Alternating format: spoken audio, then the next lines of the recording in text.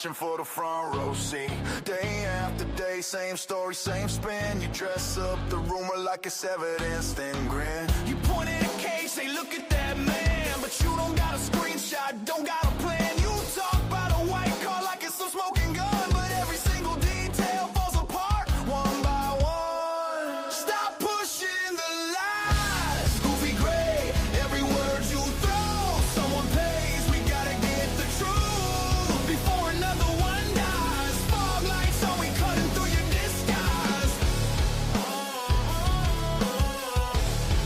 Stop pushing the lies, goofy gray. Fog lights blazing, you still mumble in the haze. Goofy gray static, every channel, every day. You shout, I got proof, but your pockets stay bare. Just echo in the alley, just dust in the air. Just another idiot, storytelling every day. You build crooked houses out of things you can't say. You sell loaded rumors like they're holy signs, while family sits shaking on the other side of the line. Stop pushing the lies, goofy gray, every word you throw, someone pays, we gotta get the truth before another one dies. Fog lights on, we cutting through your disguise.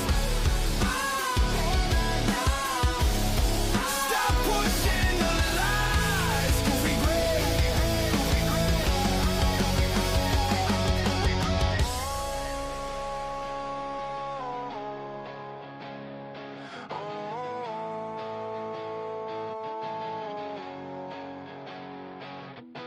How many names gotta fade off the page while you chase fake ghosts in the secondhand rage? We want hard facts, not your costume show. Turn the cameras to the damage, let the real story glow. Let the real story glow. Stop pushing the lies, goofy gray, every word you throw, someone pays, we gotta get the truth before another one dies. Fog lights on, we cutting through your disguise.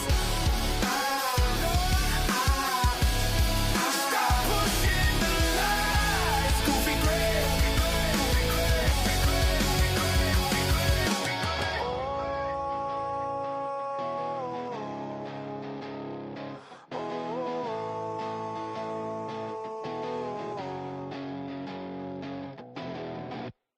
Standing on the sidelines, lying on repeat. Little campfire fiction for the front row seat. Day after day, same story, same spin. You dress up the rumor like it's evidence, then grin. You point at a case, say look at that man, but you don't got a screenshot, don't got a plan. You talk about a white car like it's some smoking gun, but every single detail falls apart one by one. Stop pushing the lies, goofy gray, every word you throw, someone pays, we gotta get the truth before another one dies. Fog lights on, we cutting through your disguise. Stop pushing the lies, goofy gray. Fog lights blazing, you still mumble in the haze. Goofy gray static, every channel, every day. You shout, I got proof, but your pockets stay bare. Just echo in the alley, just dust in the air.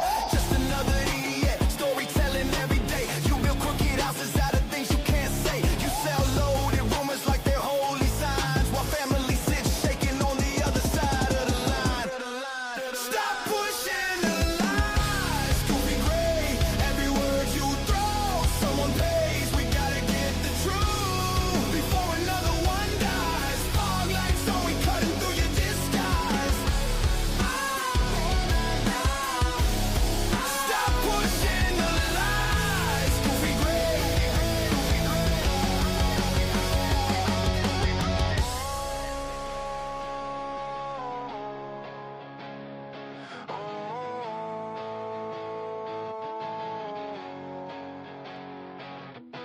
How many names gotta fade off the page while you chase fake ghosts in the secondhand rage? We want hard facts, not your costume show. Turn the cameras to the damage, let the real story glow. Let the real story glow.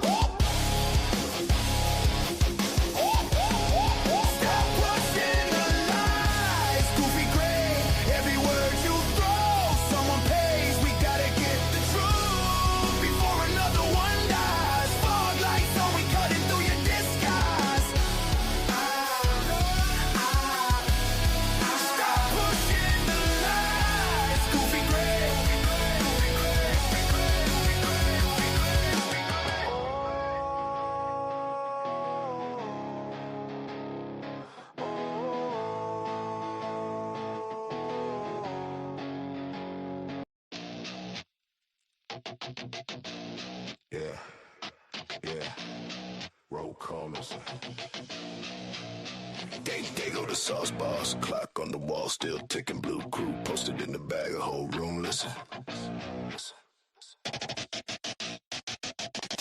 True crime cafe, coffee, black eyes, red files on the table, cold cases, cold dread, seeking the truth. Ink stains on his hand, pics on the cardboard, string lines, map land, busting these cases, long nights, tight grind. Everything will be fine. He repeat that line. Blue crew backs him, keep him on track. One step from the edge, they pulling them back. True crime cafe, they go to softball, seeking the truth. Pay the real cost. Gotta find answers, gotta make time. Busting these cases, walking that line. True crime cafe, they go to softball, hoping he can answer just a few. Yo, true crime cafe, they go to softball. Say it with your chest. This the true talk. Solving the bullshit, lies in the booth. Paper plates, cheap meals, chasing down proof. Praying real quiet, hands on his face. Fighting for the next meal. In another cold case, street top tip line. Voices on mute, he dig through the dirt. Searching for a root, true justice distant. Like a changed address, but he still take notes. Never half step. True crime cafe, they go to softball. Seeking the truth, pay the real cost. Gotta find answers, gotta make time. Busting these cases, walking that line. True crime cafe, they go to softball. Seeking he can answer, just a few talk. True crime cafe, they go to softball. Say it with your chest, it's the truth talk. True talk.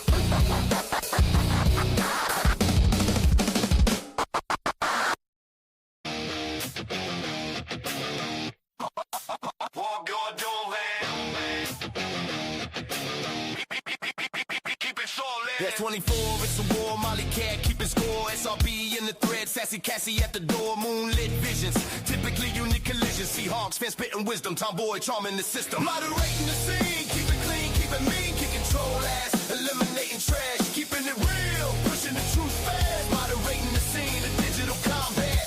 Khaki clicks, bands quick, wretch on the flick of the wrist. Zelda slays with the sword, Randy Fur won't miss. Meg P's got the squad, Lucy Morningstar raw, Fizzy popping off, Brandy B breaking law. Chrissy's chaos in the wind, Alicia J begins again. Messy threads meet the end when the truth is they descend. Moderating the scene, keep it clean, keep it mean, kick control ass, eliminating trash, keeping it real, pushing the truth fast. Moderating the scene, the digital combat. Sirens wail, chaos trails, but we stand tall, no fail. Every troll's derail, hit delete, send them to jail. Keeping warriors with the baseline, the roar. Drop the guitar, scream, leave the haters floored.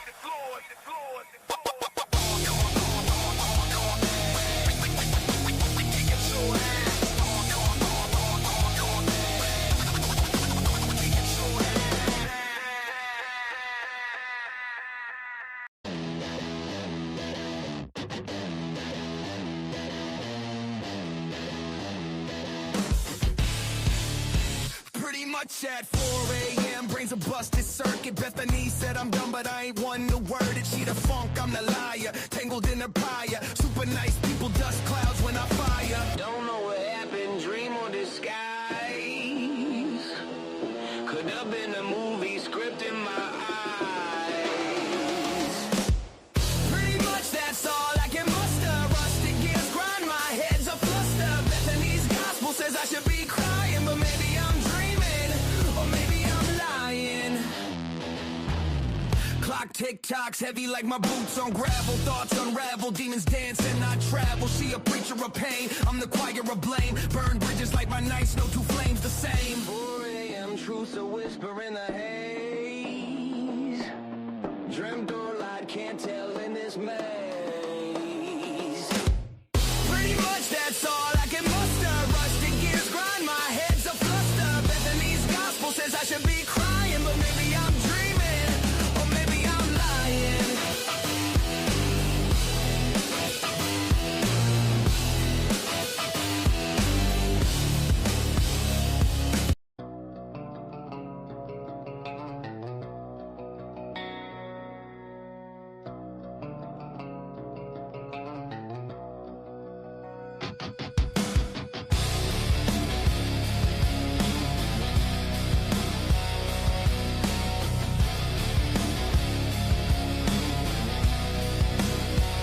Shadows move slow, like blood on the snow. 4 young souls. Idaho, a scream swallowed whole. Who will know? The truth hides deep where the dark winds blow. Police lines blur, whispers in the air. Prosecutors stare, but do they even care? No voice for the voiceless, cries in the night, lies in the system, black takes the light. No voice for the voiceless, the broken and lost. The truth's too heavy, too high the cost.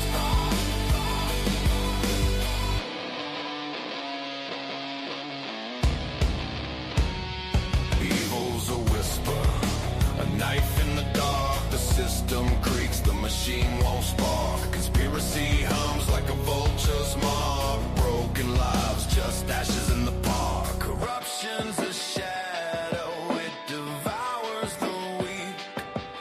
They silence the truth before it can speak. No voice for the voiceless, cries in the night, lies in the system, black takes the light.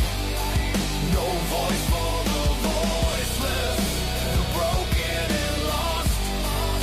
The truth's too heavy, too high the cost.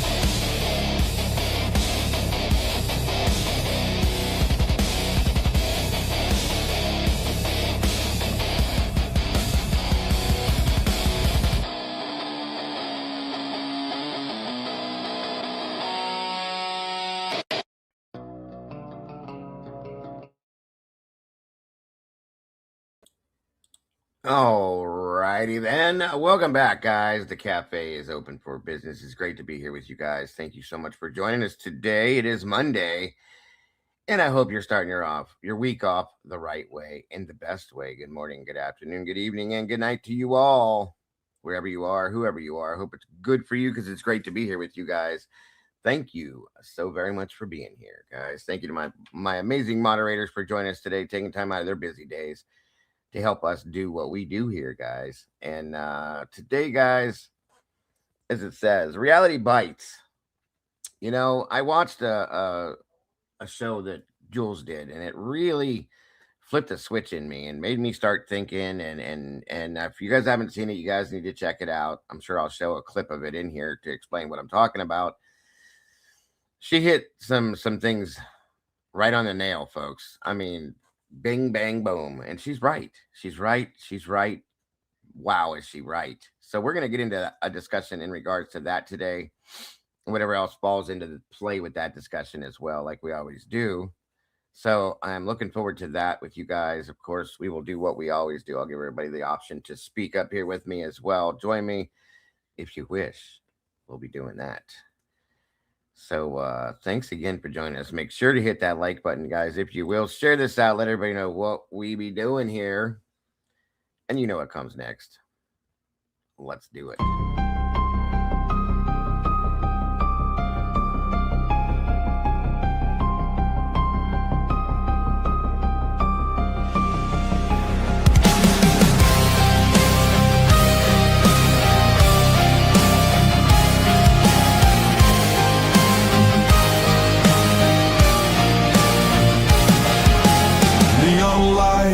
Flicker like broken halos. Whispers gather in the smoke-filled air. Tables carved with secrets and shadows. Every story's a wound laid bare. The kettle's boiling with a restless rage. Justice written on an unseen page. I sip the silence, bitter taste, waiting for the ghosts to show their face at the True Crime Cafe. We serve up the pain they try to hide away.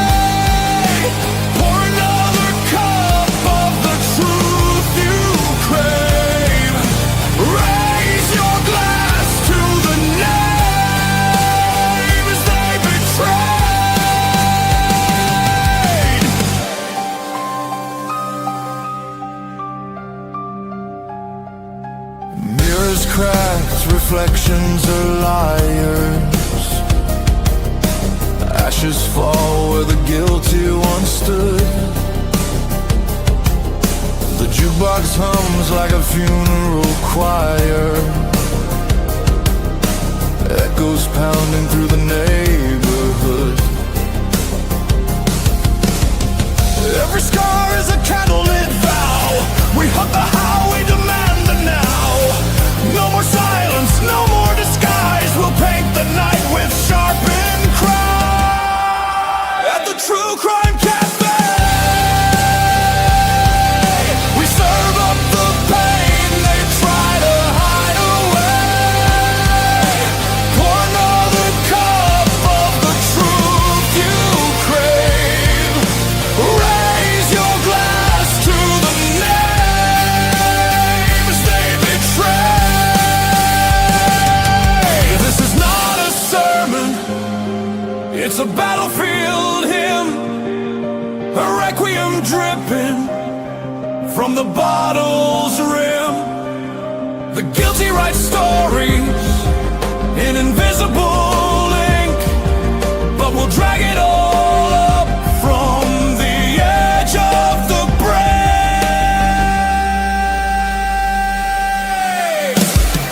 At the True Crime Cafe,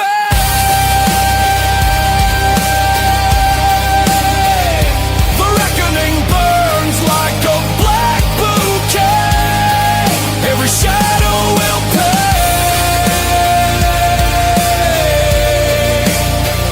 In the True Crime Cafe.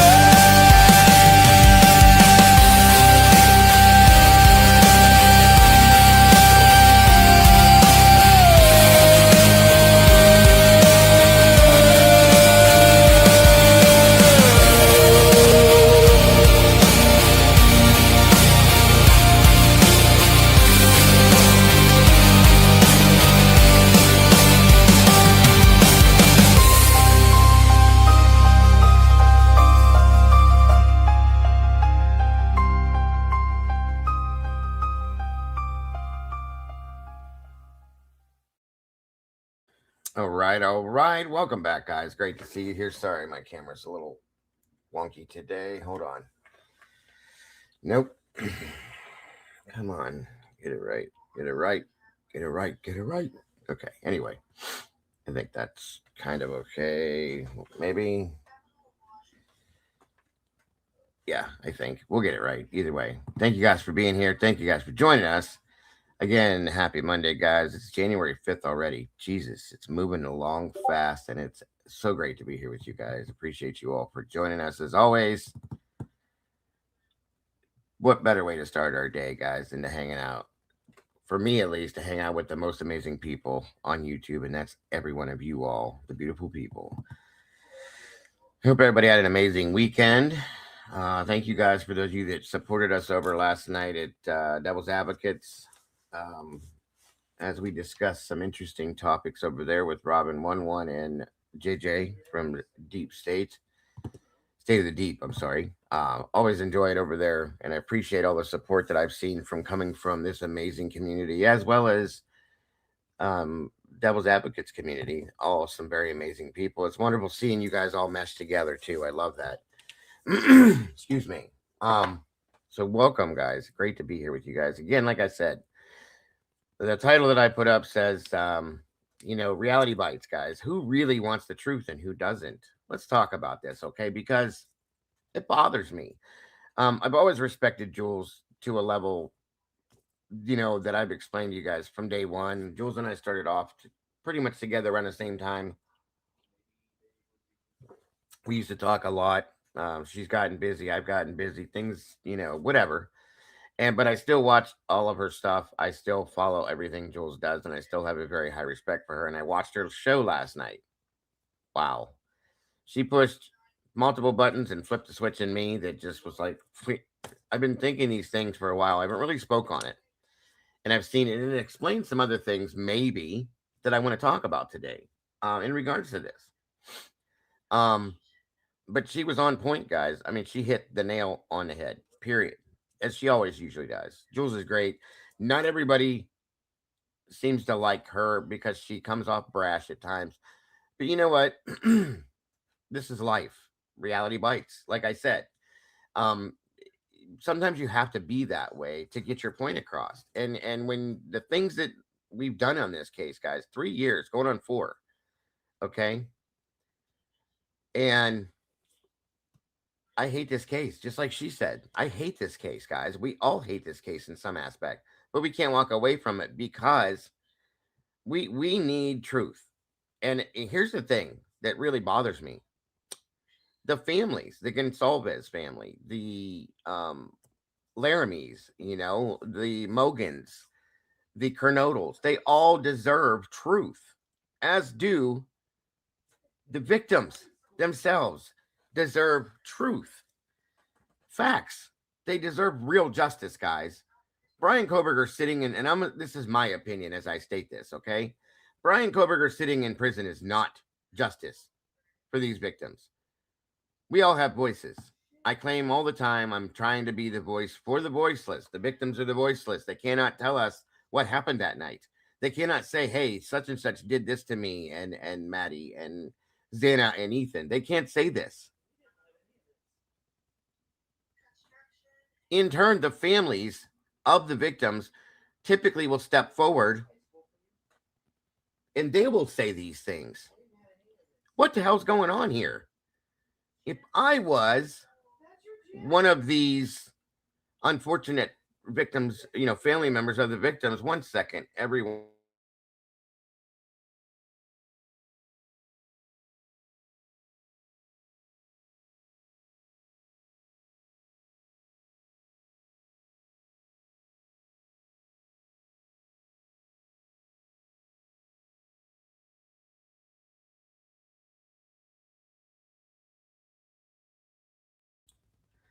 Sorry about that. So again, if I had to deal with something like this, it's very unfortunate. It's horrible, guys. Horrible. And don't get me wrong when I say what we're going to talk about today. All due respect, and then some. I have nothing but heartfelt, apologetic feelings towards these families for what they've gone through. Nobody should ever go through this. Nobody. For no apparent reason, okay? But they had to. They did. They are. It's horrifying. But at the same time, something's not right. Something's not right. And we're going to discuss that today because it's like one of them little things that just chews on your brain in the back of your mind. As Annie likes to call them, brainworms. And I've got them rolling through, and they've been there. They've been there for a long time, okay? I don't talk on it a lot because there's a lot of other things going on, but damn, what the hell's going on? And we're gonna review. I'm sure you guys have seen it. Jules posted it. Harsh has posted it. The Facebook post that they put up, and go from there and discuss some things within that. It makes me wonder. The other things that it triggered for me is things that I want to discuss with this. Like it makes me wonder if some of these other facts that we've been given relate to this. That's what it's about today, and whatever else this turns into, we'll go along with that as we always do in our discussions. But real quick here, looks like our new blue crewer, Miss Rose, in the house. Good to see you, Ro. William Tardy, welcome, my friend. Robert's in the house with True Crime Unleashed. Good to see you. Miss Jean Romaine, welcome back to you. Love Tina, always a pleasure, dear. Altruistic Murder, I love your name. In the house, great to see you. Hemi, he's in the house. Good to see you, Hemi. Great to have you, brother. Well, let's see. RJ Anderson, what is happening, bro? Good to see you today. Smitty, welcome back to you. Of course, the lovely and awesome Miss Jen Sevens in the house. Good to see you, Jen. Kimberly, wonderful to see you, Kimberly TX3009. Great to have you here. Lizzie 5717, great to see you. Becky, scratch it up. Great to see you. Redacted's in here doing redacted. Great to see you, Redacted. Thanks for joining us, dear. K-Bats, welcome to you. Great to see you. Little Miss Jessie Lynn, welcome back to you, dear. The Moonlit Baby's in the house. Hiromino, welcome to you. Great to see the new names in here as well. Fizzy in here, fizzing around as always. Great to see you, Fizzy. Thank you for joining us. Double B. Beach Babe, welcome back. I hope you're feeling better. Great to see you. Donnie Riesling, thank you for joining us. And the Blue Devils in the house, welcome to you. Don't be hating. No reason to. Great to see you. Stephen V Logs, True Crime, welcome, Stephen. Good to see you, brother. Sammy T, welcome from the UK. Miss Vivian P, welcome back to you. Great to see you. Of course, our own law enforcement professional in the house here, Senor Wazowski. Great to see you, brother, as always. And guys, make sure you're checking out Senor's channel over there, Senor Wazowski, if you will. Make sure we can drop that link, mods, please, and thank you. Creamy Roll, great to see you. Sandra Kayoshi, welcome to you. All right, let me see. Show.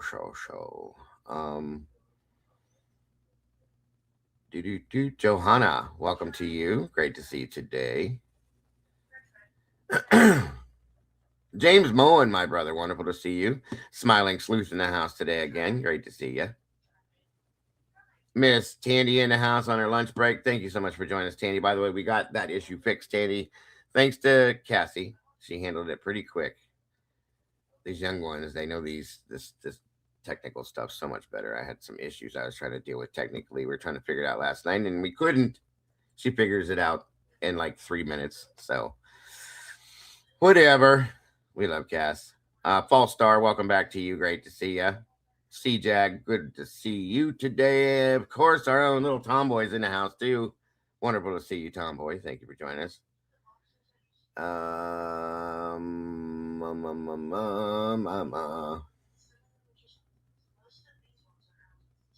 Making sure I'm hitting everybody here. And if I don't, I will catch up with you by some chance. I might miss you. I'm sorry. I don't mean to. 1 minute here, guys. Give me a minute. And again, thank you for those of you that dropped the purple and the blue hearts in loving memory of Wisdom Speaks and Tommy Jude, always and forever in our hearts, never forgotten. They will always be a part of what we do here. Gwen and Garnett, wonderful to see you today. And my brother Mikey's in the house as well, out there busting his hump, working day after day, and he still finds time to pop on in here. Thank you, brother. I love you. Always appreciate you. Guys, please make sure to share that out and hit that like button, please, so we can hit this up into the algorithm. Looks like we got 159 peeps in the house. And we got 88 likes. Let's make that match, guys. Please, that helps me out so very much, as well as leaving comments after the show, during the show, however you want to do it. But please do. YouTube likes to see that interaction. They love it. Miss Sally J, welcome to you. Great to see you. Christina, you as well. Fox Rooters in the house, welcome to you. And anybody that might be popping in here that I haven't seen in a while, Happy New Year to you. I hope you had an amazing holiday season this year. God bless all of you for that. Absolutely, brother. Absolutely. The cat's meow meow in the house. Good to see you. Pumpkin Field, welcome to you. James, thank you, brother. You did not have to do that, but it is so very much appreciated, my friend. That, guys, right there. Anybody that we don't expect donations, folks. That's a fact. But anybody that chooses to support us, whether it's Venmo, PayPal, Cash App, guys, that is what pays these bills.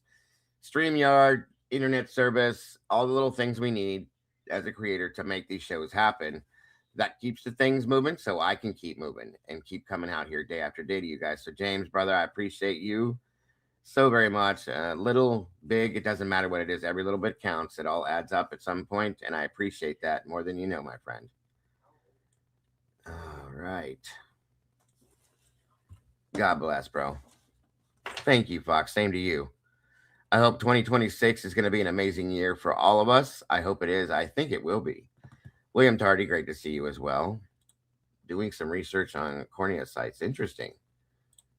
Juror 13, welcome. Good to see you today. Anna D's in the house. Wonderful to see you. Tyler 3664, welcome. Sarah D. Irish in the house, guys. You got to check out Sarah over on X.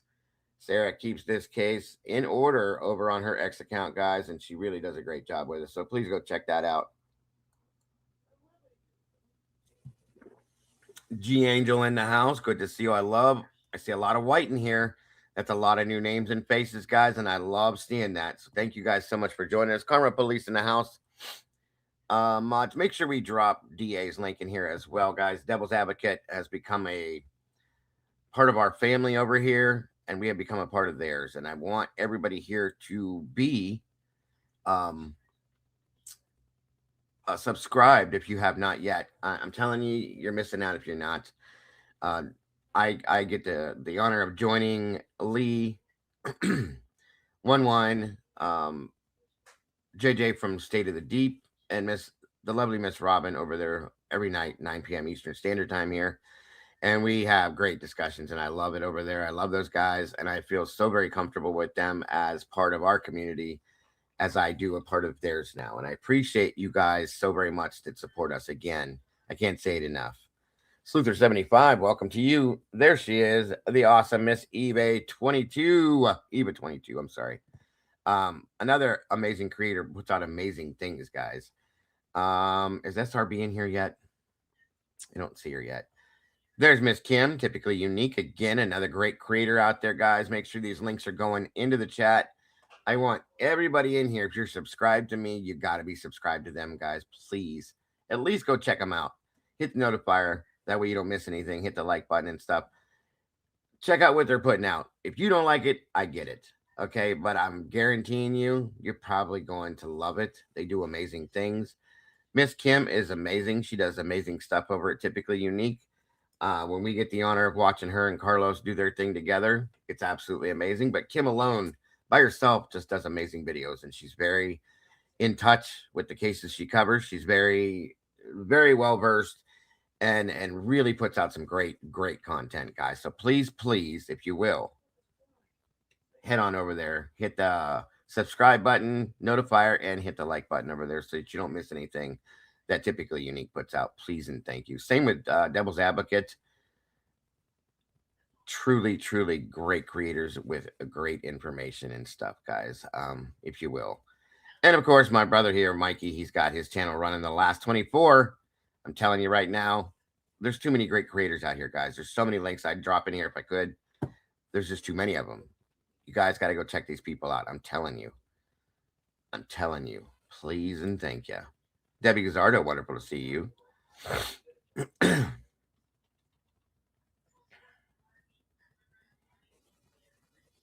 There's Devil's link right there, guys. Go check it out. I hope to see all of you subscribed over there, joining us at nighttime when we cover that panel over there and have these great conversations. It's so awesome to see you all today. 178 beautiful peeps in here. 106 likes. We're getting there. We are getting there. Speaking of amazing creators, there she is, guys. The awesome and amazing Miss Potts. Again, another amazing channel, guys. If it weren't for Miss Potts, guys, I think a lot of us would be lost in some of this stuff. Annie always puts out great information. She makes and helps us to understand things that we may not. I love it over there, guys, and I guarantee you will as well. So please go check out Miss Potts' channel if you will. Please and thank you. It would mean a lot to me as it would to Miss Annie. She does amazing things over there. So there you go, guys. The Canadian Cat Lady, good to see you. Great to see you. Thank you for being here today. Phenomenal Mom, welcome back to you. And there's Miss Kim's link right there for Typically Unique. Please go check it out.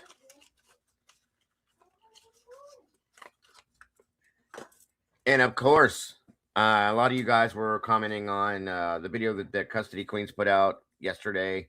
That was their play on the video, the interview that we did here when they were here last month, I think it was. It's still a great video, great interaction that I had with them. I'm looking forward to hooking up with them again soon.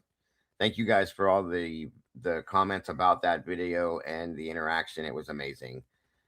Thank you, Fizzy, for that again.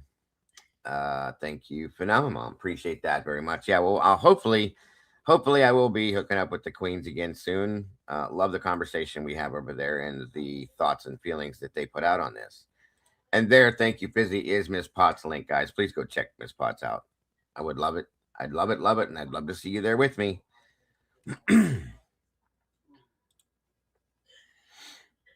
Let's see. Can't forget Mikey's channel, The Last 24. And also, guys, Summer Jaden, good to see you. Make sure we drop the Custody Queens link in here as well. Miss Vivian P. dropping a super sticker already. Thank you so much, Vivian. God bless. Very much appreciated and so very generous of you. God bless so much. Robert, thank you very much. I appreciate that, brother. Very much appreciated, as do I.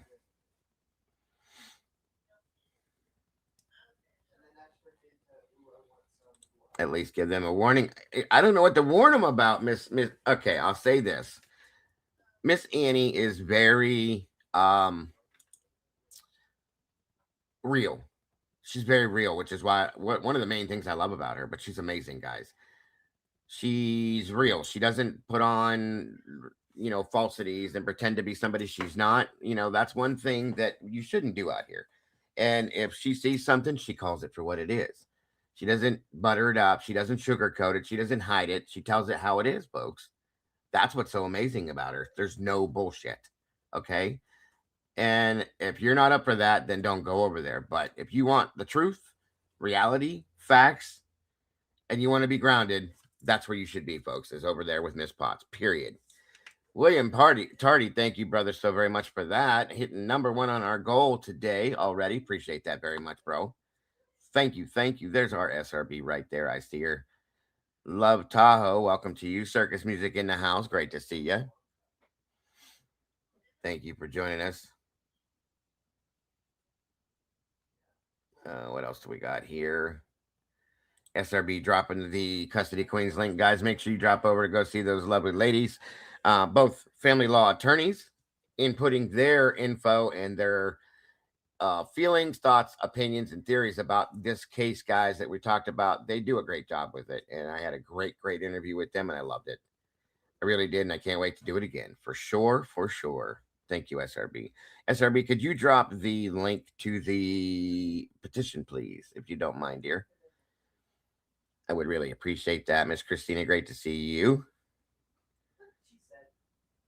I'm just being honest, Annie. Nothing but honesty. Charm Free, welcome to you. Great to see you. DKM, welcome back to you. Thank you for the kind words yesterday. As well, Lizzie, 5717, great to see you as well. Thank you so very much.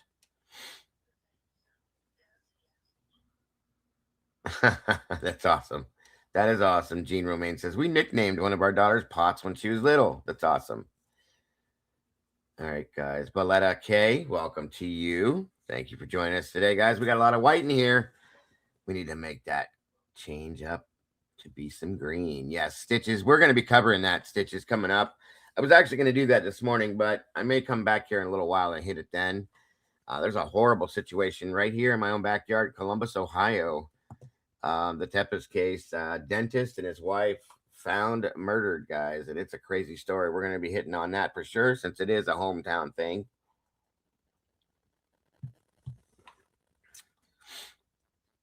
So yes, I did hear about that. Wild stuff, guys. That explains it all right there. Miss Potts said, I'm Iron Man's wife. That's right. Miss Pepper Potts in the house. Thank you so much, Vivian. Very much appreciated. Very much appreciated. I wanted to be on the board. You are on the board, ma'am. Number 2. Already, guys. We're heading towards that goal end, and I appreciate that so very much, guys. That helps me out in the long run. Next month, it'll help me cover the bills and stuff, too. You guys are amazing. Thank you so very much. Margaret, welcome to you. Yeah, we are going to be looking into that one for sure. Never fails.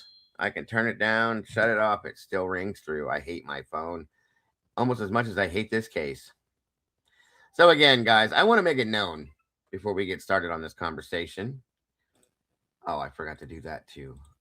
Before we get started on this, everything that is talked about in here today, especially in this topic, okay, is going to, it's all due respect. This is not meant to trash talk, to destroy or be nasty towards the victims in the case, any of that kind of stuff.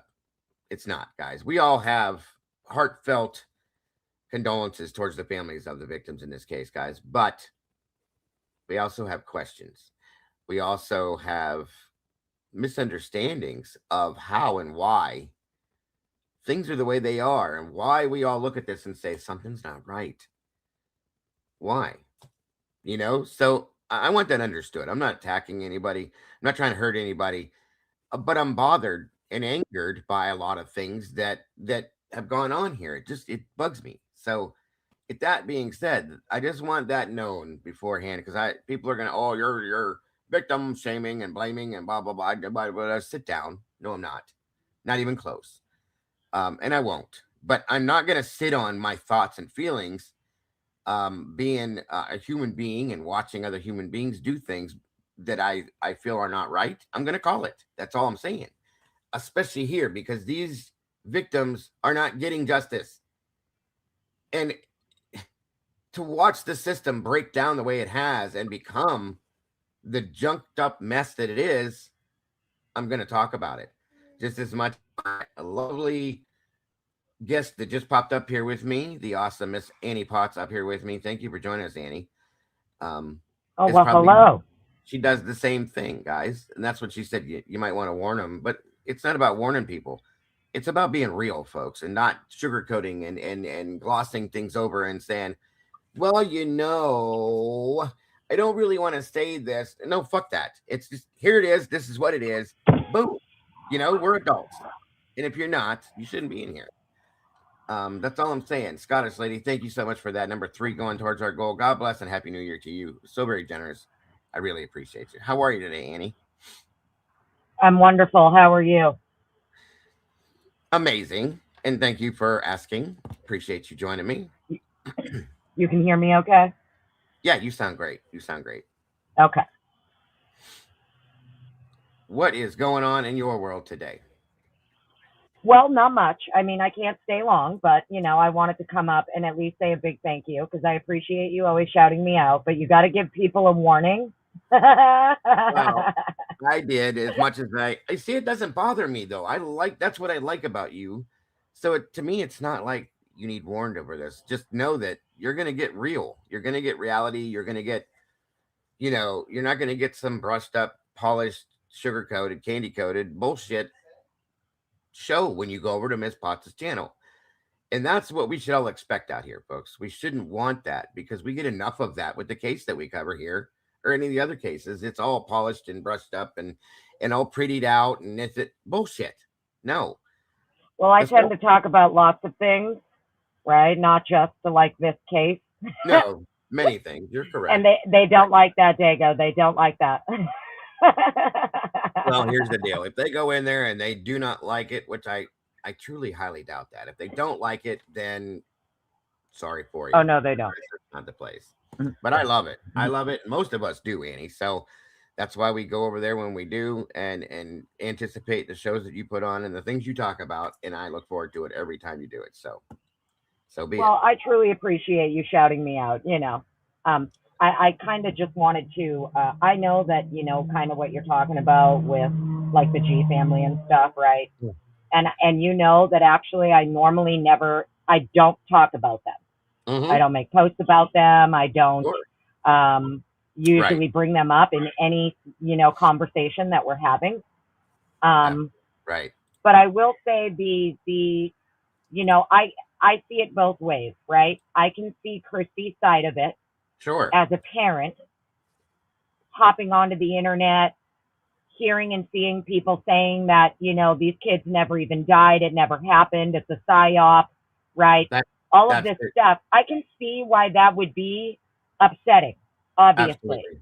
However, on the flip side, as long as we've had the internet, right? I don't know about you, but I tend to not consume content that I don't like, right? Yes, ma'am. Unless I'm there to troll those motherfuckers, I'm probably not consuming their content. Right. Now, have I been known to hop into some live streams and talk some shit to creators that I think are stupid? Yeah. Yes. 100%. Yes, ma'am. Right. But, I just look at it from the sense of, I understand that, like, you're a grieving family and everything, but no one is forcing you to be on the interwebs looking at things you don't like. That's right. Yes, ma'am. That is right. And then my second point, and I'll shut up, is I know that there was a lot of people, including many of us on social media who they allegedly hate, that actually donated to their cause in the beginning when they were trying to get her fucking Rover paid off, when they needed money to attend trial and drive back and forth. Yes. Okay. Many of us where's that money? Where's all the money that was donated for a trial that never happened? It was supposed to be for travel and lodging. Where did all that money go? That's right. It was a couple $100,000, if I'm correct. In total, I believe. Yes, you're right. Where did it go? So that's just kind of my position. Yeah, that's just kind of my position. Is like, A, don't you dare tell someone else that they're not allowed to use the internet to earn a living, right? Because that's what we're all doing. We're using the internet to earn a living. It's not off the death of your child. We're just covering the case that happens to involve the death of your child. Your child isn't the only one that died. And I'm not saying that to be disrespectful, but you literally took in hundreds of thousands of dollars in donations because, unfortunately, your daughter died. So it just sounds super hypocritical. It is. In my opinion. I agree with the hypocrisy is real in that aspect. I was going to hit that point and you did it for me. So thank you for saying that, because that was one of the things I was going to hit on. Okay. Absolutely. One of the things I was going to hit on. Truly, because that statement bothered me. Jules hit it right on the head. Where did that money go? Truly, I don't care. It's not my business. But the point is you're telling us, one, like you just said, to not do what we're doing. Well, I'm not doing this just because of what happened to your daughter. Okay. Not at all. This is what I do. This is my job. Okay. And I do this because I enjoy it, because I enjoy interacting with the people, I should say. Okay. And mostly I'm trying to find and put truth out about what we're looking into, because again, as they should want, I believe these victims, including their daughter, need justice because they're not getting it. That's why I do this. Well, I think that, between you and I personally, how I feel about their behavior from the beginning. I know that. Yes. Between you and I. And then to me now, it just seems more and more every time they do comment or do an interview. I know it's been a while. Right. But it just feels like, for me, it just solidifies my opinion more. Agreed. Right. So now, I'm not saying that to knock their daughter in any way. But it's just always felt to me like a lot of what they were doing was to, how do I want to say this? Mitigate involvement on her part. Very good. And try and get ahead of it. Yes. And the only reason I say that is because now that we have more documents and we've seen the phone warrants and we're seeing the actual Reddit warrant from Mowry now unredacted, it would appear that out of all of the phones, all the devices, all of the accounts warrants were placed on, her and Dylan, their T-Mobile accounts, Mowry is telling the court he believes evidence of the crimes of homicide are going to be in their phones from the time of like June 23rd to August 1st, so prior to the crime. And then now this Reddit unredacted supplemental report we have from Mowry, same thing. He's telling Reddit he needs them to seize and hold all of the information in her account from January 2021 to December 2022, claiming he believes evidence of the crimes of homicide are going to be in her Reddit. Mm-hmm. So it's always been very interesting to me that the police were focused on her, claiming that evidence of the crimes of homicide are going to be in her account, on her phone. They didn't say that, I don't think, in the other ones. They worded it differently in the other warrant. Absolutely. It's very interesting the point that you're making here. Like, I'm not Yeah, trying to, I'm not trying to talk shit. I'm just saying, like, logically, what I'm looking at in the documents and in the paperwork, even right. from the beginning. It just appeared to me they were focused very heavily on Kaylee, and Yeah, I initially assumed it's because they believed she was the main target.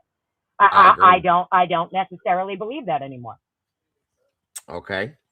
What now? Okay, if you can, in layman's terms, for some people, real quick first, let me put this up. Charm Free said, "Shout out to Miss Potts for not being a total doc in response to my rant about her obnoxious post yesterday. I appreciate Yeah, very much her work on this case and her nerd side quests."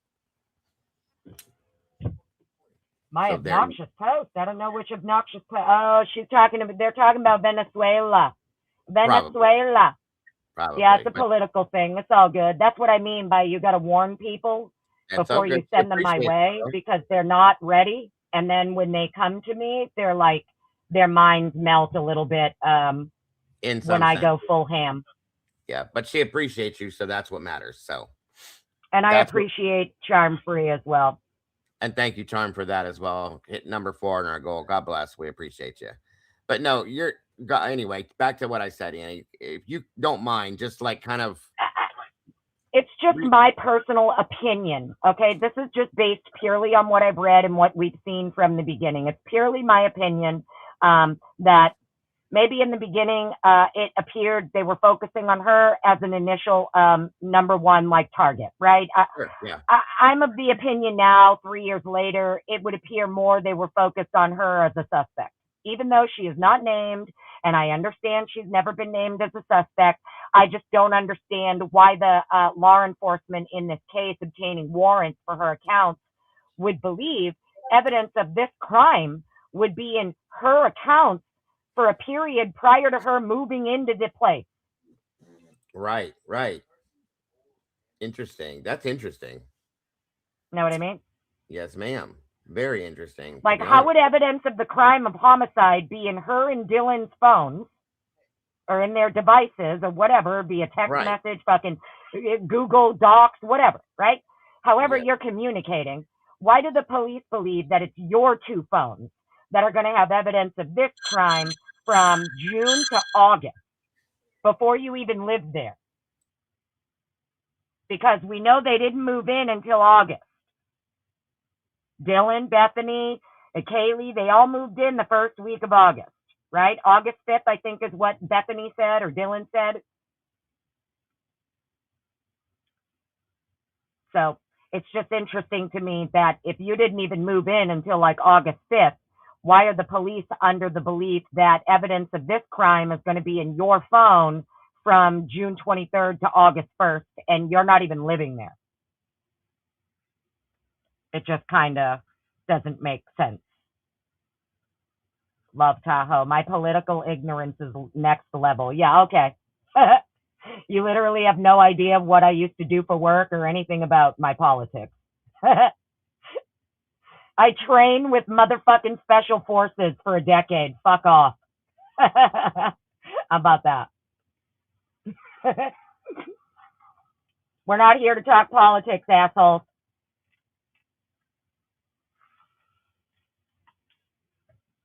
And because Dago has a phone call, I can't see comments. 1 second.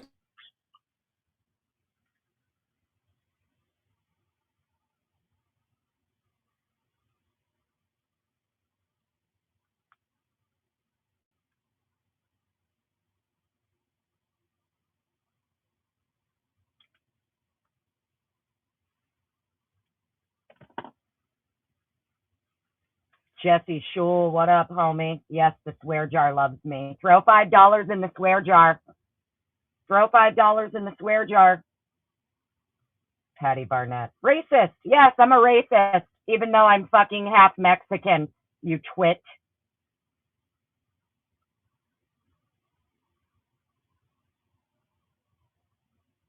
Racist. My family came here legally, actually. So sorry about that. That was Mrs. Dago, and I can never not take those calls, you guys. My apologies. So, Oh, it's all anyway, good.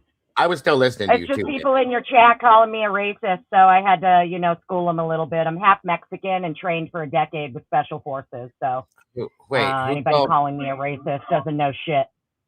No, there's no racism in here, and no. Really? Holy I shit you not. Patty Barnett called me a racist. Why? Yeah, even though I'm half Mexican, and my family came legally. This is why I tell you got to warn people, Dago, before you send them my way, honey. Well, I don't have those issues with you. I've never seen nor heard anything that makes me feel that way. So that's why I don't ever think that way. Oh my God. Well, that's why I try not to get, and this is why when you ask me about my background, this is why I don't tell nobody. This is why I don't show my face. I keep my face covered for the same reason fucking ICE does, because these nutbags will hunt you down, dox you, so I don't fucking play around. No, I understand that completely, Annie. I always have. And so anyway, it's back to the case. Thank you, Fox. God bless. Very much appreciated. Yes, ma'am. Back to the case. Hold on. Let me get my head back in order. I know you had to take a phone call, so what I was saying was that it's just purely my opinion that I don't understand why the police believed evidence of the crimes of homicide was going to be in her Reddit or in her and Dylan's phones from June 23rd to August 1st when they didn't even live there at that time.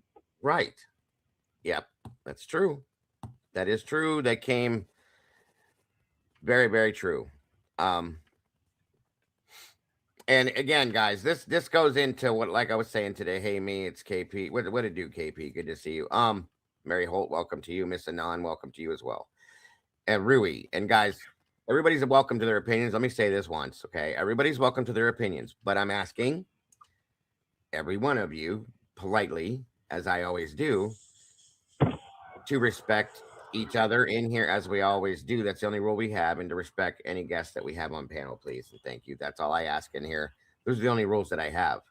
And I would treat each and every one of you the same way. I always do. So please do that. That's all I ask. So moving on. Rui, welcome to you as well. So back to where we were at. Yeah, I have issue with a lot of this stuff here. Okay. Julia Rose, welcome to you as well. And I have issue mostly, like I said, when I watched what the hell? Hold on.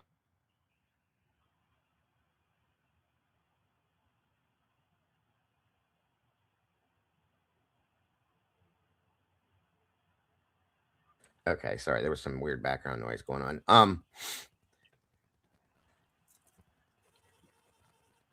What the hell? Okay, here we go. There we go. All right, now can you guys hear me? Is it echoing or anything? It's not echoing for me, but I don't know about everybody else. That was weird. I had some sound like a hollow echo noise. What's up, Pappy? Good to see you, brother. I don't know. Anyway, moving back to where we were at. So after watching Jules's video, okay, like I said, it kind of flipped a switch, triggered some thoughts that I've been having, that I have had in the past, that I still have every day. And I hear one of the main statements, and I'll show you what was posted on the Facebook page, okay? One of the main statements that was made was stop reading the documents. Right. That's why I say it's always given me the vibe from the beginning that they were doing what they were doing to try to mitigate eyes on her. Yes. I think that's right. Like, what other reason would you not want people reading the documents, reading what was going to be used as exhibits in court, right? What they were going to use as evidence. Like, why would you not want people to see that? I don't understand. Exactly. And like I said, one of my main points on this was, God forbid something ever happened, in my family or anybody else's family, okay, about a situation like this. Anybody that was out there in some form trying to help to find truth in this, I would be very, very appreciative of, very grateful of. That, no, That has not happened. In fact, it's been the opposite about, don't do this, don't do that. You're wrong about it. Now, I will say there's been some very disrespectful things said and done, at least in my opinion, okay, Yeah. that I think should not be Oh, I said. agree.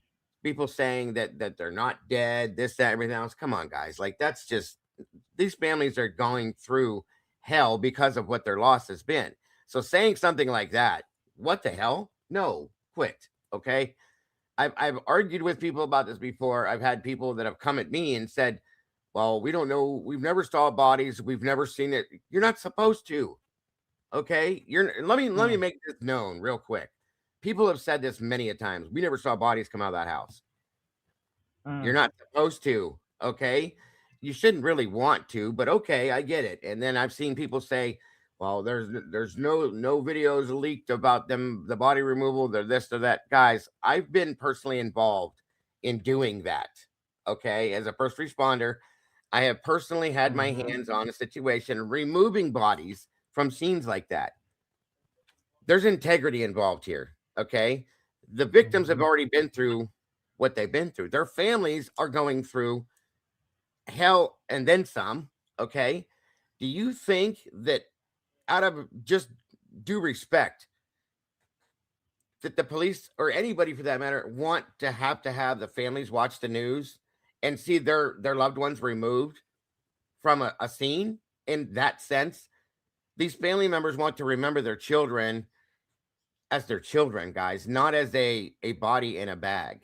Understand? Okay. So in turn, they put up a canopy, they hold sheets up, they back a vehicle up to the door, and they remove the bodies, whether they're bagged or whatever, however they do it there. You know what I mean? And they did it at night. They blocked off, I think, the entire 3-block vicinity around there, so that the media couldn't get in there because they don't care. They don't care because, in their opinion, news is news. That's what gets their ratings, and their bullshit and blah, blah, blah. They don't care. Yeah. Have some integrity. They don't. We know that. That's fine. But this is how they do it, guys. And again, I have personally done this myself more than once. So don't tell me that, well, we didn't see the bodies come out. That must mean they're alive on an island drinking What the fuck? Come on. Yeah. That's insane. And that's to me, what I mean. That's what I mean. I've seen a lot of people go like real hard on this family, right? Many of the families, I myself have side-eyed all of them. Of course. At some point. But I would never take it to the level where I would say, oh, your kid's not even dead or whatever. No. Like, that's just wild to me that that's even out there, that this crime actually never happened and it was like an experiment or whatever. I'm not sure where it comes from, right? But at the same time, too, the way I look at it is like, bro, it's the internet. So if you're that emotional and that sensitive about this, which is understandable because it involves your child, then my advice would be, and I would hope your therapist is telling you, do not consume it. Thank you. Don't watch it. Don't look at it. Don't click on it. Nope. Do you get what I'm saying? Because it's the best thing for your own mental health is to ignore it. There's always going to be somebody out there making up something, saying something that isn't true. What are you going to do? You're going to like trail everyone on the internet, fucking finger pointing, telling them what they can and can't do. This is a free speech society. We live under a constitution, First Amendment rules. Do you get what I'm saying? There's a difference between like slander, defamation, and then just giving your own opinion and fucking speculation on something. Right. And don't get me wrong, guys. I'm not saying that the whole, whatever you call it, witch sect thing or the witness protection, it's a real thing. Okay. It does happen. There are laws and mandates and all that stuff in order for that type of thing. It didn't happen here. It just didn't. It doesn't happen in every case that we have. It just didn't, guys. There's too many things. I just feel so bad for the mom, like thinking that like she's sitting there. I'm picturing in my mind, right? This poor woman is sitting there, and for whatever reason, she's like scrolling Facebook, Instagram, and TikTok and shit, and YouTube, consuming a bunch of stuff she allegedly hates and despises. But continues to do it. Yes. So Yes. it's confusing to me. Like, if you hate the conspiracy channels, if you hate the channels that are reading the documents, why are you even clicking on them then? I agree with that. Like, I get that there's mourning going on and there's heartbreak and all that. Agreed. Why are you watching this? Why are you out here? I couldn't be. I wouldn't be. I get it. And then that's what doesn't make sense. You know, if you don't want to see these things, you know, we all know, Annie and Hemi, we all know what the internet consists of. We all know what the internet does, can do, and will do. In turn, you can't police people's speech. No, this is that country, guys. This is what we fight for daily, is that big piece of paper that's up on the wall at the White House or at wherever the hell they have it. You know what I'm talking about. That says what we can do and cannot do in this country that we're fighting for right now with this case alone, because it was broken and ripped and shredded and kicked and spit on and shit on and whatever else you want to call it is what they've done. That's why we're in here having these conversations, because they did. It's always interesting to me too when you hear someone say, why are you even still reading the documents? Well, because they were largely sealed. We had over 300 filings in this case that are under seal. So until they're all unsealed and I can read them all, I'm not going to stop reading them. Yes. This is basic logic. That's right. That's right. And you should want this too. Am I wrong? They should. If we already had every document, if we already had every single document unsealed, there would be no reason to keep reading them. The reason that we're reading and continue to read is because we're getting this trickle down releasing, where it's a one batch here and one batch there and a one batch here and a, you know, that's why we have to keep reading the documents. And then when the documents are all done being released and unsealed, and we've covered them all, unless Brian Koberger and his defense team file some kind of habeas corpus or come up with some new relevant and admissible evidence, okay, to get a new trial or whatever, I'm not going to cover his case anymore. I'm going to cover his case until all of the documents are unsealed. And everything we didn't get, we're able to get through a FOIA.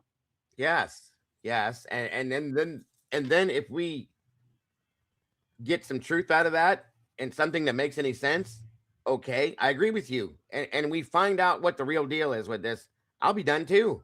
But until then, I'm not going to, because I can't walk away from something I don't understand. I need to understand this. Guys, you know that I've said this before. I can almost guarantee that Annie probably feels the same way. I hate this case. I hate this case. Of every case I've ever covered, I hate this fucking case. Ever. But I cannot turn away from it, because I've never seen anything like this before. And I need to understand why it's happened and how. Well, I think a lot of what it is too is that people feel it like in their gut, right? So like I can't tell you how many cases that I have either watched from beginning to end, you know, fucking arrest to trial and everything in my life, that it's like, yeah, okay, makes perfect sense, right? Not a problem. I think the reason everybody can't get off of this one is because deep down inside in that little tiny, you know, whatever you want to call it, your instinct, your gut, your little voice in your head, you know something isn't adding up. The math isn't mathing, and you're not going to stop looking at it until 1 + 1 makes 2. Right. And we're not stupid people, folks. None of us, okay? Or we wouldn't be sitting here through this, okay? We're not. And 1 + 1 = 2, 2 + 2 = 4, 3 + 3 = 6, and on and on and on and on. And it's been that way nonstop. Yeah. And every time they say, here you go, they give us something, guess what? More questions. Yeah.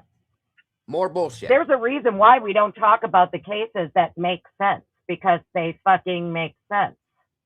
Yeah, because we're cut and dry, black and white. Here it is. It's done. Move on. Right? That's what we're here for. 100%. Not this one. Not this one. Not Delphi. Not many of these cases, guys. And I understand, like I've even said that. When are we going to start seeing crimes or cases that are black and white, cut and dry, open and closed? There's so many of these that are happening. But this one in general, guys, we focused on it so much. And this is what I don't understand. That's what topic today is about, okay? This is what I don't understand. We should not be the only ones asking these questions of anybody at all. The families should My be. My questions, though, are, I think that the family is largely missing on a good majority of creators who are covering it, asking questions, but they're covering it not from like an emotional standpoint. Right. They're just reading the documents for what they say in black and white, right, asking questions and giving an opinion based on what they're reading. Those are the people that they're not. You know, I don't know how you could ever be offended by someone who's just reading documents, maybe giving some commentary and asking some questions, not accusing anyone of anything, not saying like this person did this or I know this person did this, or like coming up with shit like, you know, it never happened, right? All the way to that. I don't know why they're even consuming anything on the internet that even remotely resembles what they would deem a conspiracy theory. Exactly. And again, like I was saying earlier, they should be doing the same thing. They should be looking at this and going, what the hell? But they're not. They're telling us the opposite, saying, don't read them. Don't look at this. Don't think about this. What the fuck? I think they have huge beef with the state and the prosecutor. And if I was them, that is precisely where all of my anger and rage, if I was Kaylee's parent in this situation, all of my anger and rage would be directed at the state. It would be directed at the state and the judge, right? The prosecutor's office, Jeff Nye, Josh Hurwitz, and the judge. Because they are the ones, they are the ones who just allowed this person, who I wanted to get the firing squad, to cut a deal. Yep. And that would enrage me. And that's where the lawsuit should be pointed at right now.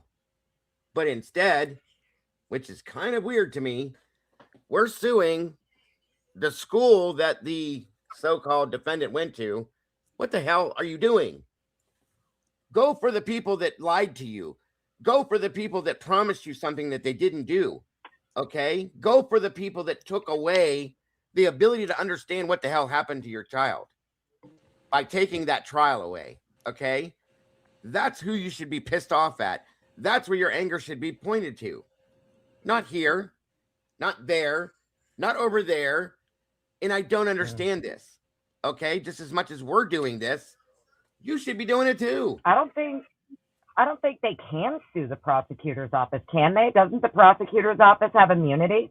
I believe so, but they can sue the Latah County in some form, I would guess, or the state of Idaho. Yeah, they could probably, I think they're past their tort claim filing and stuff, though. I think they had 3 years, and then that expired or something, or is that separate? That was Moscow, maybe. I think it would have to. Yeah, I think it's based on that entity itself, as compared to what you're saying about the time. So, you know what I mean? Like, I remember they had a certain time to file against the city of Moscow. Yes. Which there was a temporary one in place. Then that one expired, but then the Mogan and the Chapin tort came through that Marshall gave the temporary injunction on. Right. And that one, so I don't even think I think they're past their time that they'd even be able to file something anyway against either Latah, Moscow. Right. Which this should have been a thought, Annie, 3 years ago, or even maybe a year and a half at the very latest. I'll say, why not sue Moscow police? Why did you not go? Anything other than what has happened. Now we're suing Washington State University because they didn't remove him from school because of what? They're trying to get. No, I think the angle they're going with is obviously like discovery. Technically, they want them to be held liable for not only hiring him, bringing him out there, right? Yeah. And that technically this wouldn't have happened had you not brought him. Therefore, technically, you're civilly liable for the death. Right. That's how I see it too. Yeah, I watched something last night about the lawsuit there in IWSU, and they have to get past a certain threshold, like you were saying, discovery, and they also have to, they have to file some type of motion to get this lawsuit heard in the court because they could be past, what you were saying, the time statute of limitations. Yes. Yeah. They have to file a special motion to get this heard, so the statute of limitation is extended, or to where they can be heard and to where they can get this lawsuit filed. But personally, I think that the only reason why they're going after his school is a quick buck. Well, I think there could be two sides to that, Robert. Okay, and I'm not trying to sound funky when I say this. SRB makes a good point. In other words, they don't want the truth to come out before the lawsuit. Agreed. I think it's plausible, and I know I'm giving them some rope here when I say this, but if this is a civil suit, guys, if it's filed, that means there's going to be forced discovery to be released. Okay, they'll get their hands on that then, rather than having to ask questions and not get answers. I'm hoping that's part of the reason why it's happening, but at the same time, what Robert just said, it could be too. That $400 million is a lot of money, folks. Just saying. And if you can get them to settle out of court for an undisclosed amount and still walk away with $100 million, right? This may not even go to court. WSU could just settle out of court and shut it down, which is typically what's going to happen. That's why I think the number's so high. That's why I think that number is so up there, because of that expectation. I agree.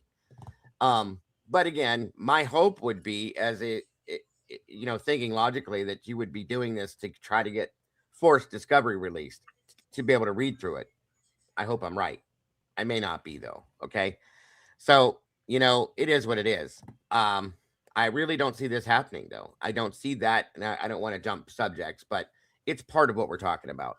I don't see that lawsuit going through. I just don't. I don't see it happening. I feel like they're just going to turn cheek and walk from this as far as, the legality side of it. And they're going to be standing there left with their hands open like this again. But again, my biggest issue is that, in a sense, and I don't want to say attacked, but it's been stated through that statement that I will show you here shortly, that they want us to stop looking at documents, stop reading documents, stop looking into the case in general, and leave it alone. You shouldn't want that. We're doing this for you, whether you believe that or not, whether we believe that or not, we are. Because we want truth for your loss. And I don't understand the mentality unless, like SRB said, they know that what has happened is not true, that it's wrong, that person is not the person or not the only person, and that the truth would be revealed before the lawsuit goes through, and it would screw everything up. And that's a sad thought if that's the case, but hey. Yeah, I put my own video out about the post this morning. So what I'm having trouble wrapping my head around is, in the new documents you have Jack D as the primary suspect for like a month, and you have the Gonzalveses so ardent defending him. A month? Wait a minute. Hold on. A month? They just fingerprinted Jack in May. Well, I got that out of Jules. She said a month last night, but I know what you're saying, though. I'm throwing that extra point out there. yeah. Unless they did the fingerprinting because they know they fucked up and didn't have anything done like they were supposed to, knowing that the shit was coming, which is what I truly think it is. But anyway, I'm sorry to interrupt you. Oh, it's okay. They defended the number one suspect of their daughter, being accused of murdering their daughter. They defended him religiously for what the first year and a half. They've always done that. There's Yeah. never been a change in that I've ever heard. They've never retracted anything they felt about him. They seem to be more supportive of him than other things, which was kind of weird to me, but okay. Yeah. Now, if you look at it, look at the look Steve and Jack gave each other at that celebration of life, where Steve thrust his tongue into his cheek like he wanted to say something to Jack right there, but bit his fucking tongue. Right. Hey, Jesse. Yeah, and in the interview that we saw, since you brought that up, in the interview the first interview we saw when they were referring to him, there's looks that were given, okay, when things were said.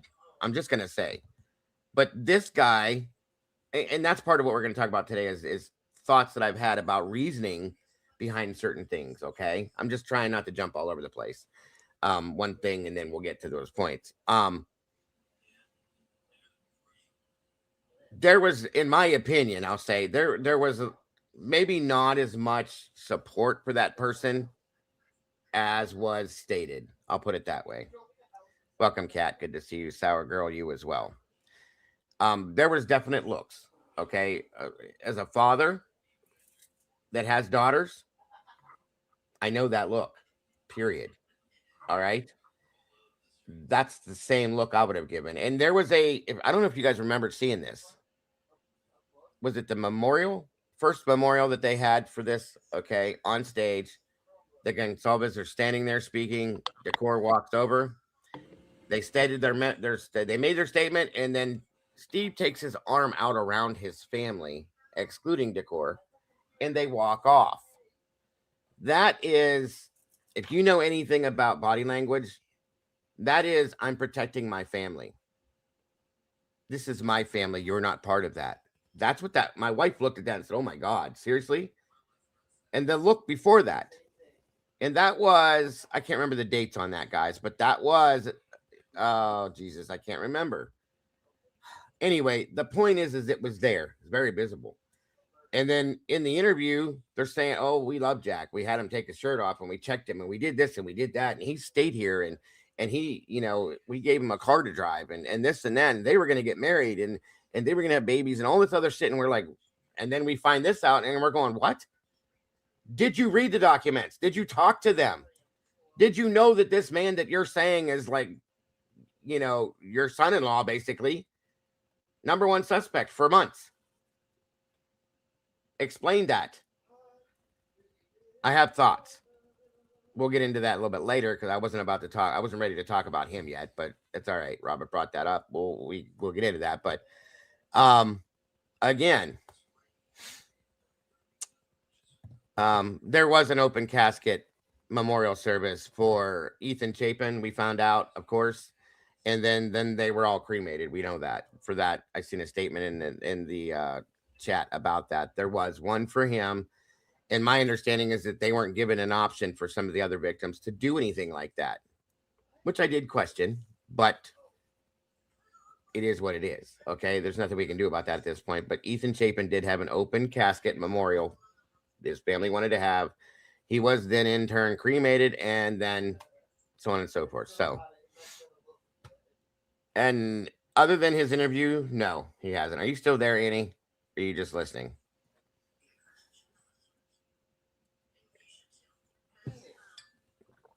Maybe not. She may have broke off for a minute.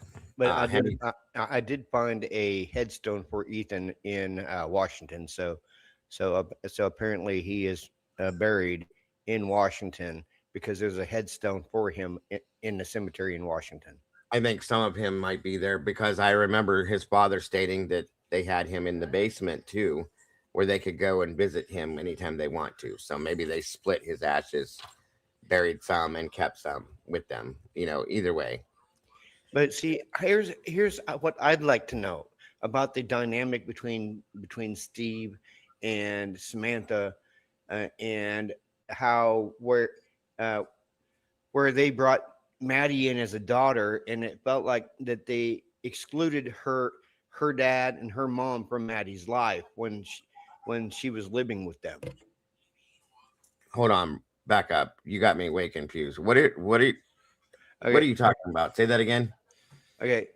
Uh, in Jules' video last night, she was talking about the dynamic between Samantha Nelson and Steve Gonzalez, where he has basically no ties to her or her kid, but at the same time he moves Maddie in Oh, and adopts yeah. her as a daughter. Okay, it's the way you said it the first. And I agree. We've all questioned that. And I spoke with Samantha just the other night over at Outcasts. She's a very intelligent, articulate woman. And I feel very badly. We all saw how that went down. I was just like I said, we're just jumping ahead, Robert. I'm trying to stick back I'm where we were sorry. before we get to that stuff. It's okay. I was Um, away for a minute. I had to go get me something to drink. and That's I why when I came back, I was on the screen. I do agree that that situation is odd. That shouldn't be that way. But family dynamics are family dynamics. We can't control that kind of stuff. I feel very bad for Sam's situation. It shouldn't be that way, and she's been through a lot.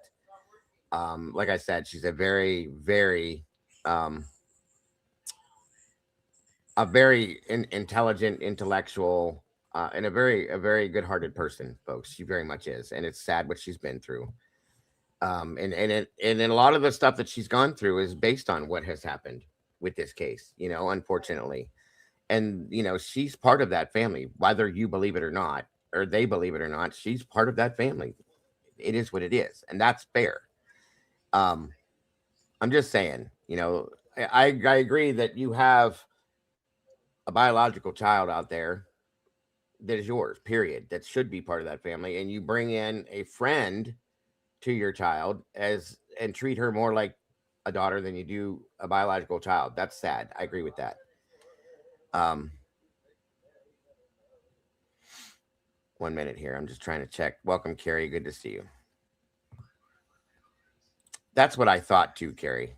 Agreed. That's what I thought. And it could be that they have, Robert, if you're saying that you saw a stone, they could have a plot there waiting, because what Carrie says is what I thought I remembered hearing, that when one of them passed, Ethan will be buried with them. Yeah, that's what I thought I remembered hearing his mother say, that So they for have now, it's Cinetac basically. Like that it's a pre-plot that's there waiting for a situation, and they had his ashes in the basement where they could go to visit that situation anytime they wanted to, and that's how I understood it. So that's why I was like, okay, if you're saying what you saw, I get that, but that could explain that. like a memorial marker, basically, in the cemetery. Yeah, but like my grandparents they bought an entire portion of the cemetery for them, my aunts, uncles, my father, so on and so forth. That was already there. So when somebody passes away, you just go there and bury the people. That's how it was. So it just could be that's what it is. I can't think of what they call that, but welcome, Jules Down Under. Good to see you today. Thank you for joining us. Hey, Yeah, Diego. that's what I'm saying. A family plot. That's what I'm calling it. That's what I meant to say. Thank you, Tomboy. Anyway, welcome, Kaleido. Anyway, let me back up a bit here and get back to where we were at. So, as I watched Jules' show, like I said, it was flipping switches, pushing buttons, opening up my mind, like it calls them brainworms, that I wanted to, that I've kind of had back there moving around, but not really coming to the surface. And it just at that point made me say, she's fucking right. Like, what is going on? There's something off. There's something wrong. Why is this not important to you? And you're turning around telling everybody that is doing what you should be doing, in my opinion, to not do it. I don't understand it. I never did understand it, but okay, fine. And because of everything else going on, we kind of always went around it. You know what I mean? In some senses, but I'm not going to at this point because it's right here. I'm not going to stop looking at these documents because we need to know what really happened here. You should want that. That's all I'm saying. And it makes me, that's what the other part of this conversation was. That made me start wondering. We know that there was a situation when Kaylee went home. That's another part of what I wanted to discuss today with you guys. When Kaylee went home from Moscow, she didn't go home. She went to her aunt's house. She was staying with her aunt. Odd situation, but it truly, okay, whatever. People do things for different reasons. But it does make you wonder why. After seeing how they came out and talked about her, this and that, everything else, why? Why are you not at home? And we heard that there was some kind of a issue. They weren't talking. And that the siblings were blocked on social media accounts, so on and so forth. And again, why? Why? If this is such a tight-knit family, why? And I wonder if at some point that's something that doesn't want to be known. And if you take that thought, knowing how and seeing how Jack Decor was supported by this family, knowing and seeing how what we were told about Kaylee did everything on her own, that she supported herself working the way she did. She bought her own vehicle the way she did. She was paying for college. She wasn't having familial help or anything like that from what we've been told, so on and so forth. What's going on? Is there something between this that do you guys know where I'm going with this? Okay. Is there something in there that has separated them? And it makes me wonder, is this something that they don't want to come out? Is that what they're worried if we keep going and going and going is going to pop up somewhere? I agree with you. I just wondered that as well. Yeah, I agree with you. Because why all of a sudden after 72 hours owning the vehicle, Kaylee was murdered. Now, why all of a sudden is her parents saying, "Oh, well, we wanted a Range Rover. Let's start a GoFundMe for help getting the Range Rover paid off. We'll take the Range Rover." 72 hours after their daughter was murdered. Yeah. And I have to say, as a parent, knowing my children, okay, if I don't like something my kids are doing, I'm going to vocalize it to them. I'm going to be, as a parent, say, hey, I don't believe this is good for you. I don't like what you're doing. I think this is going to turn out badly. Something's not right here. And if my kids disagree, guess what? They're going to not talk to me. It's happened. I've had it. I went through 3 years not talking to my son because of things he was doing I disagreed with. And I just know, okay, you're not going to be around here. You're not going to be doing, drugs and stuff is what it was. And there's plenty of young adults even who still hide a totally different life that they have from their parents. Yep. Like they're not going to go home and like talk with it. And generally, they're not going to go home and like talk with their parents about maybe some partying they were doing, or maybe some cocaine that they were blowing with their friends, or do you get what I'm saying? They're not going to go home and like talk about that. They're not going to talk about like, oh, well, there's always people coming in and out and stuff like that, because they knew what they were moving into to begin with. They knew they were moving into the big known party house. Yes. Bingo. Exactly. And we were told, guys, and like I said, I know we're kind of bouncing around all over the place. It all relates. It's all connected, what we're talking about. We were told, and that's a good point too, Annie. Very good point. I'll tell you right now, back when I was that age, I didn't go to college, but I was at the college campus every weekend, partying my ass off. I wasn't in school, but that's what I was doing. Partying my ass off at Ohio State University because it was the best place to be, and all my friends were there. Okay. And that's what I was doing. And that's a lot hardcore partying. It's changed even since I was there. And since, Annie and I and all of us were back in that time, it's changed even more. It's worse. It's way worse. And the things that are going on now are crazy. So again, you're not going to tell your parents that lifestyle you're living possibly, because they're not going to approve. Okay. As I know, I wouldn't. Or because you just don't want to worry them, or because you just want to keep it private. Like, there's so many reasons why a 21, 22-year-old young adult is going to keep a lot of things from their family. Bingo. whether it's a sister, a parent, a brother, because if you tell your sister, then your sister's going to tell your parents eventually, like whatever it is, what it is. You can't even tell your siblings because they're going to tell your parents. And if Right. it's something you don't want your parents to know, you're not going to tell anybody. Bingo. You're just going to stay gone. That's You're right. going to couch surf. You're going to maybe move here, maybe move there. You may go here for a few months and then decide you want to be somewhere else. But you're not going to live with your parents. You're going to live everywhere but with your parents, in my opinion, and speaking agree from with you. experience. You are absolutely right. You are absolutely right. And that's where my thought process was. And we were also told Kaylee was going, when she graduated, she was going on a European backpacking trip. And then she was heading off to Texas to start a career and a new life, so on and so forth. Well, I started wondering. They seem like they like to have control of the family situation. They seem like they want to keep their family very close knit. So do you wonder if they didn't want Kaylee to go to Texas? Do you wonder if the way they pushed, oh shoot, hold on 1 second, you guys. Hold that thought. You can talk real quick. I'll be right back. I forgot something. Always good to see you, Miss Potts.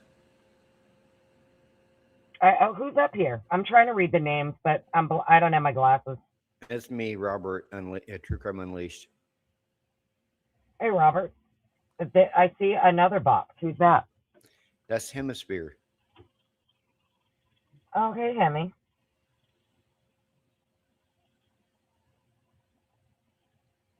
So yeah, I mean, I don't know. Like, I don't like to dive too deep into like, you know, the family and stuff. Like, if they're, you know, that's between them, right? I guess even if they did have a falling out or she wasn't, you know, whatever. It's not uncommon, okay, for like 21, 22-year-olds to decide, you know what, I just want to bounce and get away from everyone, and I want to go have my own freedom, my own life.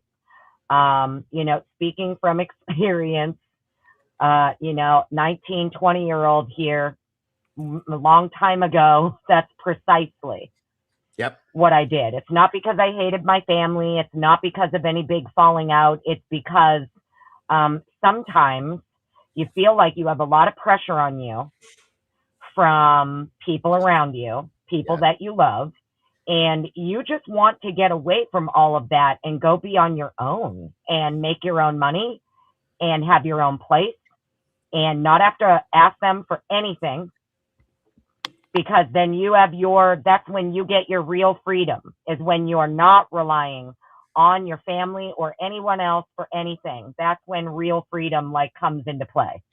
And you cannot have and once you get a taste of that shit, it's hard to go back. Right. And you can't have that held over your head either. I moved out when I was 17. I was a senior in high school and I had my own apartment. I had my own apartment.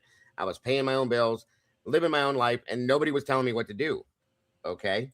I didn't have to abide by anything. And not that I didn't love my parents. I did truly, but I didn't have to abide by their laws.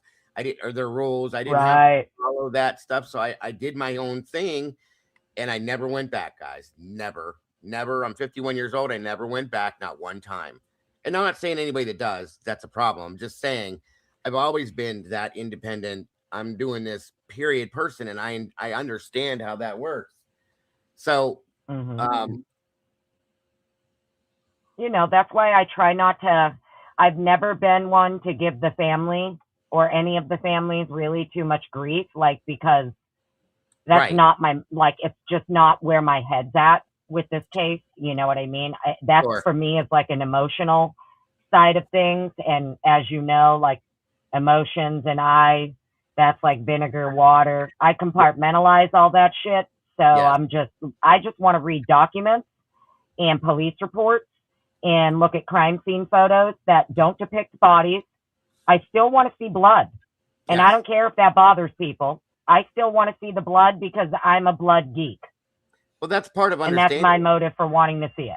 That's part of understanding it, though, Annie. It doesn't make it, it's not an issue. I mean, I want to see that too. I want to see how it relates to the case.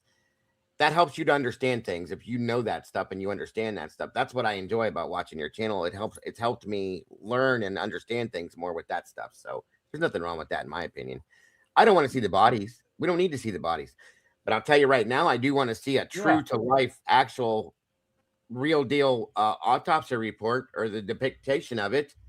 Okay, that's something I think. Well, that's what I mean. Between the actual, if we could get the actual autopsy report, right, and Yeah. you know, they did 3D scans. They used Liz Q 3 days after. No victims are in the home when they did the scans with the Liz Q software. Okay, Right. so in my opinion, and I had to go back and forth with Matthew Gammett on this, like Megan Marshall's court order applies to the city of Moscow, right? It doesn't apply to the Idaho State Police. The Idaho State Police were not named as defendants in that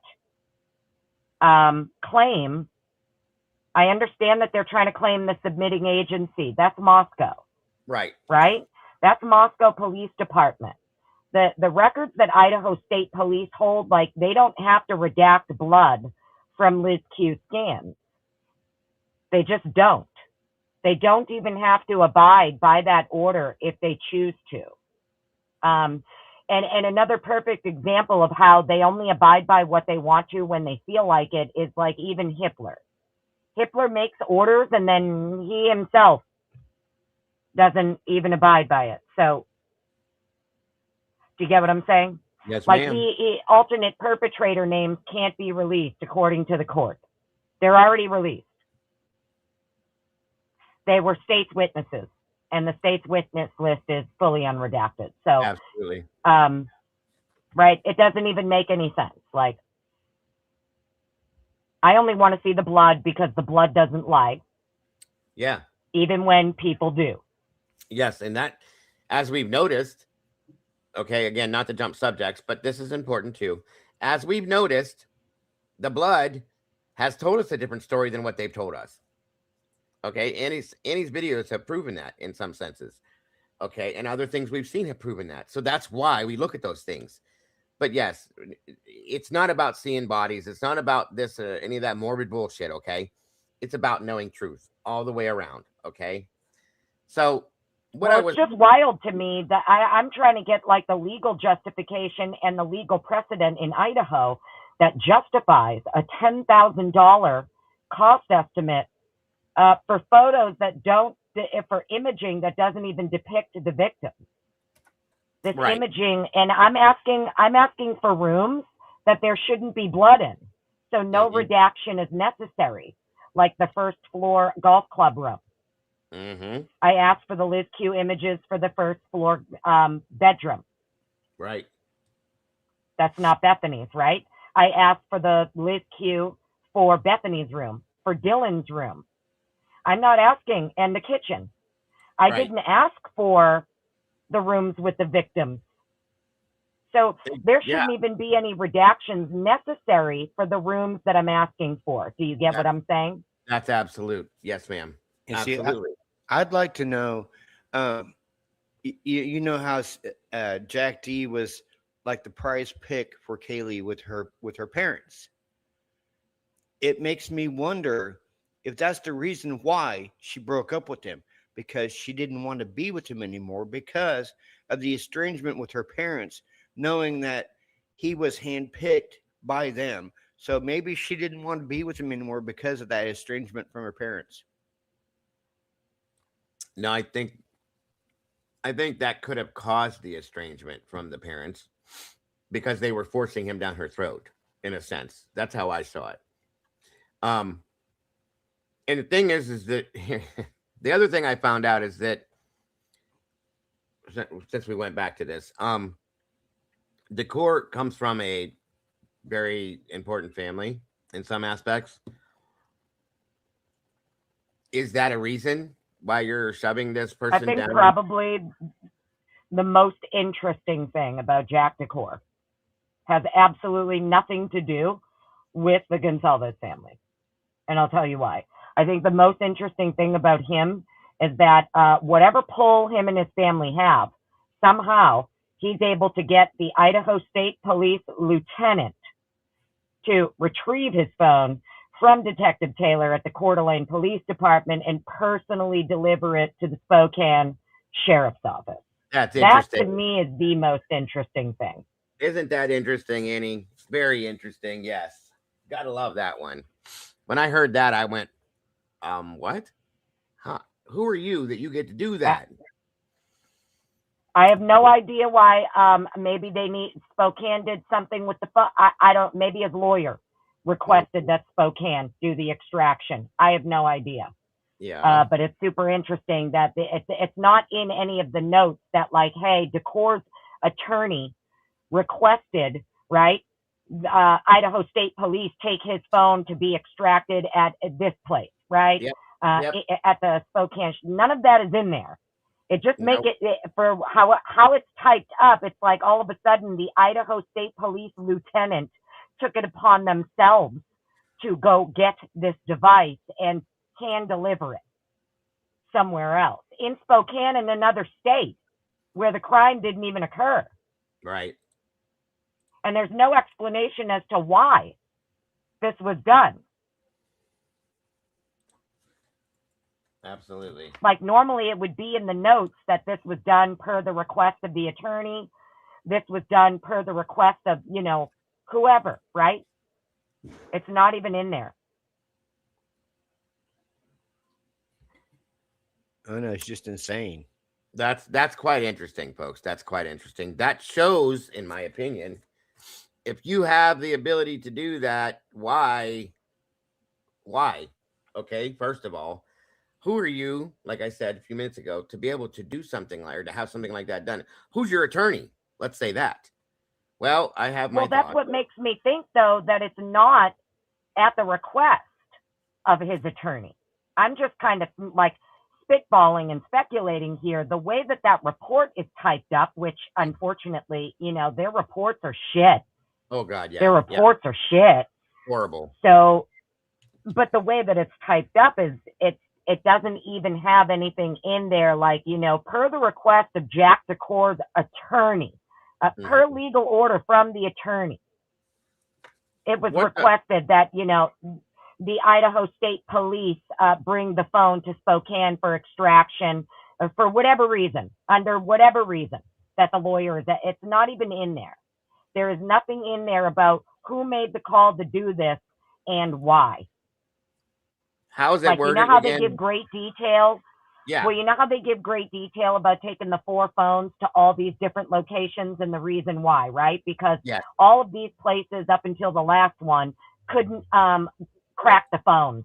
Right. Get them open, extract right? Yeah. But in this report for Jack's phone, none of that is mentioned as to why. See? That's what I'm saying. They go into great detail to explain why they're doing all of this movement of the 4 victims' phones. Right. But they have no detail about the movement and why of his phone. Bingo. And like I said, guys, you can't, how can I say this? You have to put that somewhere. Like it has to have, there's got to be a reason for that. Okay. And when we think about things like that, knowing what I know about his family, okay, and who they are, it makes me wonder, is that why? Because like Andy said, the wording doesn't relate to that. It doesn't say his attorney requested, he nothing like that. It's just there. So I mean, even if it said the Idaho State Police lieutenant had to take his phone to Spokane because the software couldn't do the extraction or whatever.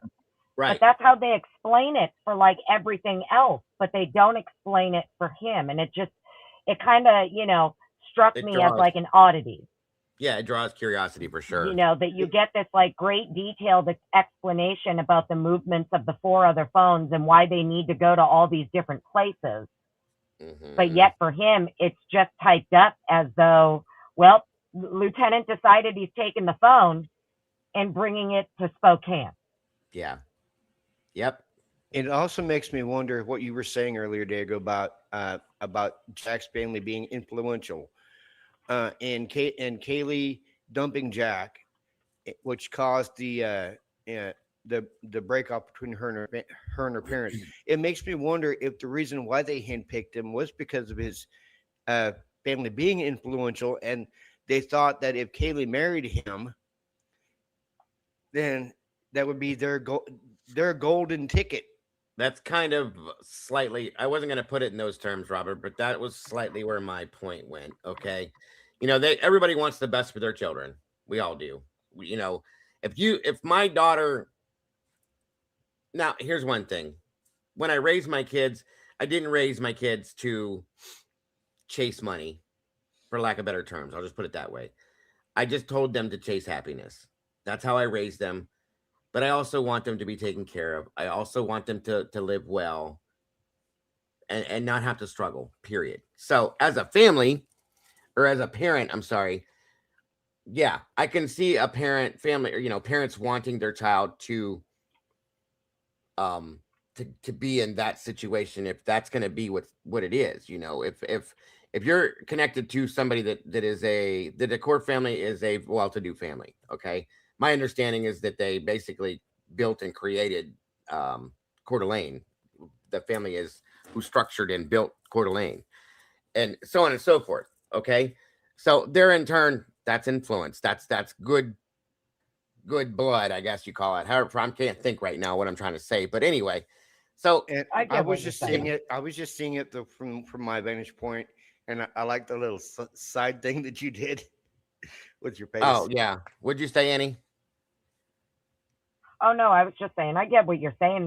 They influential. I don't know why the lieutenant decided that he needed to take Jack's phone and take it to Spokane. It's not stated in the report. There is no explanation. So unfortunately, all we can do is kind of speculate about the reasons why that may happen, and it's not explained in the report. Well, let me ask you something then. With that being said, do you think it may have been anticipated that there could have been something in that phone that they didn't want certain people to see? So therefore, they separated it and took it to this specific place and did it this way rather than that way. You know what I mean? Could be. Yeah, have Washington do the extraction, which is interesting to me, considering that's where they end up clocking Brian. Yes. Not long after. That is interesting. Yes, ma'am. Do you get what I'm saying? Yes, so I do. His phone is brought to Washington State, and not long after, they're clocking Koberger in Washington State and starting to, get ready to track him across the country and shit. Right. Absolutely. Yes. Good point. And thank you, Juror 13. Says, do you think JD, I love your avatar. That's hilarious. Do you think JD's phone had caught audio of the atrocity beginning since he had a FaceTime? I mean, that's possible. That's hugely possible. Of course, they never told us about that, but of course, it is very, very plausible, Juror. And thank you so much. Appreciate that. I think that number 5 at our goal. You're amazing, very generous, and we appreciate that so very much. Do you think I can't remember, but do you know off the top of your head whose Cellbrights they did? Who did they do Cellbrights for? Oh my God. I know it's in the documents, but I can't remember off the top of my head. Jack's one of them, right? They did his Cellbrite. Jack, Kaylee. Obviously the 4, and then I felt like Dylan, Bethany, Jack, and then I thought one other. Did they do show Walters?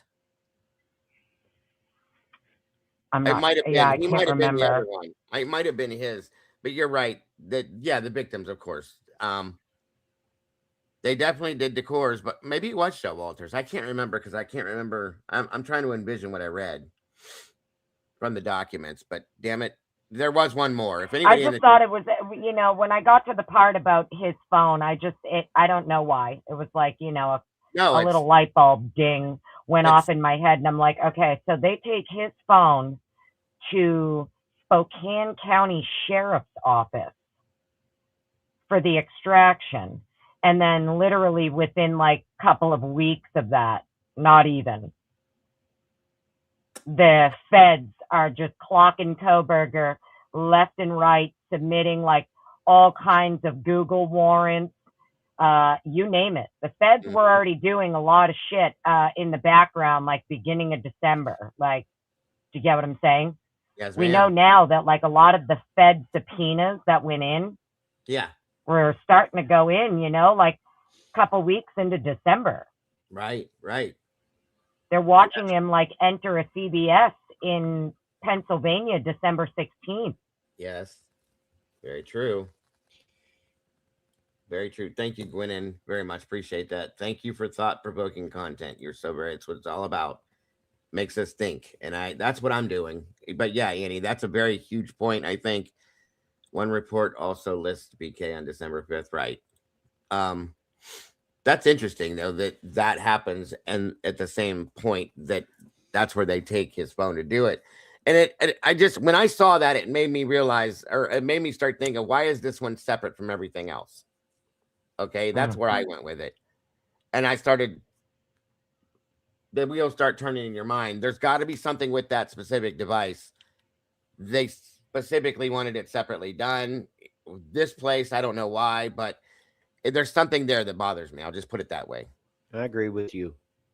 Welcome, Maury Proberger. Good to see you. Yeah, I just thought it was weird. I'm like, okay, so they take his phone to Washington, and then next thing you know, the alleged perpetrator happens to be in Washington. Right. Okay. Yeah. That's interesting as hell. Very. Yep. And go ahead, Robert. To touch on a conversation you and I had the other day on the platform about the players on the players on the board. Could it be possible for the reason why Christy is bashing us is she doesn't want any more players to be revealed on the board? That's possibly why she's saying stop looking in the docs, stop reading the docs. Well, let me put this out there. Okay, here's the thing. Christy and Steve GONCALVES from day one have said Brian Koberger did this from the moment that he was arrested. At one point, Christy did say that, or Steve said that he would be open to other people being involved. Christy said, no, absolutely not. Absolutely not. Brian did it by himself. End of story. Welcome, Kara. Good to see you today. And Luz, good to see you as well. So that I like to see proof. I'm sorry. I like to see the proof of that. Proof. Please show me. Please show me that Brian Koberger did this by himself. Right. No, of course. But that statement was made early on. Steve. They asked Steve. I can't remember. I think it was Frodo that asked Steve, "Are you open to the fact, Steve, of other people being involved in this?" Sure. She's sitting there going, "No, Brian did it. Brian did it. Brian did it.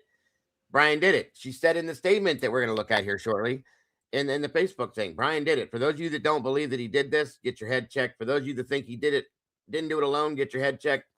Why? Why is this so hard to believe? So that narrative has been like rammed into the wall and compressed, okay, by her, by them, period. No matter what. That's it. Nothing else. Why? That there's other DNA on the sheath. That there's other situational stuff that was available here, and you're ignoring it. Why does it have to be that this man did this by himself? Period. What is there that's attached to this that you have to have this narrative be the only thing that there is? That is, and now that they're telling us to stop looking through the documents, stop reading the documents. That's what came back to the surface for me in my mind. What are you afraid we're going to find? Because that's what it looks like to me. And I'm not trying to be disrespectful, but damn, that's how I'm seeing this. When you blatantly say, stop reading the documents, stop looking into this, what else would you think after knowing those things that this family is pushing this narrative 1,000,000%? They made the impact statements they made. The man sitting in prison, and now we're repeatedly going through this looking for truth because we, like Annie said earlier, we've never gotten all the documents. Everything was redacted, everything was sealed, blah blah blah blah blah blah. So now we're trying to read through the rest of the stuff we didn't see to see what we come up with, and it's almost like she's like, "Oh no, no, stop reading that, please don't look at it anymore." What are you afraid we're going to find? Because that's how I take it. If you guys don't see it that way, I'm sorry, but that's how I'm taking it. What are you afraid of we're going to come upon? What are you afraid of that's going to come out? Is it going to change the fact that Brian either didn't do this or he didn't do it alone? And if that's the case, what does that do to you? What is that doing for you or not for you, for lack of, you know what I mean? Because that's how I'm seeing this, you guys. And I agree with you. That's why I made the statement I made. Is the reason is I believe the reason why she wants us to stop looking is because she doesn't want any more players on the board on the field being revealed. She feels, honestly, she feels that if the truth comes out before their lawsuit, they won't get their money. Well, is it that, or is it that the lawsuit will be void and they won't get their discovery? They won't get the money, like you said. Is it something else? Or are they afraid that somebody's going to come to the surface on this that they don't want us to see? Yeah, exactly. Will it come full circle back to Jack Decor and all the support you gave that man?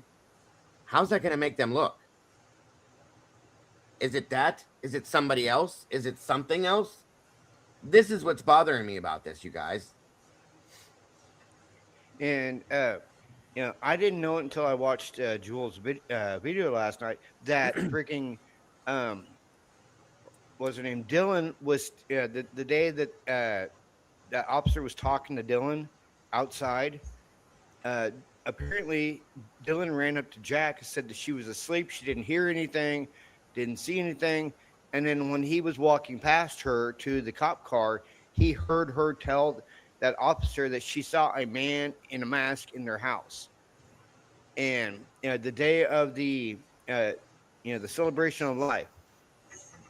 Explain to me why Bethany took off like a bat out of hell when she saw Steve walking towards her and Dylan.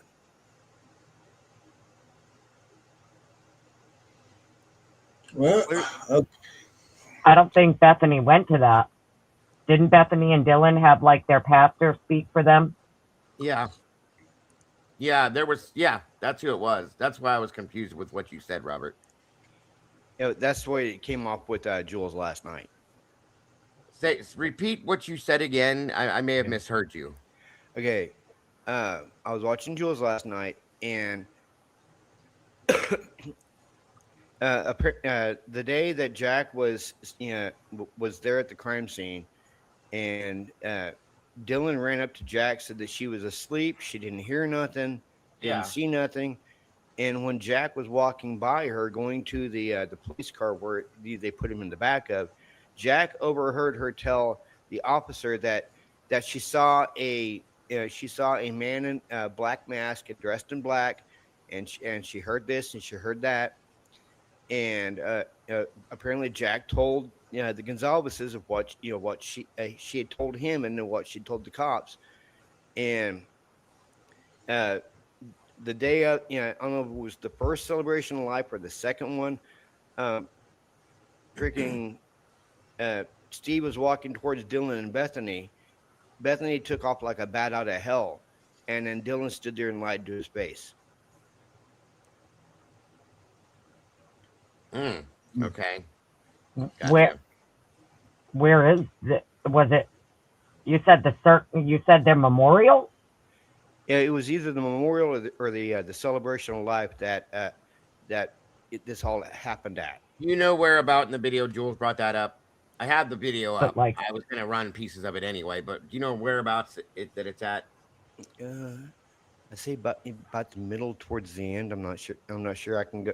I got it pulled up on my side too. I can go get the timestamp real quick, and that would help because I've never heard that before. It's always been my understanding. Bethany has never come back to Idaho since she left.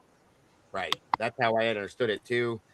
Now I did hear once, but there was no proof of it, that supposedly they were there, but they just didn't want to get on stage. I can't find proof of that. And like Annie just said, I always clearly understood that when Bethany took off to Nevada, Bethany stayed there and never came back and fought that the whole time. They had to go there to get any statements from her. And again, we saw that she didn't even come back for the sentencing hearing. That Emily read her statement. So yeah, I don't know about that one if that's, but I just want to hear how Jules isn't going to say something unless she has some kind of basis of proof. So if you can find it, Robert, I want to see where that part is because I don't even remember hearing that when I watched that video this morning. Yeah, that's what I heard too, Jesse, is that when the pastor read that they were backstage. But again, I don't know. That was the first memorial. Maybe she hadn't gone to Nevada at that point. I can't remember what the date was on the memorial. I know it wasn't too long after the murders happened that the memorial happened. So she may have still been in the area at that point, doing what she had to do to finish up whatever she was doing, and then took off. That's what I don't know. But let me find it here, and we'll review it real fast. Yeah, I haven't heard that one before. I was just always under the impression she went to Nevada, a few days after, within a few days of the crime, she's back in Nevada and never came back. Gotcha. That's kind of what I understood. Because when did they do the interviews? They did the interviews right away. Right. Her interviews are like on the 13th, right? I believe, and maybe the 14th. Don't quote me. The 13th and the 17th. 17th, right. Yeah. So by the 17th, I would say she's probably gone after that. They, likely conducted their interviews and were like, okay, you can go home. And I don't think she came back since. Right. Jippa said that she was back in Nevada by Monday. So if that's true, maybe that was just a misinterpretation or something like that. Well, it couldn't have been. She couldn't have been back in Nevada by Monday because the crime was on a Sunday, the 13th. The 14th would be a Monday. And she's still there being interviewed on like the 16th or 17th or whatever. So she couldn't have been back in Nevada yet while they're still interviewing her at Moscow Police Department. That's very I think the 17th interview was in Nevada. She had a lawyer by then. I might be mistaken. Gotcha. Yeah, that might be right too. Hemi might be right. Hold on, guys. I might be mistaken because Blaker went to Nevada to interview her. I believe so. That's my understanding. Yeah. Okay. And that makes more sense. Because she was worried about going home missing. Oh, the 17th. Okay. The 17th was Dylan. I do know that. That's true. Dylan. So, yeah. Well, let me tell you about now that I have my little. Let me have my little spiel here. Go ahead and do. The only issue that I'm having, I get it. Everybody agrees differently. I've lost a mother, so I know. As a son that lost a mother, I understand. Grieving that's everybody's different. But this is what I'm seeing. I'm seeing Steve G come out talking about being the alpha, talking about the prosecution not doing a damn thing. He's very, very displeased with the not having the execution of a firing squad. They all of them, not just the G's, but every single parent of the 4 victims was in that interview, or not the interview, but the hearing with Hippler. It was closed. We got transcripts. Majority of it is redacted. And the only thing that I ever got out of that was G's wanting to say, well, our kids was gagged. I want to hear what Chapin's had to say.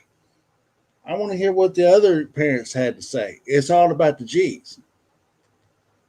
That's an issue for me, in my humble opinion. If you have a child, wouldn't you want to know what happened to your child? I know I would. And for me to sit there and wait until hearing to finally get the results of what happened to my child, and I had an opportunity in a closed hearing with the prosecutor and the judge, wouldn't you give them an earful in that hearing? Are you satisfied to know that the person that is in my humble opinion, is being falsely accused. They can't, they told you under oath in front of God and everybody, they can't place him in the house. They're not 100% sure if this is the person that did this. Wouldn't you be elated with anger about that? To know that there is a perpetrator or another perpetrators on top of that still out there that killed your daughter in the fashion that they did, and you want us to stop talking about it? Is that true justice? Or is that your justice? This is not true justice. That's not any kind of justice, in my opinion. At all. Period. In my humble opinion, this is not the first time I have heard the Gonzalez's coming out and saying the things that they've said in that Facebook thread. Not the first time. They've said that all along. They want us to go away. Just put it up underneath the rug. Forget about it. Well, we can't forget about that. You can't. Because if you are a parent, would you want to see that happen to you and your child? From law enforcement and law officials, that you would have faith to know they're doing their job to the utmost ability. Now, I'm not going to judge you. Everybody grieves differently. Everybody makes mistakes. I get it. Sometimes you make a bad decision. But what I'm saying is you had the opportunity in a closed hearing with all of your lawyers to sit there and tell the prosecutor and Judge Hippler what you really think about this investigation. And yet you didn't do that, but you go out in public in front of mainstream media and talk about it. But you didn't do it when you had the chance. Now, I don't expect you to feel any kind of way about Kohlberger. I get it. Quite contrary, if I was in your shoes, this is the man that did it, I probably would do the same damn thing. With the faith of knowing that law enforcement has done their due diligence and got the right guy. But as we are sitting here, then near 3 years later, we're going through these documents and we're going, they got the wrong guy. They have not yet proven this man did it. And if he did do it without the what do you call accusations or theories or whatever, that's all we have is speculation because we don't have the truth. But you hide behind your lies. You made your money.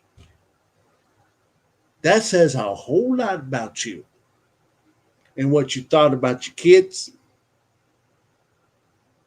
You just wanted the money.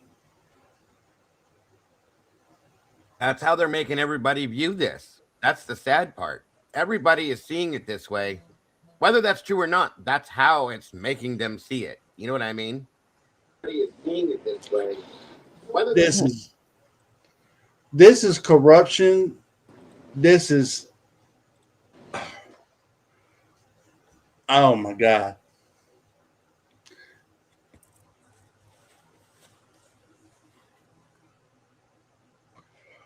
You're making a good point. Very good point.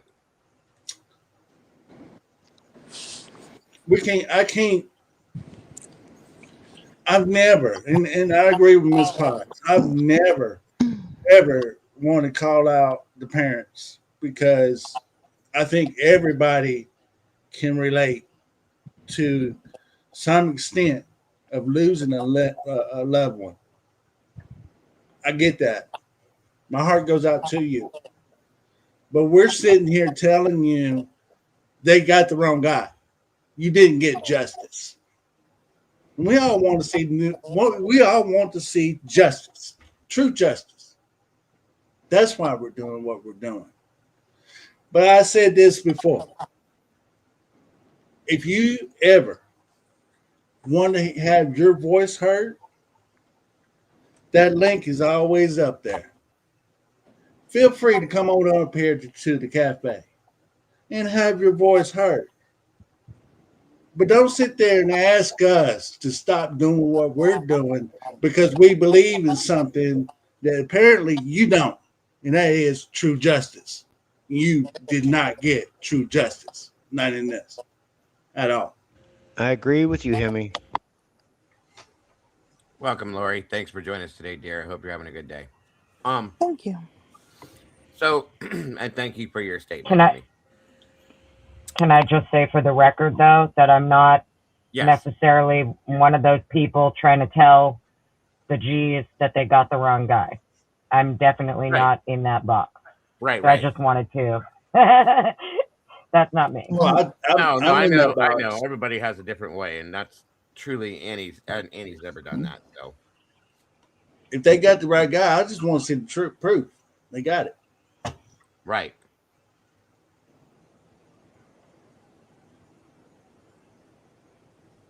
Welcome, Cass. So I'm going through the transcripts looking for the time. I found it. I found it real quick here. Oh, Hold on. Let me play this real fast. Back to what we were talking about there. Again, guys, make sure you guys check out this video with Jules. There's pieces in it I can show you guys, but again, she makes a good point. We're coming up on it here real quick. This part I don't remember hearing. I might have walked away for a minute when she said this too. Coward.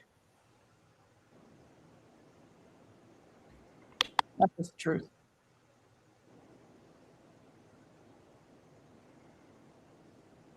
How dare you be that hypocritical knowing that your child was not the only person to die that night?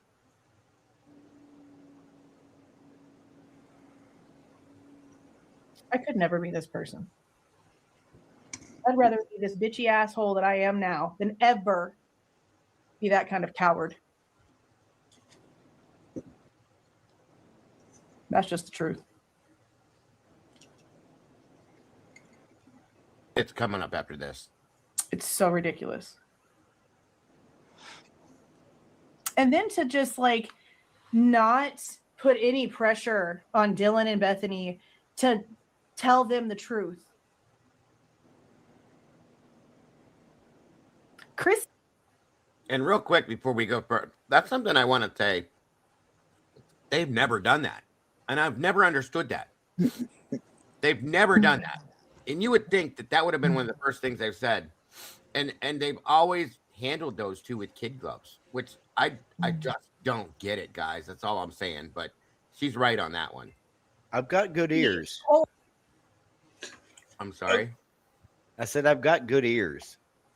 Yeah, when I caught this last night. Oh, no. I think, yeah. And like I said, she hit the nail on the head with a lot of things here. there you go. Before you get back on those, I got to clarify this, okay? That's my humble opinion about his innocence. This is what happens when you don't have a trial. Okay? This is what happens when you get a plea deal. You throw all that out the window. So you're sitting there thinking, this is why I make that statement. If you sitting there, you lying to me, and I know you're lying. I'm calling you out on your lies all the time. I'm talking about the prosecutor. Okay?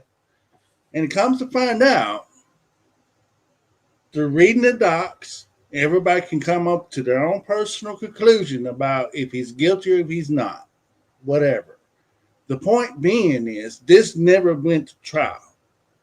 And had he faced the peers or his peers in the jury, and they found him not guilty or guilty, we wouldn't be sitting here right now having this conversation.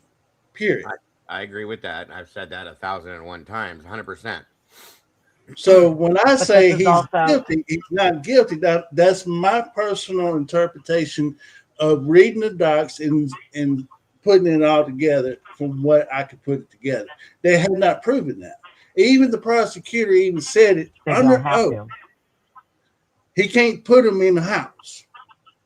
But because they got the I understand, because they got the plea deal where everything is okay. As a parent, what I'm saying, if it was my child and the prosecutor saying that in open court, even though I can't rest because I know it's not proven fact that he did it. There's somebody else that was involved. That's all I'm saying with that. Agreed. What'd you say? You started to say, Annie? Oh, I agree with them 100%. I was just saying that technically, the state doesn't have to prove anything anymore, and Koberger agreed to it. That's So, absolute. That's that's that's why I agree with Hemi. This is what happens when pleas happen, and when state prosecutors are allowed to attach the death penalty for the purposes of leveraging a plea, and then just burying everything and move along. Nothing to see here. I agree. That's why that's what I told you guys. Go ahead. Sorry. I just wanted to say, but I love you, and I gotta go. So I didn't want to just dip out and not say bye. I just wanted to at least say bye. Thank you for your input today. As always, I appreciate you, Annie. I appreciate you. I love you very much as well. And I hope to see you very soon. And I hope you have a great rest of your day. Always great to see you, Miss I Park. appreciate you so much. And I'm so sorry that I had to maul a couple people in your chat earlier. I'm so sorry about that. No worries. Everybody's adults in here. We can handle it. No worries. Bye. Bye, Annie. Have a great day, hon. But no, I appreciate that. And that statement that you made, yes. Now, this part here, like I said, I must have stepped out of the room or something because I didn't catch it. But I found the spot. Thank you for, who was it that sent me that? I can't remember now. I saw it in the chat, but thank you for hitting. Fine. You guys are good and quick, so on we go. Yeah, I always, whatever I hear, I always try to bring facts with it. And, that's why I was bringing this up to you here a little bit ago about what I heard her say last night. Right. Welcome, White Rabbit. Good to see you as well.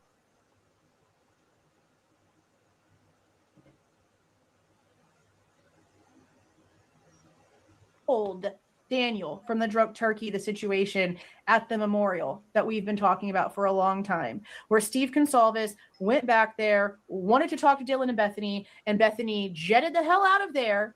And because of what Jack Ducour told Steve he heard Dylan saying at the crime scene, which we what happens at the crime scene? You misinterpreted what you said. I catch it now. Listen to this again. Okay. Told Daniel from the Drunk Turkey the situation at the memorial that we've been talking about for a long time, where Steve Gonsalves went back there, wanted to talk to Dylan and Bethany jetted the hell out of there. And because of what Jack Ducour told Steve he heard Dylan saying at the crime scene, what happens at the crime scene? Jack is standing right there next to Dylan as she's talking to Noons. And then he gets into the back of the cop car and he can hear everything. He told Steve Gonsalves that Dylan saw the man in black, that she saw somebody in a mask, that she this and she this, all the things he said. So when Steve went up and wanted to speak to them and Bethany took off, he wasn't expecting Dylan to lie to him. And according to what Christy told Daniel, that Daniel told me the second time I was on his show, she said nothing. I was asleep. I didn't hear anything. And that's a fact. Jules told me about that 3 years ago. That was told in confidence, and she brought that out herself. But I've known about that for a long time. I just hadn't said anything because that's her place. You know what I mean? But yeah, 100%. I try. Daniel did tell her that, and it was never talked about at that point until way later. So yeah. I try. He has known since then she was not being honest with him. And yet they have never once come out and publicly said, I don't trust Dylan. Something's wrong. All they did was have an interview with Brian Enton where they said that people were cleared too soon. Yeah, you mean like Mr. Lead Suspect? Jack Ducour? Again, Brett Payne came out in testimony in January of 2025 and told Ann Taylor that there was a lead suspect in this case that they were working. Then they got the call. Ring, ring, ring. Brian Christopher Kohberger is the suspect you're looking for. Click. That's literally how it went, according to Brett Payne. They weren't told it came from the knife sheath. And nothing else happened after that. They stopped short, shut it down, and ran to the finish line with Brian Kohberger. Nothing else happened. Nothing else was looked at. Nothing else was processed. Nothing else happened unless it had something to do with Brian. They weren't told it came from DNA. Nothing was said to them but his name on the 19th.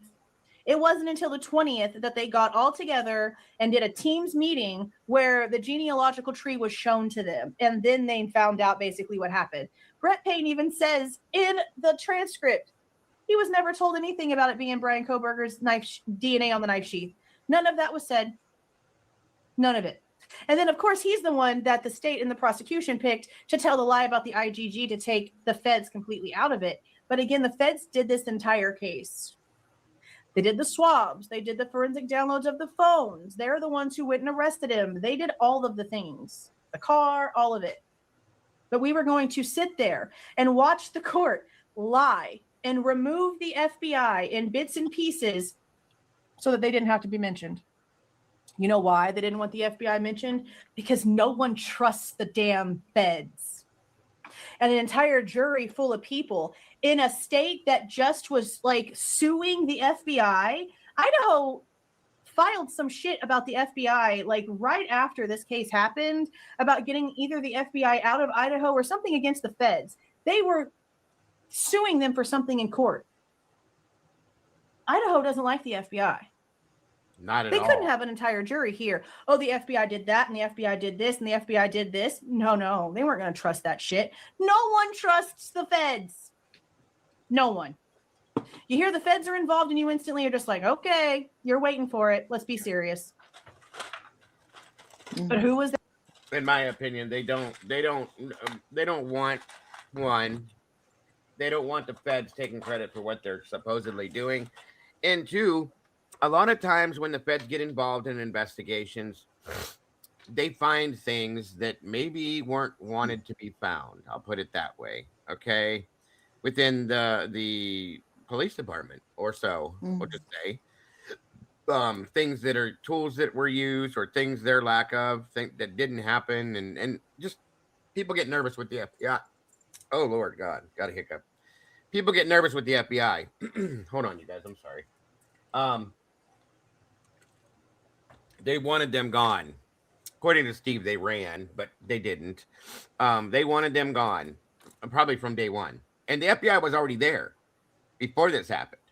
You know what I mean? And he says some feds are super nice, right? But they wanted them gone. They wanted them away from the investigation. Was it that they were going to find something that they shouldn't have? Was that what they were worried about? Who knows? But that is a point. Very good point. So let me just saying, as she was saying that. There before the chief of police, a fed. Before Chief Fry even got back into town, a fed. Who got a call from their blood relative that their daughter was shot and killed and they didn't leave their house? The GONCALVES. Who was home and awake with several able adults and got a phone call from multiple people telling them that their daughter was dead and still no one left the house? The GONCALVES. Who else turned on the news and saw their daughter's house and the cops and all the things and got the alert and all the things and still no one left? The GONCALVES. Who was sick for the first time in their entire marriage the same morning that their daughter was brutally murdered? Steve GONCALVES. According to the statement they made, she's right on that one. He had never been sick, was never ever sick, but all of a sudden that happened that day. That's just ironic. I'll say that much. Urgent care with some sort of stress-induced rash thing all of a sudden. The same morning that Kaylee dies, first time in their 20-something year relationship, he's sick. Interesting, isn't it? Again, nothing made up. Christy says it herself in an interview. We don't tell tall tales here. We just think about how coincidental some things seem to be.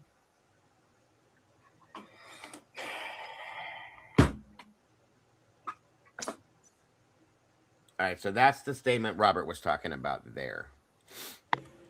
Welcome, Satire. Everything me. Good to see you both. Thank you. I say, I try, Dago. I try. Okay. As Steve go to the hospital he works at? That's interesting. That's a good question, Satire. Did he go to the hospital he works for? That could be. That could be. That could be. So this is what has, just so you guys know, this is what set this conversation off today. Okay. I recently looked at Kaylee's handprint. This was posted to the GONCALVES family page on Facebook. For those of you that don't know, it's there. I recently looked at Kaylee's handprints and footprints that the medical examiner took. It killed me, which it should. It absolutely should, and I imagine it would. This is what I'm saying, guys. This is hard in some senses for me because I feel for them in that aspect, but at the same time, as you'll see, I have other thoughts too. It killed me looking at them. As her mother, I don't know how much more I can take. A month ago, it was her fingernails and the knife sheath. Before that, it was crime scene pictures and videos. With the social media shitstorm going through every single document and then people making up their own scenarios, it's disgusting. I wonder if it will ever end. People that actually think that BK is innocent or that he didn't act alone need to get their heads checked. Excuse me. Or better yet, the people saying that this never actually happened and that it was social media experiment, how dare you? Agreed. That's the one that I agree with. That is disgusting to me. I'm sorry. Get a brain of your own and quit letting other people think for you. Your favorite YouTuber or TikTok friends are making a living off of my daughter's murder, and they don't want to end anytime soon. Want this to end anytime soon. That statement right there, you guys, I'm gonna speak on that real quick. That's not true. Not for me. Okay. I wish this was over 3 years ago. I'll be true and honest to you. I truly do. I don't care what people say about me or a handful of other creators that are out here doing this. I'm not out here trying to make money off of the death of anybody. This is my job. I get some minimal money from YouTube every month. No matter what case I'm covering, it has nothing to do with Kaylee GONCALVES or it's every case I cover. That's how this happens. It's not up of her. Okay. I'm definitely not doing it just because of that. I never have been. And before this case happened, I was covering other stuff and I'll be covering other stuff after. That's just how that is. This is what I do. I'm sorry that it falls into that slot.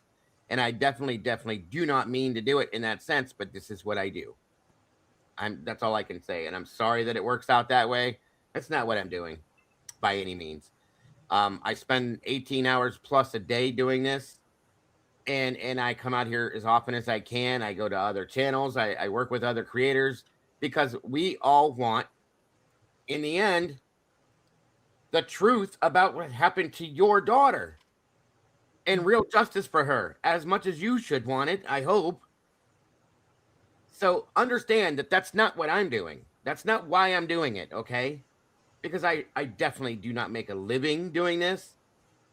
It's not even close, folks. Not even remotely close. It's pretty sad, truly, what we make. But just saying, I want to speak on that real quick. But I don't want this to go on forever and ever and ever. I just want the damn truth. And when that is released, when that is put out, when we can come to that conclusion, I'm done. And I will continue covering the other cases that I'm covering, doing the same thing. So they don't want this to end anytime soon. And if they want to keep this going and keep stirring the pot, how are they going to pay the rent when they have nothing else to talk about when the money stops coming in? Hold that thought or speak on it. I'll be right back. And let me say this real quick about Brian Kohlberger. After everything was said and done, all the I's were dotted, T's were crossed, he's going to jail. What did we hear the prosecutor say about it? What did we hear the judge say about it? Prosecutor said there was no connection between him or the house or him or the college students. Of course, the judge, Judge Prickler, basically stated, "Oh well, maybe maybe your defendant shouldn't have left his DNA at the crime scene." They never shown guilt for Brian Koberger No, they did not. throughout this whole damn thing. They ain't showed guilt. Nothing, as far as an interview with Brian Koberger, was shown. Nope, they Best stood up thing there, is, all of them, gloating about the fact they didn't have anything. Well, why doesn't that bother Christy or Steve? Since you that brought that up. statement right there is just okay. Thank you, SRB. Come on now. Why doesn't that statement that you just made, why doesn't that bother them? You're so dead set that this is the man that committed this crime all by himself, but they've never showed you proof, just as much as they've never showed us proof that he did it. Why doesn't that fucking bother you? Do you guys feel like it bothers? Have you ever noticed in the interviews how I feel like Steve Gonsalves, like it bothers him that he knows, and then recently in, I don't know, one of his last interviews I read online or saw, I don't know how long ago it was, he said he hopes someday the truth will come out, which is the complete opposite of what his wife is saying. And then in some of the interviews they've done online, you can tell that they're not 100% in agreement. It's subtle, but you can tell. Do you feel that way? Yes, we have. Yeah, I agree with you, Crime and Chaos. We we have, what this statement here is, myself, Dago, a lot of other creators. We want the truth to come out, and I know Dago, I know you, Dago. You do want the truth to come out, and it just feels like this family right here is chucking spears at us because we want the damn truth. Because we want the truth to come out, she's chucking spears at us, telling us to shut up and go away. Yeah, I feel like Christy Gonsalves probably wears the pants in that family. And while, the divorce rates when you lose a child are sky high. I don't know the actual odds, but I know that they are. Most couples don't make it through the death of a child, probably whatever age, because just for a multitude of reasons. And it's clear to me, just looking at their interviews, even from the very beginning, that they didn't agree of what they were saying, and there was little cues between them, little nudges here and there, or looks, that they weren't agreeing on everything. And I think they're still like that. I really do. And I think Christy needs to believe that this is the guy, they found the guy, and that Steve, he's not stupid. I I cannot imagine that they're not seeing all this that They're we are. not. Yeah, they're not on the same page, Lori. I absolutely, Yeah. like I said, you're making a good point, and I've said this before. Steve will say one thing, and you'll watch her face, and then she'll say something, and you'll watch his face, and they're not on the same page. I think Steve making that statement that he always wanted the trial because he wanted everything to come out. He said that more than once. She seems to be just okay with Brian did it. It's over. We're done. That's it. Yeah. That's Yeah. not enough. That is not enough. And shame on you. I'll say this much for just accepting that. Oh, there's a lot of people out there like that just want to accept it. They just And want to say, even if it's the "Oh, wrong person, he's in jail. It's over." how can you Why are you still talking about it? how can you morally do something like that, folks? Knowing okay, if this were to happen to me, let me move this for a minute and we'll bring it back up. If this were to happen to any one of us, in my opinion, I'll just say it that way, okay? I would want to know everything, all of it, all of it, for my own well-being. And welcome, SE, good to see you, dear. But absolutely, all of it. I would want to know it all. I deserve to know that if it was me, Mhm. as do they. In my opinion, truly, only in my opinion, from what I've seen, she just seems to be like, this is it. I'll accept it. Now let's be done with it, move on. And if that's for your own like mental health, I understand. Okay. Right. As a mother, But she yeah, might, that but might don't be the deny. only way she can cope. Sure. If Yeah. that's the case, fine, but don't deny the fact that there's something's not right. And you're making it worse by doing that, in my opinion. You're not giving your child justice in that, in my opinion. And I'm sorry, I'm not. Again, I mean, with all due respect, guys, you know me. I Oh, can't yeah, of See, imagine. course. I She cannot should stay imagine what off they're. the internet in that case, see, Agreed. She can't expect all of us to not be interested in it and want to pursue justice for the case, Yeah. It that's way out of line. I mean, it's just not realistic. When the public, again, the public does deserve the truth because they live there too, and this can happen to anybody. So again, it's almost there's one of two things going on here. If this is a mental health thing and you need to have closure somehow, which you'll never get closure. Okay, understand? We know that. nope. But at the same time, absolute and pure and true justice should be what you want and expect in this situation. And by doing this and trying to shut down the possibility of finding some truth, you're not getting that. And that's not you're handling it wrong, okay? And if it's because you can't, then like you said, stay the hell off the internet. It's not going to help you. It's going to hinder you. It's going to hurt you. Psychologically, it's not healthy if you're going through this. And I know we know this. Period. This is the It last could place have you to should be. do with their current lawsuit as well. Well, that's what I think it is Mhm. personally. You know what I There you go. mean? Sorry, I got fired up earlier I About what? When did you get fired up? about this post, and she's chucking spears at us for wanting the truth out of this case. It just feels like because we want truth, we want justice. I know you do, Dago.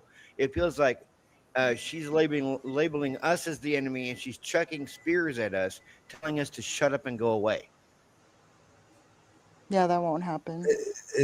It's always Not gonna happen with anybody that's out here doing this because of that. And some people are just the way they are. The more you tell them to stop, the more they're gonna do it. That's just how that works, folks. Sadly, so that's not how I work, but that's what some people do. when you're upset and you're mad and you got all your emotions about the situation, you never see both sides of the coin. I said it time and time again. I get it. You don't want to have shit to do with Brian Kohlberg. You want to put all your eggs in that basket. That's great. Awesome.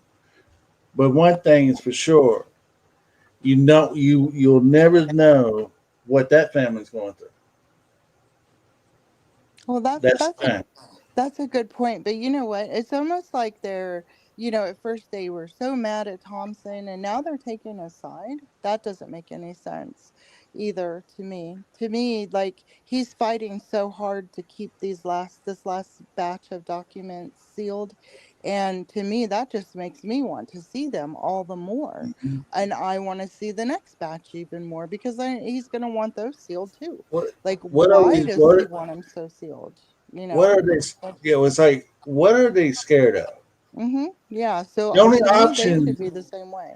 The the only parents. option on the table right now is for Brian Kohlberg to file his appeal, which he has up to 2 years. So we all seen the dirty laundry. You can come up with your own conclusions. If you know Boss Brown, he did it. That's great, awesome.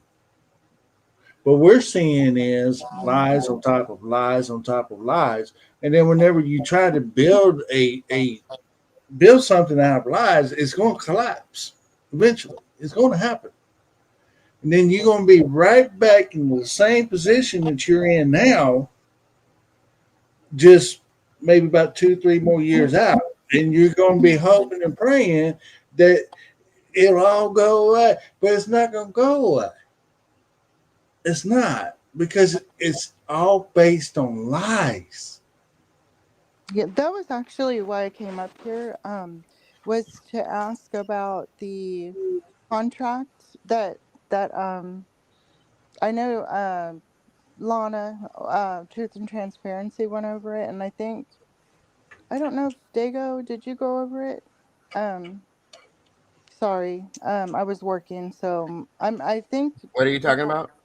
the contract between U of I and Moscow PD and Yeah, we covered uh it. We covered it last night before last over at Devil's Advocate. Yeah, we talked yeah, about okay, That was so very devil's interesting. advocate, that is huge. And it. I agree. here's what I wanted to ask. So that document about Steve saying the kids were bound and gagged, and that just I cannot get that out of my mind that the parents were expected to keep that silent, and no one denied it, and Hitler then, still came out and said, I don't have to pick a jury and have a trial. I mean, this is in our country here. I would never, I was so shocked to see that. And that to this day, the families are still expected to stay silent. When the supposed criminal is in prison now. So, with that being said, there's some reason they're being silent. So, um, if when all the kids joined a sorority, they would have to sign something, right? Some kind of agreement. So I'm wondering if when they Yeah. signed an agreement, that was part of it, maybe in the small print, that they're agreeing to a code of silence or whatever, however it's worded. And then do you think that there's some way that their family members would have been included in that? And that's the reason for their parents' silence. I'm just Well, curious. Would I that? don't. From my understanding, it doesn't work that way. I just mean like the Greek pledge that they take. That's them Mm. personally. That's I do know that much. I looked into that. Does that involve their family? I have no idea. I've never heard that before. I have a couple friends that were in fraternities that's never been a thing. I asked them a lot of questions about fraternities and stuff like that when this first started, so I could understand a little bit of it. That was never anything that I've ever heard. Was there some form of an NDA that they were forced to sign after the fact because they were involved? But again, she left the fraternity at some point, so it's like, does that still even hold? Exactly. That was my next You question, know, because the all of them that were, murdered were not even a part of the sorority anymore. So would that be exempt had they signed a something, But it just seems to me so strange that they're not, especially the Gonsalves, they're not speaking up. And you remember when Steve said, don't make me do it. Someone speak up, be the alpha. right? What was keeping him silent back then? That's It just, great. That's a great it, question. yeah, Really? it really is. There just seems something that is so solid that something is keeping them silent. And nowadays there's so much to read in an agreement. I know personally myself, I don't read all that stuff. i Right. i, I I couldn't possibly. And so you have a kid that's, and some kids are signed up, I guess, before they're 18, so maybe the parent would have had to co-sign or whatever with them. But you know I don't pledge agreements, yeah. Yeah. That's So yeah.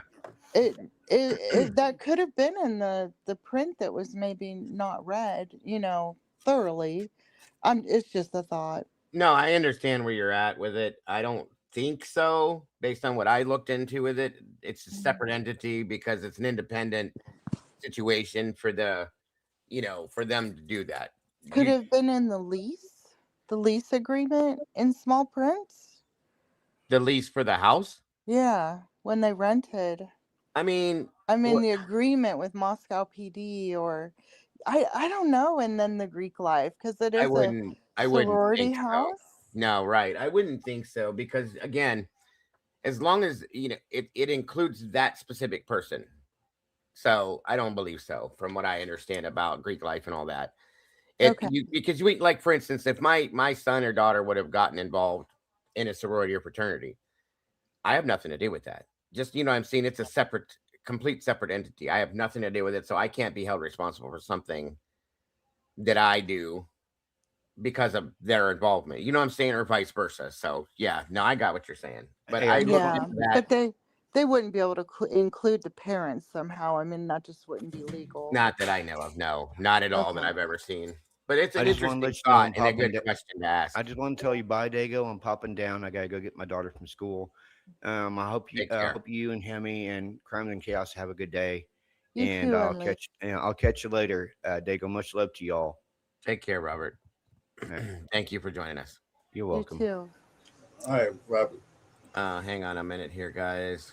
Let me check something out real fast here. This is a great conversation, by the way. I really appreciate you guys joining in. So just here, let me give you a real quick once over with this. Greek pledge signing involves new members signing documents often during their pledging period, which now is often called new member education, to commit to the organization's values, history, and rules, including anti-hazing, which is a joke. We know that. Consent and leadership, with seniors sometimes adding personal wisdom, marking a step towards full initiation and showing commitment to positive change in Greek life. That's pretty much what that is. That's all it is. And it doesn't include, you know, parental, this and that, and everything else, which wouldn't be legal in an aspect either. You cannot force, like, I can't, if I were to do this when I was that age, even though, like I said, I didn't go to college, but I was up there all the time for different reasons. I couldn't expect my parents to be quiet about what they think they know or this and that, everything else. It's not their issue or responsibility. So it's a good question though, Lori. A very good, interesting question too, to think about. So very, very, very interesting. Let's see. I did want to run this part of this too with Jules real fast and show you guys something else that brought this to my attention, or brought this up for me. Welcome, Saber Sleuth Tiger. Love your name. I had another thought, but it just went away. No, I can't go back. Right. 1 minute here. Oh my lord. 1 minute. Okay. Let's try this again. Maybe it'll come back. Years ago. And when asked about it, Steve deflected, took no responsibility. It was because of them that for 3 years almost, we thought that Xana's door was closed and that Dylan and Bethany couldn't get it open. And so they physically called Hunter, not Emily, but someone with the physical capability to manhandle a door. And that led to all kinds of questions. If you didn't know about Maddie and Kaylee being dead upstairs, why wouldn't you just go upstairs and get them to help you? Why would you instantly call an outside source? How long did you wait? All kinds of stuff came from that. Hello. And they've taken no responsibility for that. Nope. That's a big deal, folks. There's been a lot of misinformation that has been expressed from them that has caused a lot of confusion and disagreements out here. In turn, they're asking us to not read the documents, which is where the truth is supposed to be, and just listen to what they're saying. She's proving a point here. Yeah. Okay? This is a huge point. This is what's caused the problems. This is what's caused our confusion. And again, I have to ask you, why? Why are they doing this? And Steve admitted to putting out. Okay, this is another problem too that I don't think she touches on here, but Steve has admitted to the world that he's purposely asked people to put out misinformation, leaked information. We know he's leaked information. He's admitted to that as well. Again, why? And now this. So again, there's more coming. I just wanted to throw that out there as well. It isn't just a one victim scenario. There are 4 different families, 4 different victims. And then we also have the Coburgers. And it's not just the victims that they came out and told stories of. No. Mr. IT lied to the public for years, saying that they had proof that Brian's device connected to the Wi-Fi at 1122 King Road. No, they didn't. Again, let me repeat the words. that were said by Bill Thompson, the lead prosecutor. Y'all heard this 1,000 times. We cannot directly connect Brian Kohberger to 1122 King Road or its residents. The Gonsalveses know that. The Gonsalveses are choosing, after 3 years of this, now that the evidence is coming out and now that it's more and more obvious that there was no real proof, they can go out again on Chris McDonough and they can complain about the state. They can complain about the lack of transparency. They can complain about Bill Thompson. But when the truth starts coming out and the black and white evidence starts coming out, they have the damn audacity to complain that now that we have something for real, we're looking at it for truth. Well, you're welcome. We're doing your job for you because apparently you just don't give a shit. And that's basically what she says. Stop looking at the documents.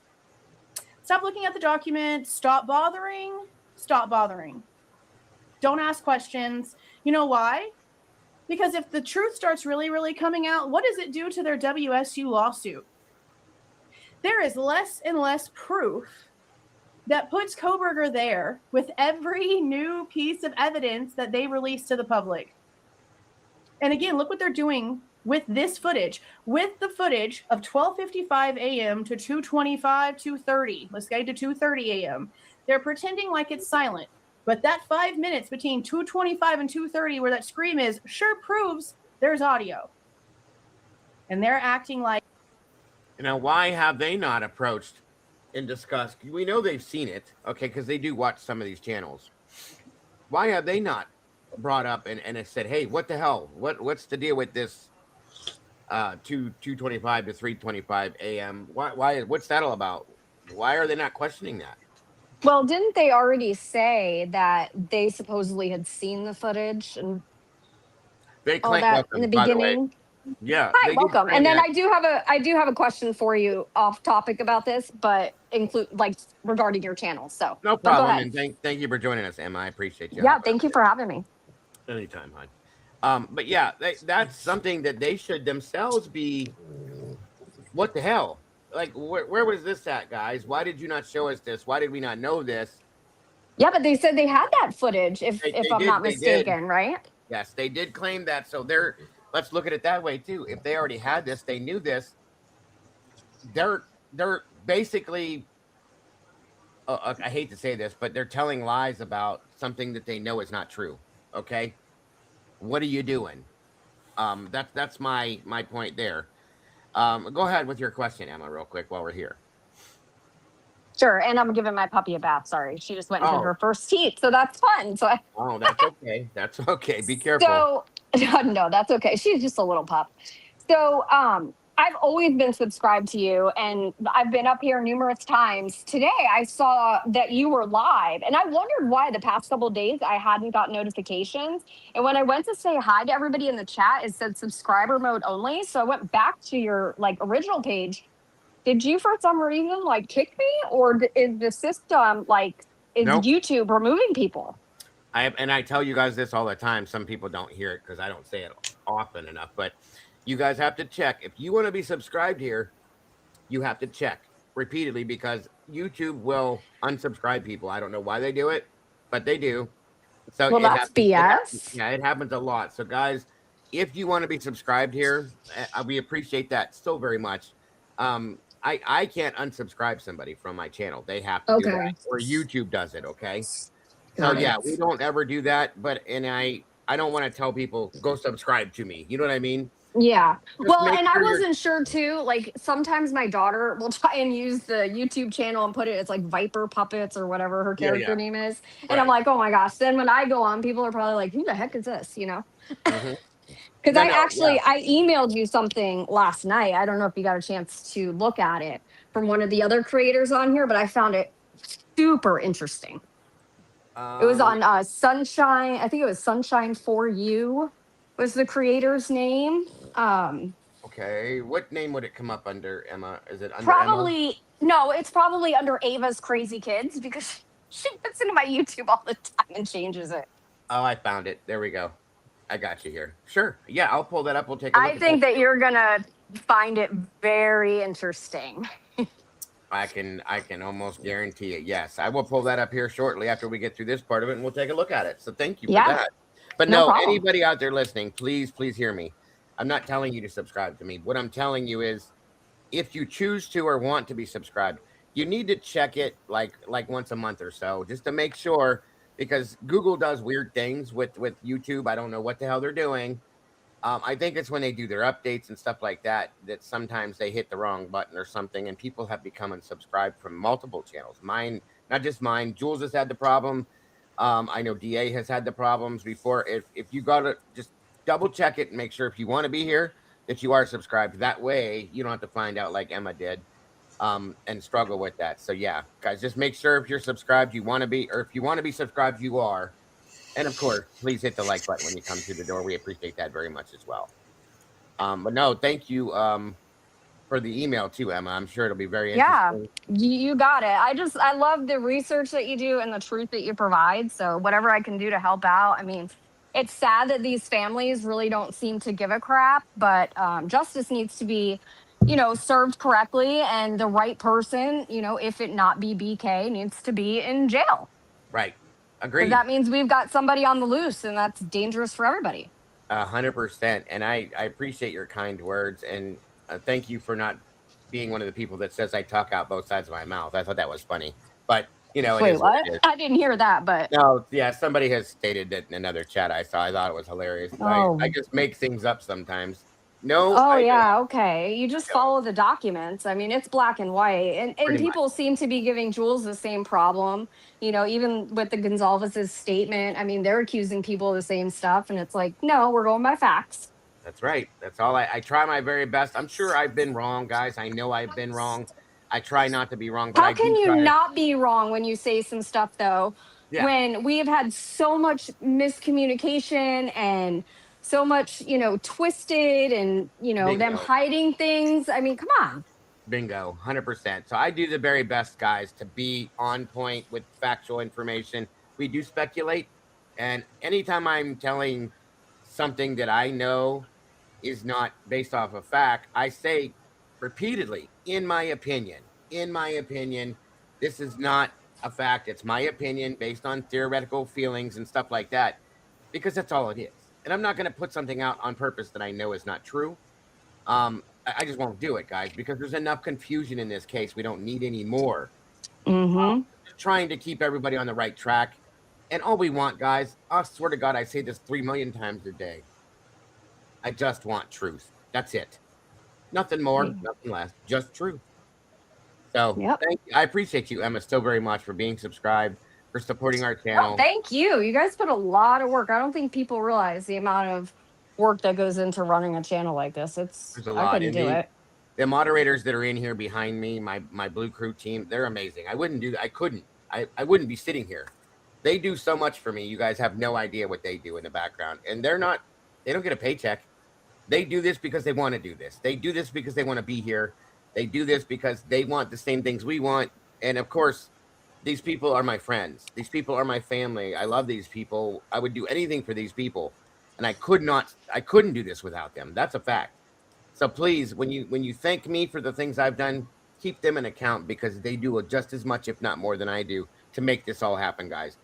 It takes. Yes, thank you very much. My apologies, but he's no, correct. don't apologize. I just want everybody to know that it takes a community to do this, folks. All of us do this together. Period. So no, don't apologize. That's not what I meant by that. I know, but you're right. Sometimes they get lost in the wind, but it doesn't go unnoticed, and we appreciate it. And the same goes, like, when we put everything together in the evenings over at DA's, guys, there's many of us that are working this together.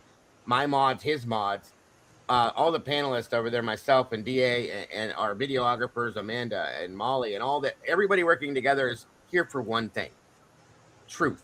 That's it. We're all doing this together, however many of us there are, for one reason. It's nothing negative. It's nothing bad. It's to find truth. And I that's why I'm so appalled and like sideways on this. Like, why don't you want this from us? Or why don't you want this the same we do? That's all I'm saying. So, hey, 1-1, what's up, buddy? Good to see you, brother. Thank you for being here. But anyway, Emma, it means a lot to me that, like you said, you've been subscribed for a long time, or unsubscribed, I should say. but you've been here for a long time and you support it. We really appreciate you so very much. I hope you know that. Oh, well, thank you. Absolutely. And I really appreciate your opinion, your thoughts, your feelings on this too, guys. That's again why I do this, which, not every channel will bring people up. And I want you guys to have the ability to come up here and voice your actual voice, not just typing.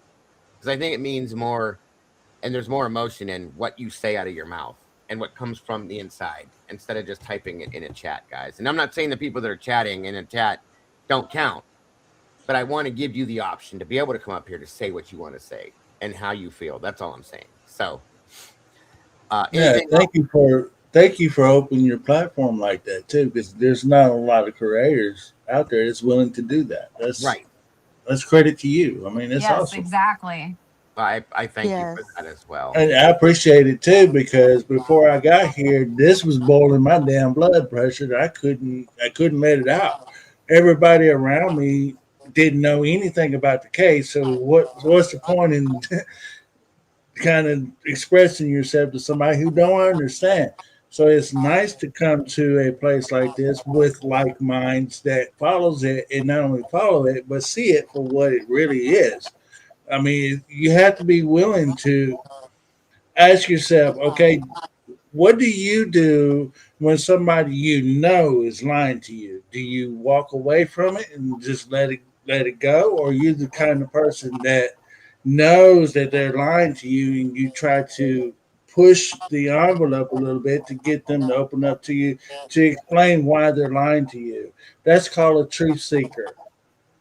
See, that's the thing. When somebody don't lie to you, and far as from the time that I've been here, this case is full of lies. So when we come up with a lie on top of another lie, and we're calling you out, this is what we get back in return. Is it's a good thing because it's letting you know that it's working. Because if it wasn't working, then there wouldn't be no reactions to that. So little things like this right here lets me know that we are making a difference. It's just trying to get them to understand and open their eyes up to it and go, oh wow, we've been lied to all this time. There's there's no worse feeling than to put trust into something and then turn around and find out that everything they've been saying to you is full of lies. You can't walk away from that. You can't. You got to hold people accountable for that. Right, right. I agree. I do agree. I'm on my soapbox today. I really, I want to tell you guys in the chat, thank you so very much for the kind words, guys. You don't have to say those things or do those things. And it means a lot. That means everything to me, folks. Your feeling, it's just 100%. Thank you, go so very much for the support you give us here and the love and loyalty and respect you show us, guys. It means everything to me. It's all of us, to be honest with you. It really does. So, not to get mushy, just being honest, guys. Everybody knows I'm an emotional person and I lead with my emotions. So I just wanted to know. It's okay. It's okay for grown men to cry.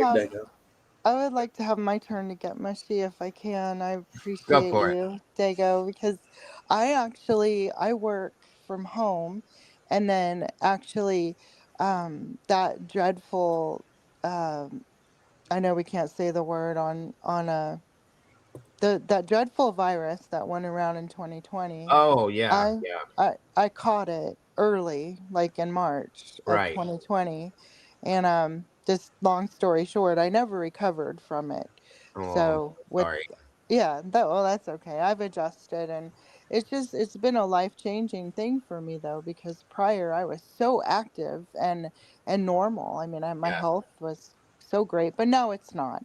And just long story short, I am completely disabled. I went from extremely healthy and active, running around the amusement parks with my then teenage kids, outrunning them literally, and we're talking stairs and water slides and roller coasters, to completely disabled over almost You 6 ended years up later. with the long version of that. Yes, the long C word. Yeah, I'm so sorry. I had it, and I've and I understand partially where you're at.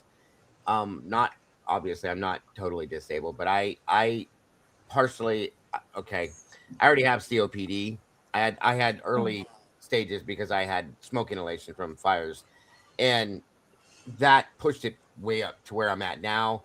And I have issues with my senses now that are permanent. Probably nothing like what you're going through. So please know, Lori, that I truly have you in my thoughts and prayers. Anybody that's going through that, it's horrifying because it's taken some of it, like in some people, it's taken their life away, and that's not fair. Yes. And that's especially when you have children that you're trying to raise and you're missing out on certain things with them. That's absolutely unfair, and I'm so sorry that you have to deal Well, with that, Lori. thank you. I appreciate that. I'm lucky. My youngest is now, he just turned 18 this Okay. past October. So I, did get unfortunate with that. But not I'm just saying this because it's been such a life-changing event, and I've always been such a true crime fan. So obviously I just dive even deeper now. So you guys, I have my work, which is great, but it's an airline job, which I love. It's been my career since I was, what, 30. So now I'm just, you guys are like my lifeline to the outside world along with my job. I do have to go out in April of 2026. So anyways, with that being said, um I was so terrified to come up on panel, and I wanted to do it for the longest time. Right. Um, but I was scared, like most people are, for the first Sure. time. But you were the one who let me, and I just so appreciate you. And I have a lot of questions at times, and Of I'm course. usually I'm usually wrong, but that's okay. Well, I've been that's following this since day one, and I have a pretty vivid imagination and a lot of things I get it. That's have part of questions it. about. But I really Yeah. enjoy being up here with you And guys. we enjoy having you up here, Lori. And I try to do that with anybody that has. Believe me, I was the first 3 months that I did this. I hid behind my camera. You never saw my face until I got to the point where I said, you know what? Who cares what they think of me? I don't. I mean, I do care what you guys think of me. But if somebody is shallow enough to look at me and make fun of my how I look, if I have, because I am self conscious about aging and things like this.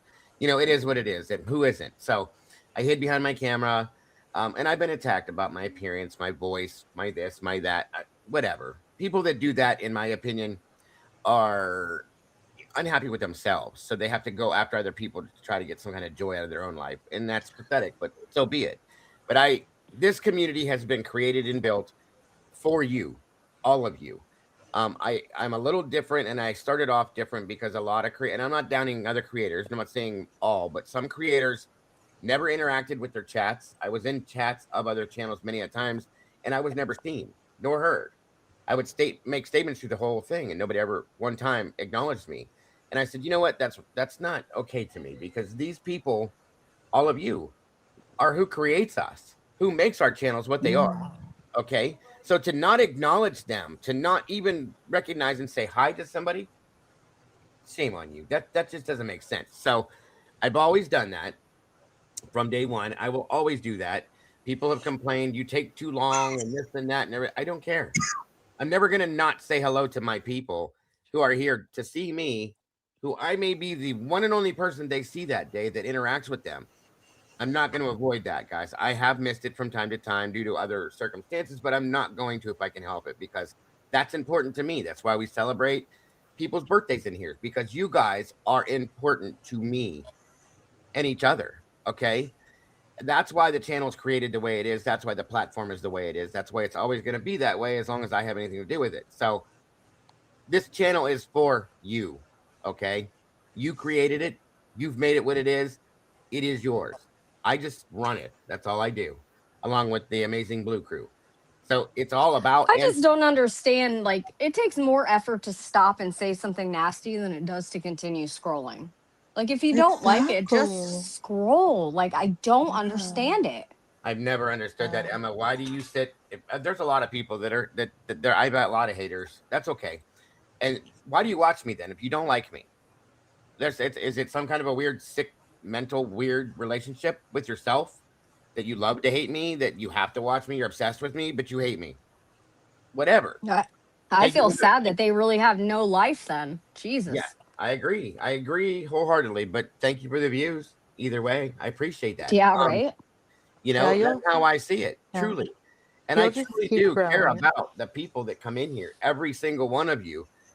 There's people that I'm closer to because I see them more often and talk to them. And everybody knows this. If I see people that I get used to, that I get comfortable with, that I don't see for a while, I go looking for them to make sure they're okay. Because we are all who we have, folks. That's it. We don't have anybody else but ourselves. And we need to support, protect, and help each other through this horrible life that we're all living in right now to make sure that we're all here for each other. That's what it's all about to me. That's all I'm saying. Absolutely. Because if there is corruption going on in that town, people can't be foolish to think that that's the only town. I mean, I work in the medical field. I know you did too, Dago. So you know kind of the back end structure with the insurance companies and all the messed up things that are going. There's corruption everywhere, you know. So if we all come together, I mean, eventually something's going to have to change. 100%. Yes, ma'am. That is absolute. So I'm glad that we are able to be here for you, Lori.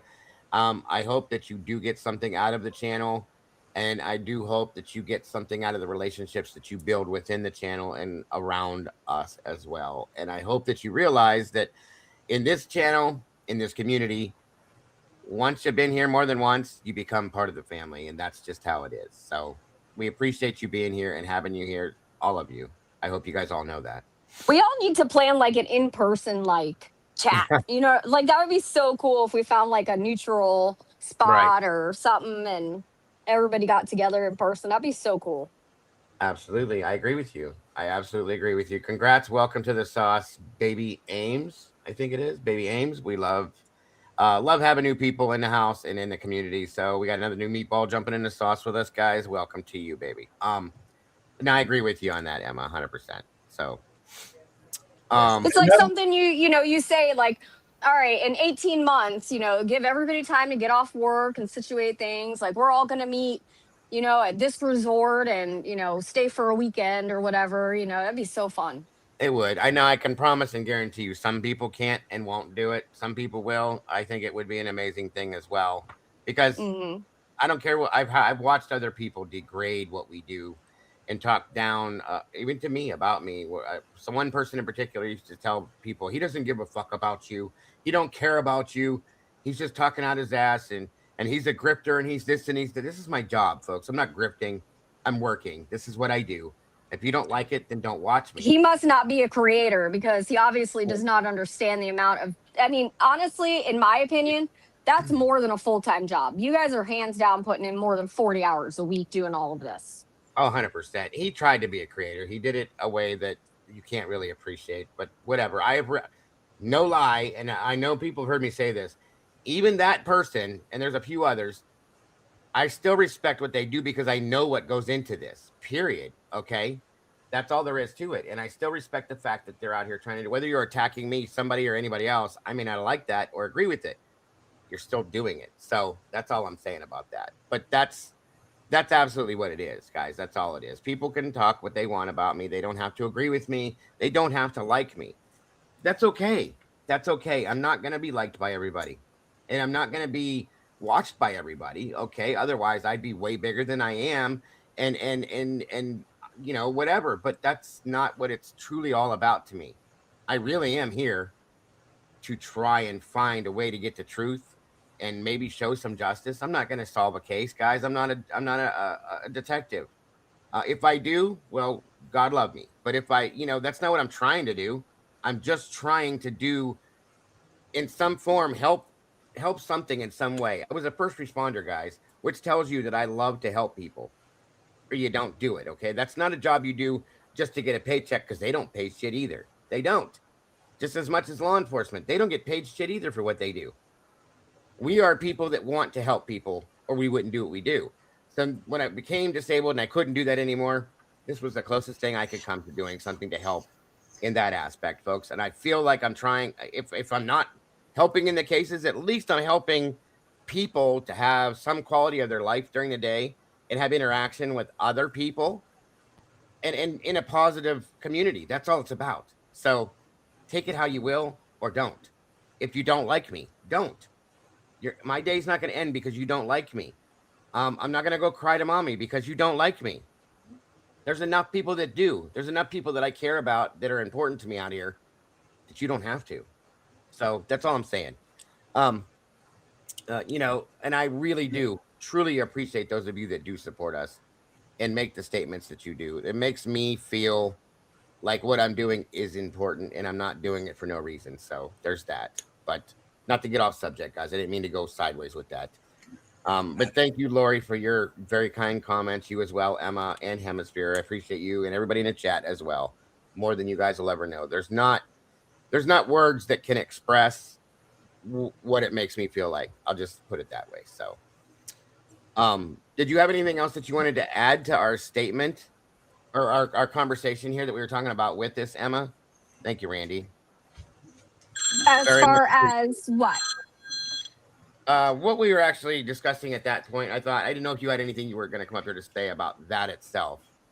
Well, I wanted to find out about the subscription thing, but you know I'm always down to talk about it. I watched a little bit of it last night with Jules, you know, and I mean, that family, all the families, I've said from day one, I feel like they're heartless. There's no emotion when they're speaking. I mean, how do you lose a child or a best friend, a roommate? You were in the same house, you know, even if you didn't hear what was going on, and we'll give them the benefit of the doubt. I'm sorry. As soon as I saw detectives start putting up crime tape, I would have lost my mind. Sure. You know, Hunter Johnson, if he truly walked in and he was the only one to see that scene, you know, he wouldn't probably even be able to speak, let alone meet them at the door and come on, look, you know, up here. Like, no, he would be in shock. Right. I agree. It's just wild to me. It's wild. The whole thing is just, they're all like a bunch of robots. They must be getting paid really well is all I'm going to say. Something's up with it. That's for damn sure. It's a whole different world, man. It's crazy. You know, and it's sad, guys. It's not something that I would wish anybody to ever have to endure or for us to even see it. To know it, you know, I almost feel like a young child. You know how the first time when you were 6 or 7 years old and you saw something 6, 7. Sorry, I have to. I have a teenager, okay? Don't judge me. It's all good. I get it. It's funny that I picked that age to say too. But you know, when you were that I have a self-conscious mind. Yep, it's all good. But when we first realized something at the age of 6, 7, or 8 years old, I'll put it out there, and it just was like, oh my God. Okay, here's a good one. When I realized, I think I was 5 or 6, that we were going to die one day. Everybody does. Okay. And that my parents, I remember this day clearly. I will forever. And we'll get back to our topic, folks. I promise you. This happens from time to time in here, but we will get back there quickly. But the day that I realized that my parents were going to die someday, as a 5-year-old little boy, it destroyed my whole world right there. I was done. I'm like, no, that can't happen. That can't be possible ever. Okay. That feeling, I know we've all been through that at some form, somewhere in our lives, somewhere. It's happened. Okay. So I remember how I felt then. Now, before I got involved in the true crime world, you know, I told everybody why I came here, why I do what I do, what started me with my interest in it and all that. But again, this case and a few other cases have introduced me to things that I could never imagine being realistic or ever happening in real life. But I've seen it. I'm telling you, I get that same feeling that I got when I was 5 years old, realizing that, watching this stuff go down in front of our faces, because it's like, how is this real? How does this happen? And how? And I'm still not okay with it, but we look at it every day. So that's the point I was trying to make. Welcome, Kim. Wonderful to see you today. Thanks for joining us. Hi. Great discussion going on. Yeah.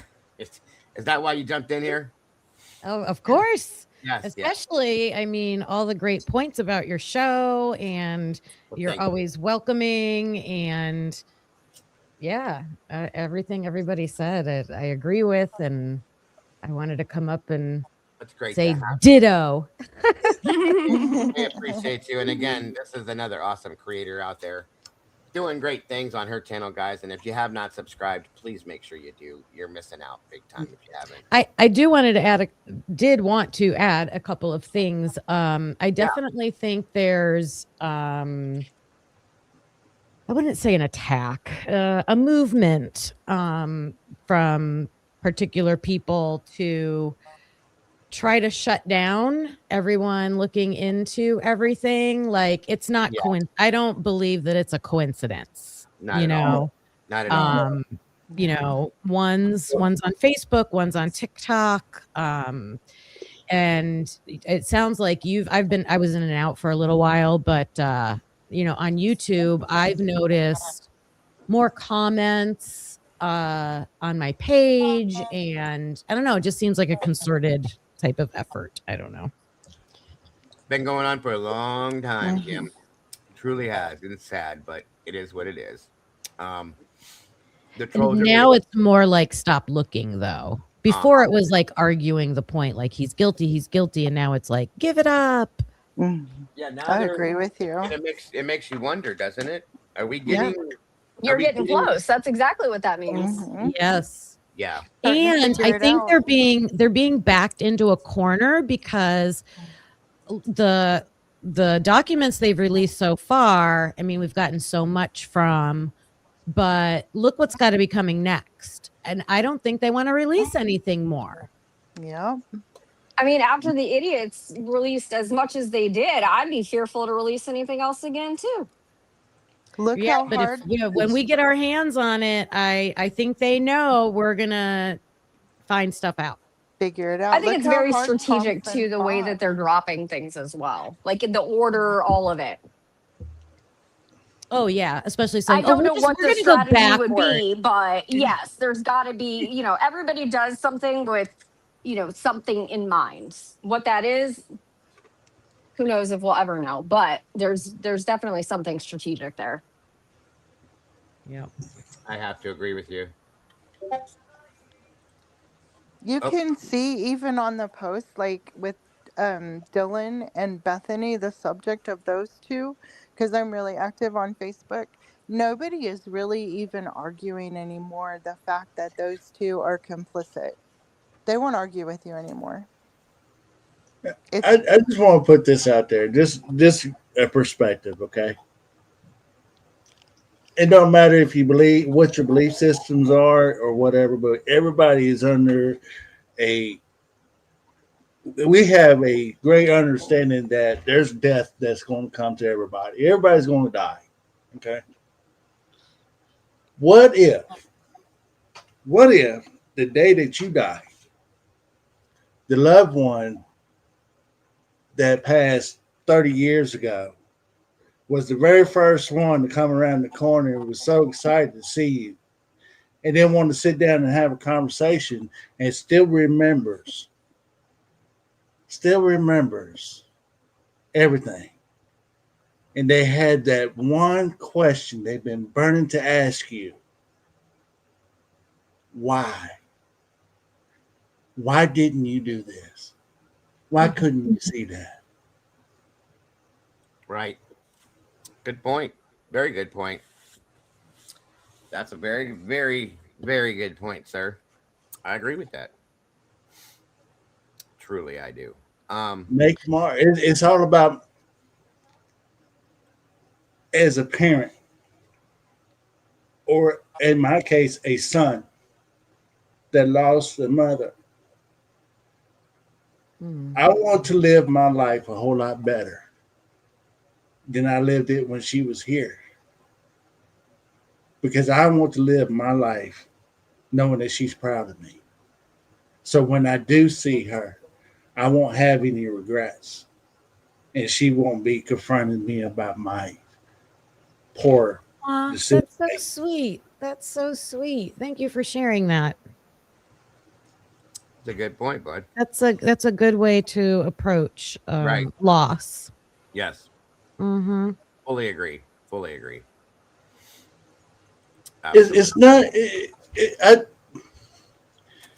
Granted, we all accept what we see, what we hear, what we taste. We all got our census about our humanity, and we can accept some things, but sometimes when other people are, it's like, hey, look, that ain't right. Yeah, I mean, I agree with you. That ain't right. And then, but over here, you got this group over here going, what are you talking about? That's normal. No, it's not. I just cannot fathom with the notion that everything these families has ever been to can accept the four people that died that day. It They can move on, and they and not having that thought process in the back of their mind going, they're looking down going, no, no, what are you doing? That's not right. Who is he? They can't talk. They can't come down and say, guys, get a grip. This is not the way it goes. This is not what happened. And when you shortcut shit and you try to make it all fit, it's not right. And it takes people like this right here, a community, that will sit there and look at this and go, that's not right. Why can't this family see that? I can't tell you. Dago can't tell you. There's nobody on this panel that can tell you. Nobody in the chat can tell you. The problem is why aren't they telling us? That's the problem right there. Well, that's it. Why can't they just make that step and go, what? Y'all just stop talking about it. Okay, well, give us something to make us quit talking about it. I've said it time and time again, if you're tired of us lying, or what you may call lying, or you're tired of us theorizing about what may have happened, it's all speculation because, quite frankly, we don't even know what happened. To this very day, we don't even have a timeline. Right. We're seeing things. We're coming up with our own speculation of what may have happened. So if you think that our speculation and our theories are lies, and you know well what happened, there's a truth behind that. You might have some way to go than that, but you leaving out messages in Facebook and you doing all this other stuff. We're getting to you. We know that. And what we're doing is making a difference. Because at the end of the day, we all want the truth. And then once we get the truth done, and the real people that actually did this is proving they did it, and they're paying the price for it, then we'll go away. We'll eventually go find something else to do. And that's the basis of it right there in a nutshell, 100%. At least the way I see it and feel about it. So, yes. Personally, I feel like, addressing what the actual statement is one thing. If it's a family member, whoever it is, saying, hey, you shouldn't talk about this anymore, stop it, or whatever, discussing that, talking about it, I think fair game. You put that out there. But I'm not comfortable judging or speculating, or I don't know. I just because their parents have lost children, children that have passed away, died horrifically, and no one should have to go through that. And I just can't. I don't ever want to say anything about how they deal with it, their actions, what they did or didn't do, if I agree with it or not, but that's just me. And that's perfectly understood. I absolutely get it. So back to where we were kind of at. Do you have anything anything like what we've been talking about with today's conversation, Kim? Anything to add to that or anything about that at all? I mean, I said about the attack, like I think it's a concerted effort to try to get everything. Okay. I did have a question for you. So I was thinking about this today. Like, sure. So we got the forensics with the DNA, and we have some text messages, and the 911 call, and then we have the police reports. What I'm wondering, what format do you think cell phone information, and I don't even know what to call it, that's how unfamiliar I am with it, like what kind of a report would those be? Like anything with locations of where phones were, or the map, I guess there's different things. So there's like the tower information, cell phone tower. I guess that would go under like cast reports, wouldn't it? So do you think it would be? That's what I thought it was. Like the Cellbrite stuff and all that. That's what it would be like, Cellbrite. I've never seen those types of reports. Would they be like with the DNA? It was like their charts of their data with what they did, but then there were narratives that went with it. Do you think it would be like that? The dialogue?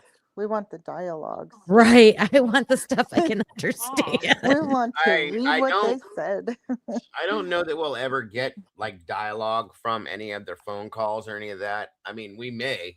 God, that would be interesting. I doubt it, only because of the fact they didn't even subpoena the Snapchat or Instagram records, which is wild. We did get dialogue up to 4:30 though. So well, that's all we got, but I think it was because of that specific situation, Lori. Do you know what I mean? I don't think they were going to give us. They should be able to show. They should be able to show text messages. They can blur out the phone numbers, but show what was text, and then phone calls. Phone calls. They could never tell you what was said, but they could show times. Which phone called who, when, like we should be able to see that. Oh, that's a bummer. Because are you talking about the victims? I would have. No, not the victims. Anybody. The roommates, especially. Well, we have it from DM and BF, no? Or no. Like, I'm just trying to understand, like, what you're asking. We have some. We have some from like that narrow time, like overnight, during the night. We have up to 4:30. When they were sleeping, But we don't have 7:30 up till the 911 call. We don't have the dialogue. We have the times, right? But we don't have the dialogue. I didn't hear the last part. I think you cut out. We had that part, but what other part? You broke up. I'm so sorry. Me or Crime and Chaos? From 7:30 up until the 911 call was made, all those texts and phone calls that Dylan and Bethany made, we don't have any of the dialogue, so we don't know what they. I don't know why she even still had her phone to begin with. Any of them, but that I feel is going to be so incriminating for those two girls, and the thing is they're adults. They're not minors. There's no reason that should be hidden, and it's going to tell us a lot of what went on that morning. Why is Dylan's phone sealed? Why is everything with her phone record sealed? Okay. There's one question I have that goes along with that. What I think would be interesting would be Kaylee and Maddie's phone records, Jack DeCore's complete phone records that night. I would like to see Xana and Ethan's because maybe that would help pinpoint the time frame. Absolutely. Timeline, all of it, all of that. Not only the timeline, but it would also pinpoint, just like they're saying, BK's phone was last seen here, blah, blah, blah. Why are they not giving us that same information with Xana and Ethan? For them. Which again would lay down a timeline for them when they got home, where they were, who they were with, possibly any of that stuff. All of the victims, I think, if we were able to see that stuff, other than, well, I mean, I know it's a personal thing, but at least for that night in regards to this, I think it would be interesting to see. And then anything, oh my God, with these telemarketers. Yeah. Hold on a minute, you guys. That's actually not. 1 second.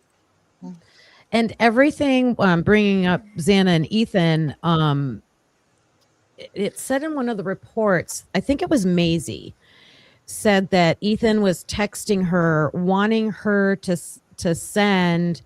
It was a Snapchat or it was something. He wanted her to send something, and she didn't do it. And I would love to know what that was. Oh, I missed that part. I didn't don't. even hear that. Yeah, me neither. What did you say, Kim? Say that again. I missed that because they tricked me and it was a telemarketer. Damn it. So it's in one of the Moscow Police Department documents that when it was their interview with, I believe it was Maisie. She said that night Ethan was texting her and wanting her to send something like a text back with some kind of information or a Snapchat, like forward a Snapchat to him, and she didn't do it. Oh, okay. Oh wow, was she Why sleeping? don't I remember that? Do you remember what report that was? I know it's before 120 because I just read that today. I read that today. It's in the Moscow supplemental reports we're talking about, right? Yes. Oh wow, because I remember the interview with Maisie, but damn it, I'm gonna have to go. How far before 120 do you think? I'm gonna look on my channel because I've been reading them on my channel in batches of 10. Gotcha. And I think I put little like hints of what's in there. So let me look real quick. No problem, because that is interesting. I remember part of that because I swear I read that with Maisie where she said that Ethan had texted her and said, "Come hang out with us," so on and so forth, and she said, "I didn't want to. I'm tired." And then he said, "Okay, love you," and then it kind of took her aside because he never said that. I remember that, but what you just said there, I didn't remember. That's interesting. Yeah, I don't remember seeing that either. That is interesting. Why does everyone think that they are being so secretive about Xana and Ethan's whereabouts? I mean, we have a pretty good, that's subjective. A great question. A relative timeline for Kaylee and Maddie, but what is so secretive about Xana and Ethan? And that's what I think is going to be the key to all of it. That's a really good question. I think I've been asking, as well as many other people, as to what is so secretive about where they were and what they were doing that night after they left the Hunga Dunga thing. The only thing close to a timeline for Xana and Ethan was provided by Bethany's statements in her second interview. She kind of gave a timeline up to 12:51. There was at Simacai throughout that whole night. I know, it's just weird. Like, there's no footage of them anywhere, even if it was a Ring doorbell camera, like nothing. I don't know. It's weird. Well, I think that. Go ahead, Hemi. Add that to the thing I've been pointing out for a while now. It's driving me nuts. Every interview they've done with anybody that was close to this group of victims, okay? Like the second or third question they asked, do you remember anything weird happening that night? Do you remember anything strange happening that night? Do you remember anything strange in general? The answer is no. There was a fight that night, okay? Between Ethan and whoever it was. We don't know for sure. But Jasmine and Jeff have verified, as well as Kara Northington, that this happened. Why is nobody bringing it up? And that's what it's pulling on. What's even maddening, Dago, is every time whenever Ethan does get in a fight, it's always with Loach. Ain't it funny that nobody ain't never said anything about Loach ever since? He's never been. There's no interview with him. There's nothing, and they won't bring the fight up. Therefore, that in turn doesn't make law enforcement look at him. Okay, it's almost like it's articulated that way. If that makes sense, what I'm saying. Right. In my understanding, is because Ethan was having grade problems, and he was in the sorority, and they was about ready to kick him out. From my understanding, now I don't know. He was suspended from the fraternity because he had bad grades. David Barioka, however the hell you say it, was, I think, tutored him at one point in time. The fight happened because of a statement that Xana had made. There's rumors all over about what the fight was all about. Okay, to get any truth out of it is damn near impossible because nobody will talk about it. That's the problem. Why aren't they talking about it? That's a big issue to me. It was a strange thing to happen that night. It was an odd thing that happened that night, and it should be important, but nobody's talking about it. Law enforcement's not asking about it. They're not talking about it. I want to know why. I think it's important. What if it absolutely has everything to do with what happened that night? So the video I sent you, ironically, Dago, was a video of a guy that had a gash on his forehead that was never investigated. It was turned into the police. They said, I think it was like November 15th or 16th, and it was never followed through with. Actually, you know what? You're not the only one that sent that to me. I was getting ready to pull that up.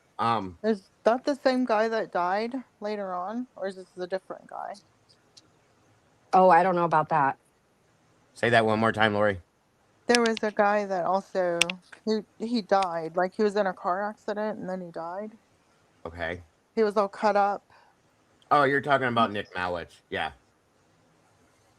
That was This is a different guy then. Okay, never mind. Sorry. No problem. No problem. So this is what Emma had sent to me, and I've had a couple other people send this to me too about this gash thing, so on and so forth. So I guess we might as well like go over it real quick while we're sitting here.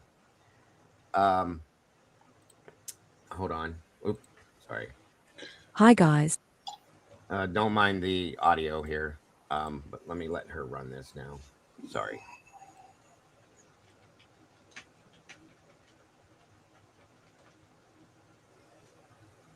Thanks for tuning in today. The first document in this episode is ISP Document 72, regarding a weird letter received at one of the sorority houses.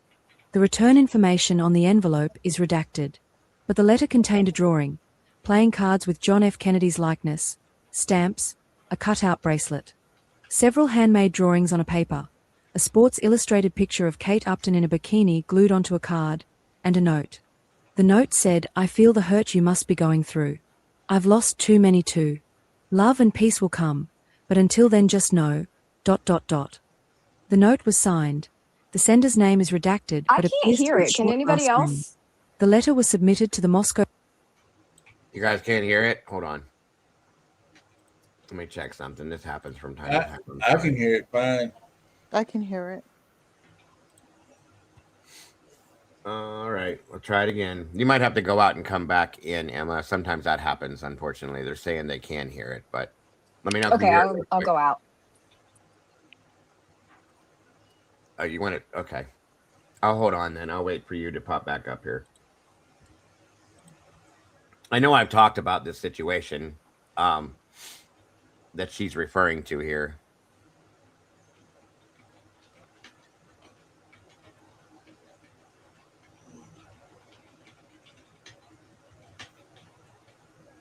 Dago. Yes, sir. Did you ever hear about a nurse calling the 911 tip line about a guy that came into the ER with lacerations and cuts and stuff, and he was bleeding all over the place? Yes, I did.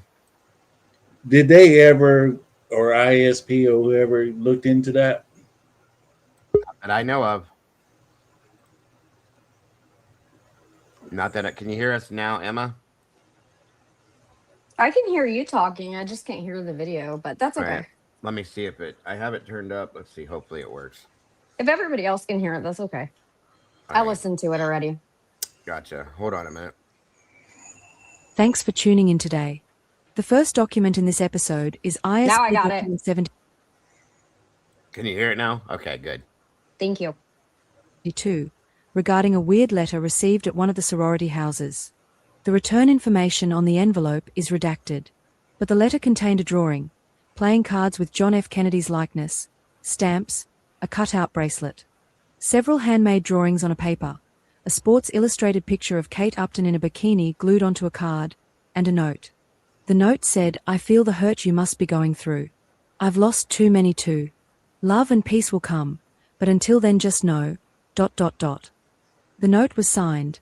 The sender's name is redacted but appears to be a short last name.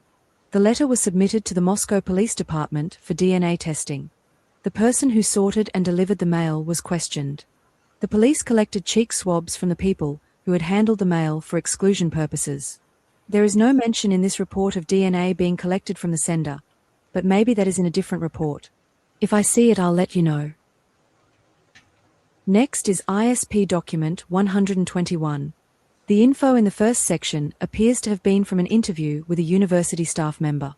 In the first item, this person states that he had seen a student with a gash between his eyebrows in the College of Education building on the 3rd floor. He couldn't remember the date, but thought it was the 16th of November.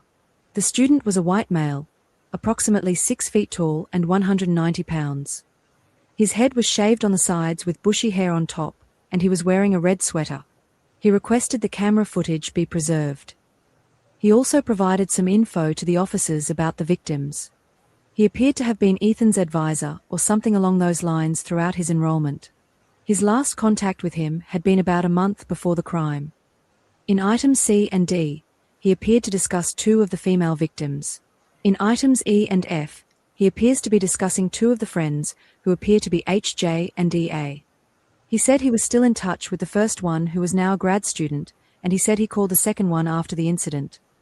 He said she said the other student had entered the crime scene and told her not to go in. The 2 of them, presumably EA and HJ, reached out to this university staff person via text, asking for guidance on what to say to their teachers. They stated they were traumatized and might not be returning for classes. Redacted person stated she was staying with redacted boyfriend at his family's home. In item H, the officer was informed that records of the deceased victims were removed from the Vandal Star system. The person stated that this system was used to make appointments and keep appointment notes between U of I staff and students, and it is standard practice for the records of deceased students to be immediately removed from the system. In my opinion, this seems odd. If the university was going to remove student records from their advisors' files, for example, if they wanted to prevent any ongoing scheduled notifications or anything like that, one would assume there would be a responsibility on the part of the university to preserve those records as part of any student's record at the university. Certainly in this case, it would obviously be necessary for law enforcement as well. How could they just be deleted or erased? You would think there would be a period of consideration and caution before such a step was taken. What would be the rush to remove them? Why would it be necessary for them to be removed actually?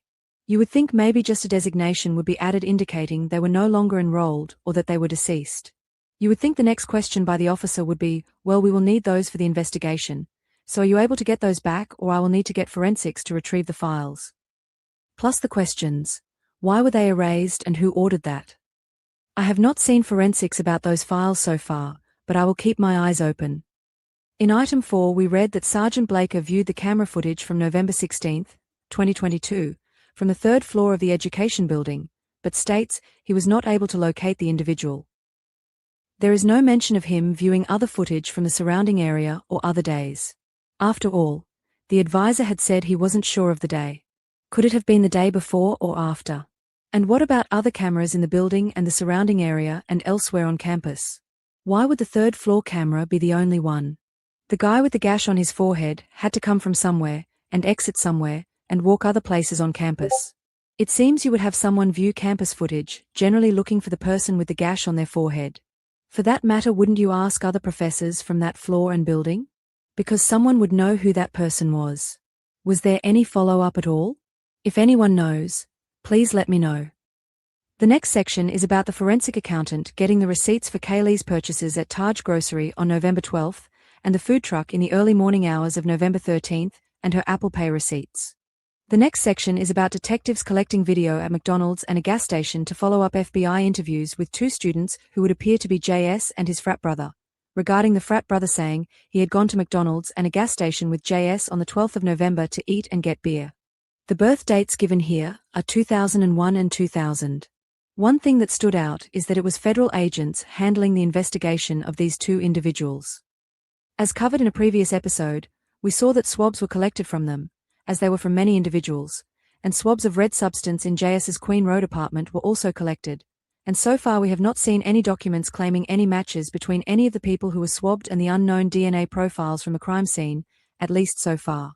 Documents also appeared to indicate the DNA from the red substance in JS's apartment was unrelated to the crime scene, If I recall correctly, I think it was allegedly found to be his own as covered in a previous episode. Meanwhile, of course, we know the lead investigator said in a pretrial hearing that he never submitted the unknown DNA profiles from the crime scene to any databases for identification. Important to note, the defendant was never matched to any of the blood and fingernail evidence in the crime scene either. Those were unknown profiles.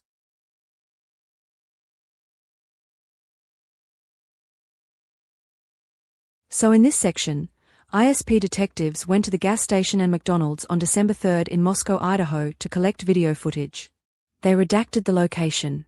There is one on the Moscow-Pullman Highway and one on Troy Road, which would be near the Mobile station. It states that on November 18, 2022, JS was interviewed by FBI special agents, and this is an excerpt of S.A. O'Neill's report. At 4:30 p.m., redacted individual got a text from redacted person, presumably JS, that he had gone home to take ibuprofen and stretch his back because his back was bothering him. He had been hunting recently and his back was sore from carrying his gear. Shortly thereafter, redacted individual left, presumably the frat house, and met up with other redacted person, presumably JS, and they went to McDonald's and the gas station where they bought a case of beer. Other redacted person has been identified as blank, birth year 2000. The detectives appeared to review camera footage from noon on the 12th of November, the day before the crime, to 6 a.m. on the 13th of November, and stated they did not see the two students on it. It's unclear why it was important to verify their whereabouts during the afternoon hours of November 12th, presumably just to solidify Hoodie Guy's timeline, or maybe even to do with analysis on the various cans and cups from the crime scene. Hey, that reminds me, the cup on the stairs did appear to be a McDonald's cup. I wondered about that cup for such a long time, because why would a resident of the house stop on the stairs to drink their soft drink? The beer cans could also have been drunk by someone sitting on the stairs unless the cans just fell down there from the living room area later, but the cup was sitting upright, at least at first. Later we saw it crushed on its side. Anyway, the detectives reviewed the footage and didn't appear to see the guys on it. They said they looked at the inside cameras and they watched the drive-through cameras for any vehicles matching the description of either of the vehicles driven by them and didn't find a match. Unless they were driven through by one of the sober bros from the frat or an Uber driver or something and didn't mention it. Guys, there are lots of other interviews in document 121 on other topics.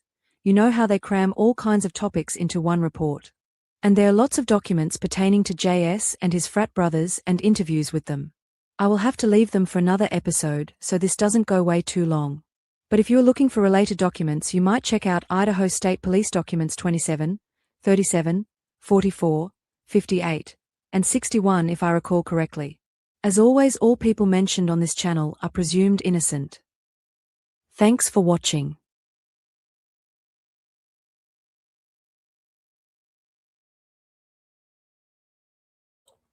Okay, so I remembered part of that. I didn't remember the one about the gas with the guy between the eyes. That's interesting. Very interesting. Thank you for that, Miss Emma. But yeah, I had a couple people bring that to my attention. So, very interesting, actually. Now that I think about it, I'm probably going to go back and look through that. I wrote that down so I can go review that again myself. Also, where did it go?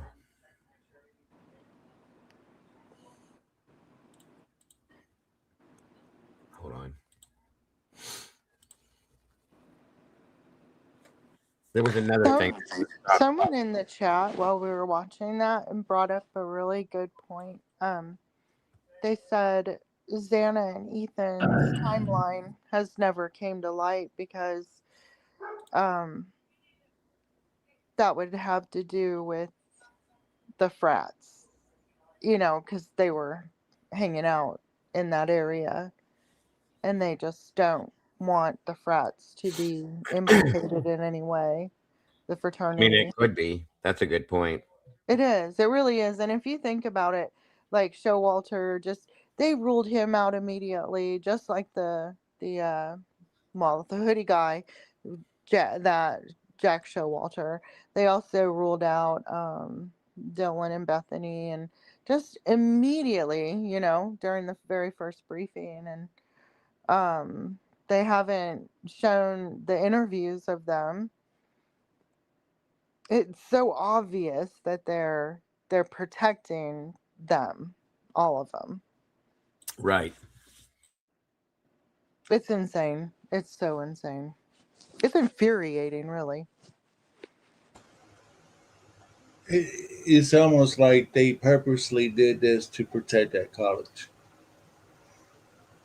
because they don't want to accept the fact that that a student was involved in this. That in that aspect kind of makes sense on how it all unfolded. Right. Well, if you think about any other crime case, I know people have said this before, but it's so true. Anybody who does not call 911 right away is immediately looked at as a suspect. And then, I mean, just if you look at any other case, this would be looked at so thoroughly. And then all the others that are suspicious, like in this manner with what we just watched, with they said they were there, but they weren't. That would be looked at so thoroughly, and none of this was followed up with. And the DNA, and I mean, it's just literally anybody with common sense can look at this and know. And you have Hitler who just these rulings that he made are just unbelievable, like, no, Jack Showalter didn't drive a white car. He could have walked there. I mean, come on. That's why I But had to come here. I have to vent. It's infuriating to I made anybody with a logical common sense. It's I like made a it's point. I made a point just the other day. Here's a thought. So we got blood all over Jack Showalter's apartment. Granted, he was out of town at the time when they maintenance guy called it in, but they never, not to my knowledge, took those samples of unknown male B and D to make sure it didn't tie into 1122. They didn't do that, but they rather fly across country to make a special trip to Pennsylvania to go and pick up their guy. They say they did it and have it all broadcast for the whole world to see of the plane landing back in Moscow than they would to go to Boise to pick up Showalter to test his blood for 1122. I'm just saying. The narrative didn't fit for a college person or anybody that's going to that college to be a part. Never.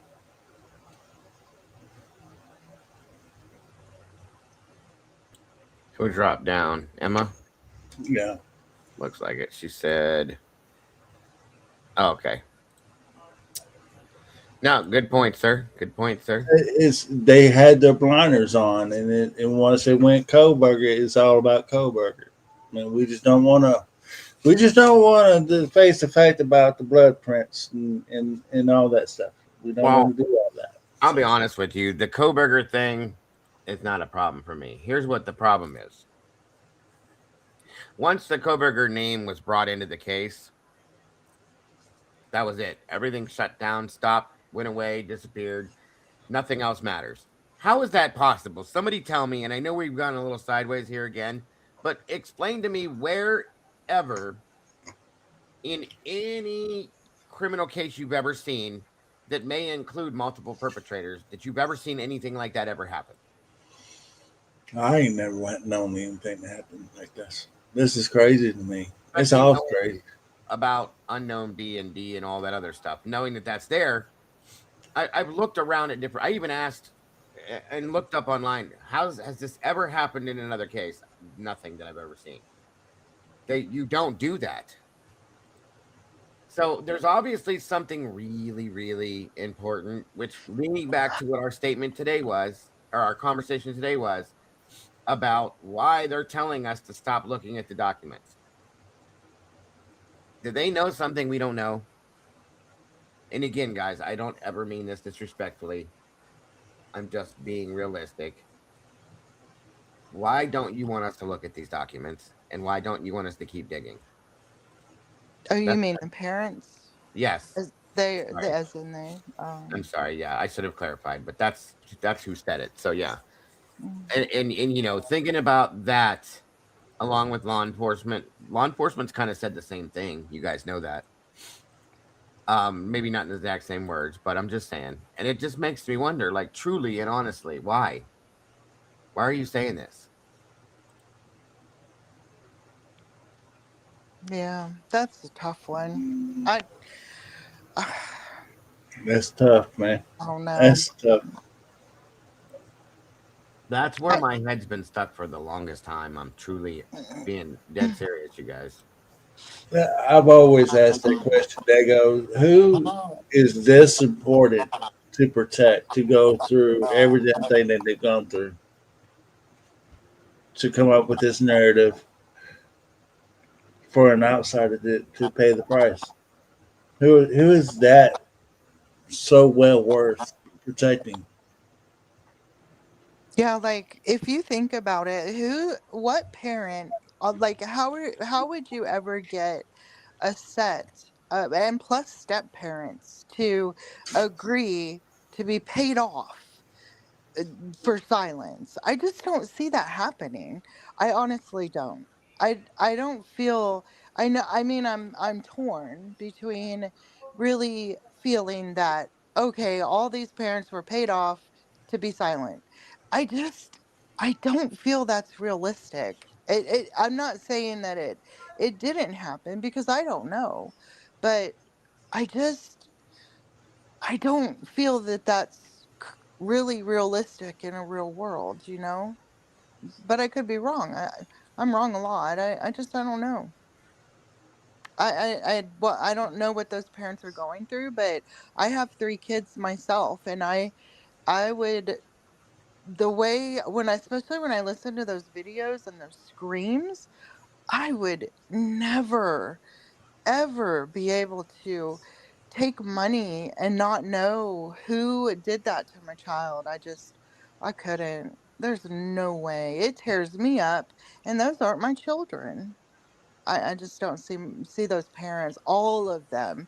And you're not just talking the parents, you're talking their aunts and their uncles and their cousins and all of them staying silent. There's been no leak other than, you know, a few. Like Harsh has someone email him, but Right. I don't, I don't know. It just doesn't seem realistic to me. No, I agree with you on that one. Yeah, I think I pound this all day today. The thought about potentially having the wrong guy and the real perps are still walking around just bothers me because they didn't prove it. It didn't go to trial. It That's should what bothers bother anybody, everybody. Yeah. me. And that just speaks on what I was saying about having trust in law enforcement and in our judicial system to make sure they're doing things the way it's supposed to be done. And it wasn't done in this case at all. It Right. it's not that they can do a lawsuit either because it's like be quiet or be quiet or what? You're okay, so you're going to get killed. Well, who's not going to find out about that? Like, if it was related to narcotics and they're all being threatened, if you say a word, we're going to get you. Okay, well, everybody's going to know. So, Yeah. I don't know. No matter how you look at it, it doesn't really make a lot of sense. So, and then you could go the route of, well, okay, the right man is in jail. But then when you look at it that way, it doesn't make any sense because not one man could have inflicted the damage that was done to all four of them and not show any signs the next day standing in the Costco. Or even humanly possible. It could have been done with the way Thompson presented it, and just, there's no blood transfer, the DNA, there's no transfer at all. It's just not humanly possible to have occurred the way Thompson said it did. And just all the lies and everything that's been said, we cannot be human. It's just not humanly possible. So either way you look at it, it's all lies, and it didn't happen the way they said it did. So it's just really mind-boggling. And it makes me lose sleep and I get angry. So that's why I love you and let me get up here and talk. Of course. That's what it's all about. That is what it's all about for sure. Yeah, it's insane. So even when people say it's, narcotic related, I go there. If they say it's frat related, I go there. I mean, to me, it could have been. There's too many angles and too many options that it could have been, which I believe we pretty much covered them all. And it could be a combination of things as well, truly. That's a good point, Dago. And she made me think about mentioning the people we saw the next morning, Brian included, not having any injuries on their hands. So we saw Jack Decor, we saw Hunter Johnson, right? And Bethany and Dylan, and everybody that was outside that house. So you have to think, who didn't we see? Who didn't we see? Right. Who wasn't seen for a while? There you go. Who immediately disappeared? Where did they go? When did they resurface again? And of course, why? And everybody's sitting here saying, and listen, guys, I'm not saying he did anything. I told you guys months ago that I was suspicious of Jack Decor. I always have been for different reasons, but I don't think he physically had anything to do with this. Like he had his hands on this physically. I don't believe that. No. Does that mean that he didn't know somebody that did? Does that mean that he didn't say, "Hey, I need you to do this for me"? Does that mean that somebody else didn't approach him and say, "I'm going to do this for you"? That's what I was saying, you guys. Is anything is a possibility. We don't know. Okay. Just because go ahead. Go ahead. Finish. I was just going to say, just because his hands aren't dirty does not mean that he wasn't involved, is what our issue, everybody's issue was, that was talking about him specifically. You know what I mean? Go ahead, Kim. I didn't mean to interrupt you, hon. Oh, no, I interrupted you.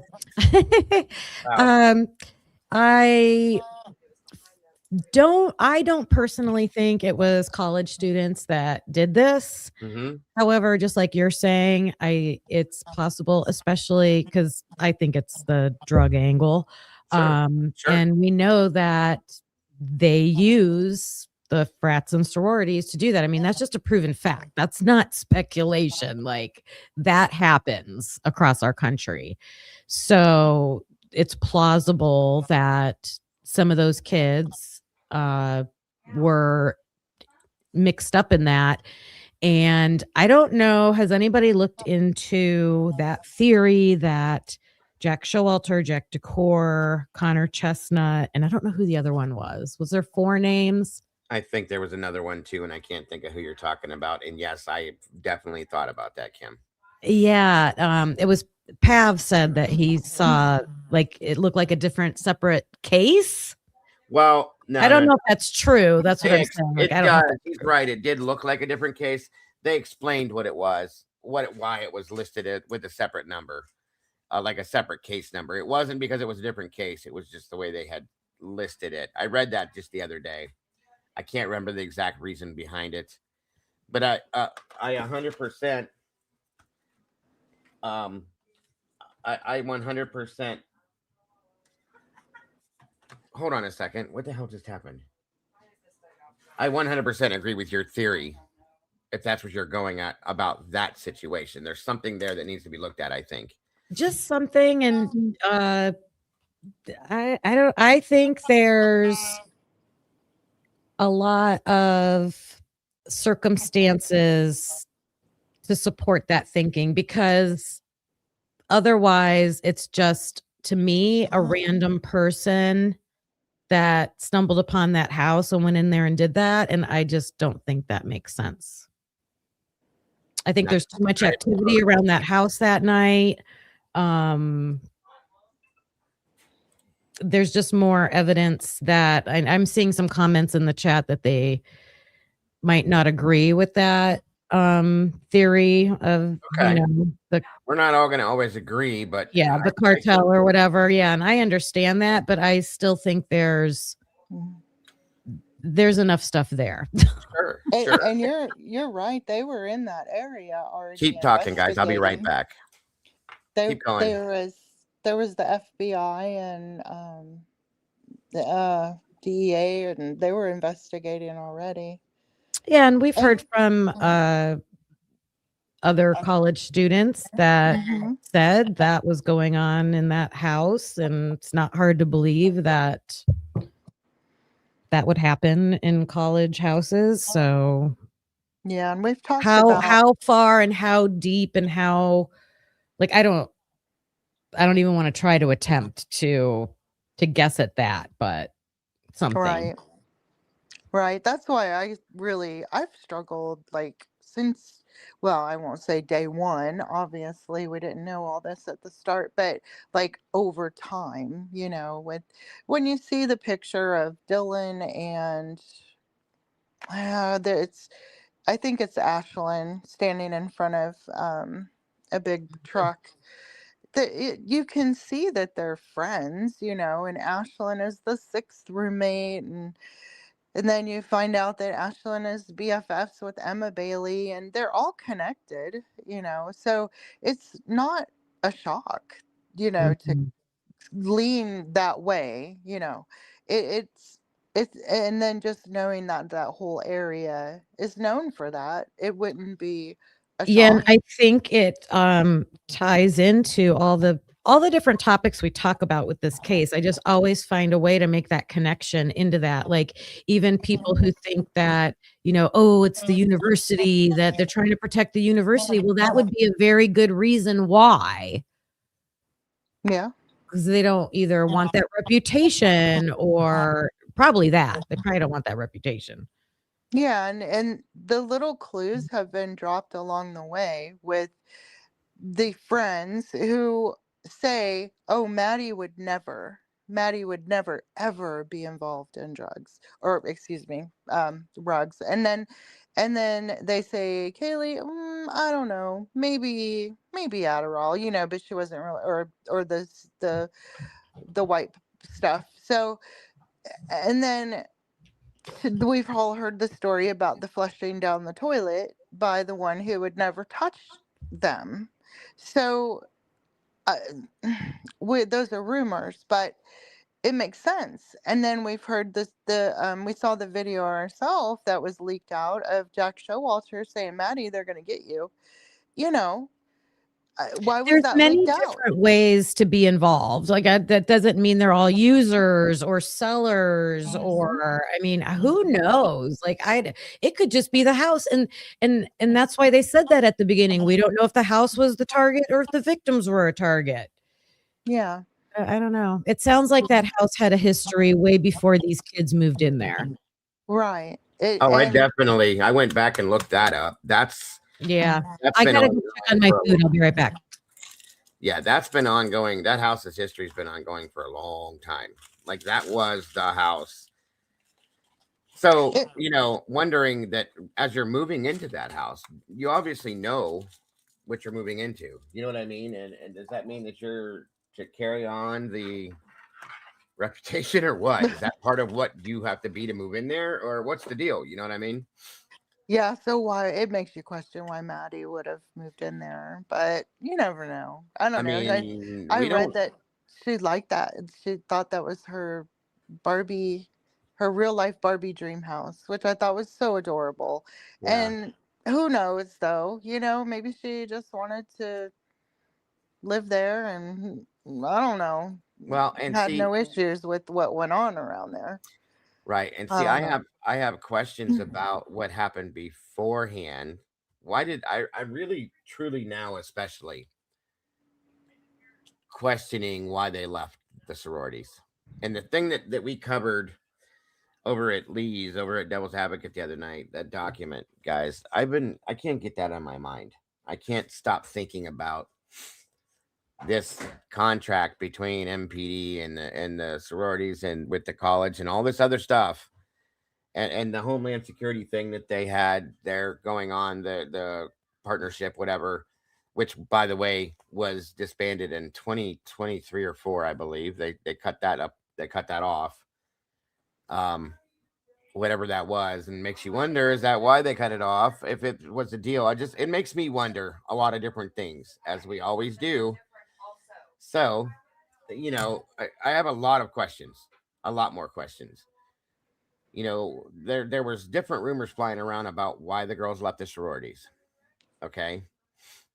There were statements made that they left the sororities because they were having problems with other girls within the sorority. There was issues about financial things going on about that, blah, blah, blah, blah, blah, blah. There's a lot of things that lead you to wonder. Now, then that contract coming up really made me go, what the hell? Is this a possibility? Maybe, maybe not.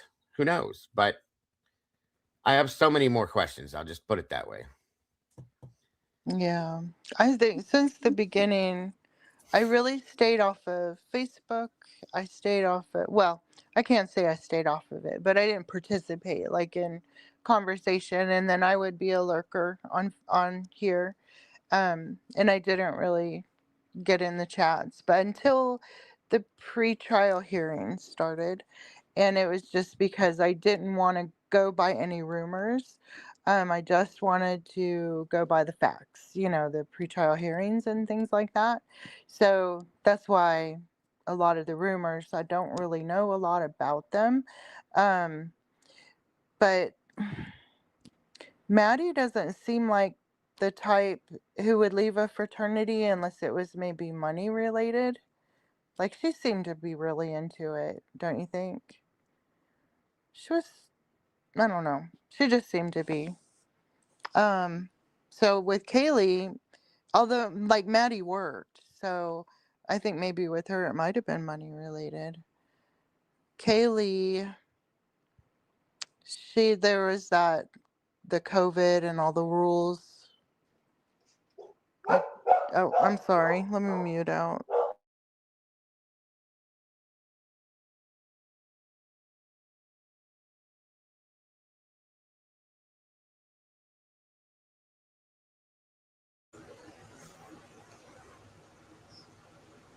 Well, Why did you say you're sorry?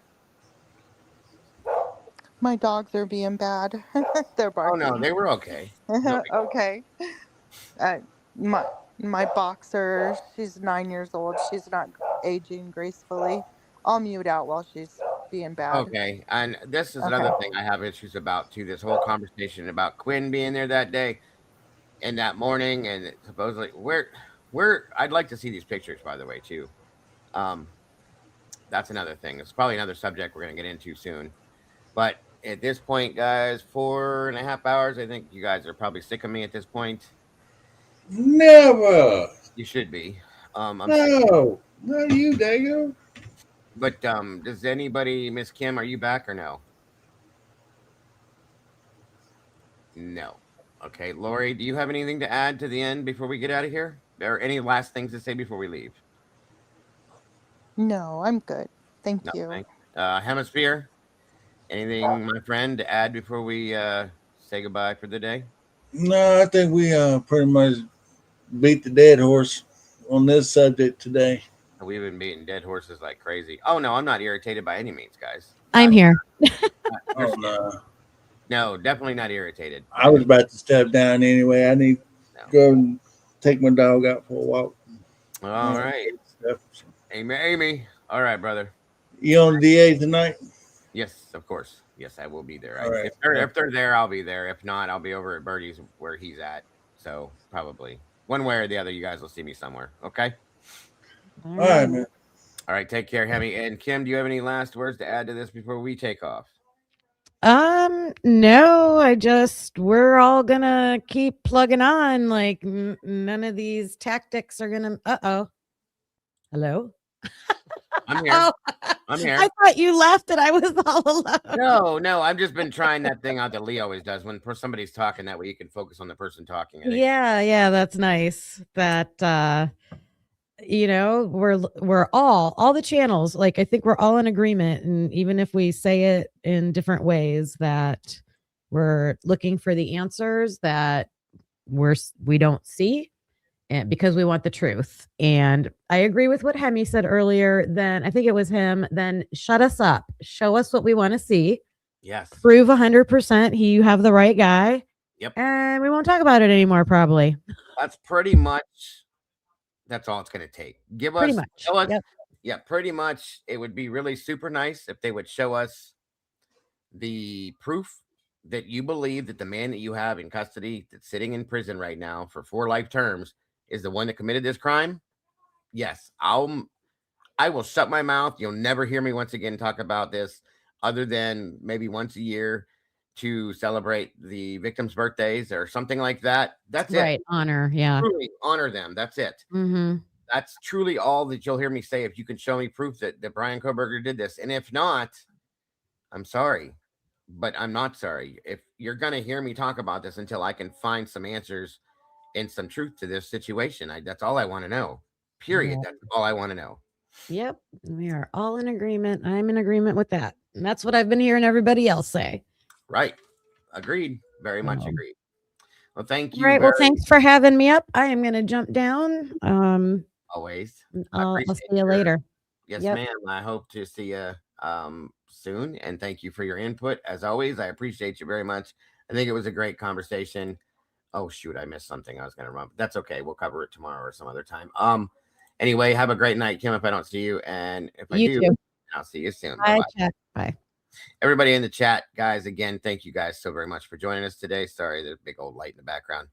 I appreciate each and every one of you so very much. I know we got a little mushy earlier, but guys, those are facts, okay? This channel exists because of all of you. It exists for all of you, and it will continue to be that way. This is a baby picture that Scully made for me, guys, on the screen. We have it on a t-shirt if you want to buy one through the merch shop. They're pretty cool. Like I said, folks, we wouldn't be here if it weren't for you. So please, guys, I hope you have a great rest of your day. If the moderators aren't busy, I'd love to speak with you just briefly, if we can, shortly hereafter. And if you are, then go be busy. No worries. I understand completely. Don't forget, folks, to love yourselves and love each other, guys. And please don't change a thing. You guys are the beautiful people, and I will see you all very soon. Bye-bye, y'all. Have a great one.